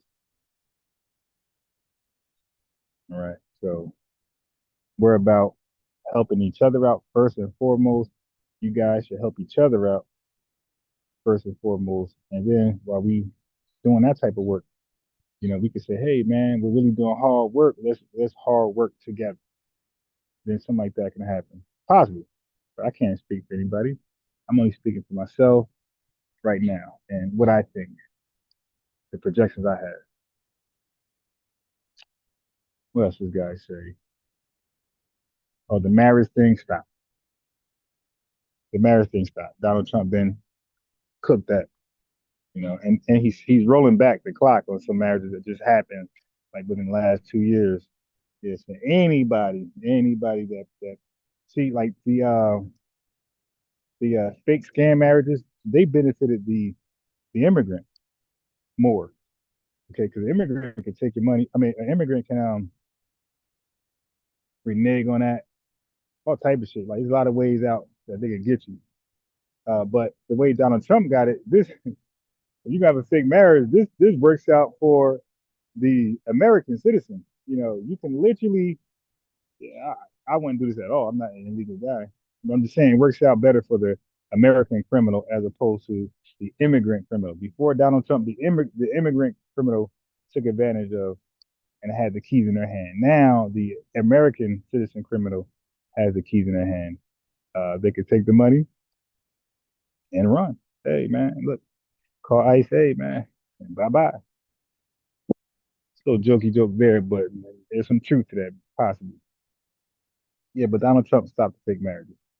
Like y'all not looking for marriage for no goddamn love, some Black America love. They're looking for marriage. They're trying to get into the damn country and stay. Good luck to you. Be sarcastic, but I would love to have these folks, and I invite them all the time to come over here, join the panel. Let's have these same conversations you guys are having when it's just you guys. Like let's get some objectivity. Let's get some pushback from an FBA. It's like why? I got a lot of why to most of the things he talked about. Why? And we would love, to hear him answer to some of those whys. Why do I need to do that? Why should we do this? What benefit? We know your benefit. But what benefit over here? You're claiming that Africa's so beautiful. White supremacy is miseducating everybody. Like, dude, stop. So if that's true, and again, this is running away from accountability because he can't explain the question we have for him. When we say, why do y'all come here with the free arrival? Why do y'all have these stereotypes? Because he's claiming stereotypes, but they can't have it both ways. And one breath they're saying, oh, we're against imperialism, we're against the colonialists, right? They'll say that. But then they'll blame the colonialists they will blame the colonizers. Why of us? Wait a minute. You just said you're against the enemy, but then you accept the enemy rhetoric, negative FBI rhetoric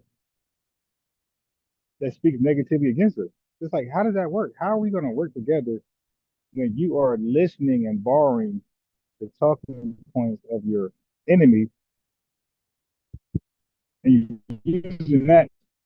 Like, see, the whole thing is stupid. It doesn't make any sense. But they cannot justify why they come over here. They can't justify it. They got all type of different excuses why they feel like that towards us. And so that one talk missed me. But I would love, I'm going to keep reaching out to these folks. I just want to see, get one of them on the panel. One. You guys can help out too. If you can suggest somebody. No, not suggest. You can talk. You can convince somebody to come over here. The suggestion, that's nothing. That's nothing but get somebody to agree that believes like that. All this Pan-Africanism. I got people in my emails saying they're gonna do it, and I mean we're just in a perpetual just email exchange. It's like, okay, you keep saying you're gonna do it. Can we just do it now? Oh, I'm busy. I'm doing this. Oh, I'm doing. It's like, yeah, but I see you going live all the time. All right, come. We gonna go. We're gonna eat. We're gonna eat. It's like, damn, you keep saying how busy you are and you don't have time, but every time I look up, you're live or you're featured on somebody else's panel. Like to like no really game. It's like 6 people watching. Like I just don't get that. Give me a second. Let me see.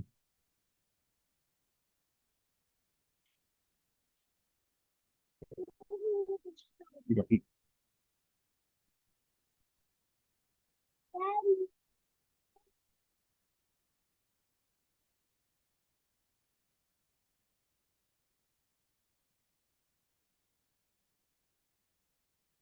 Is my microphone low?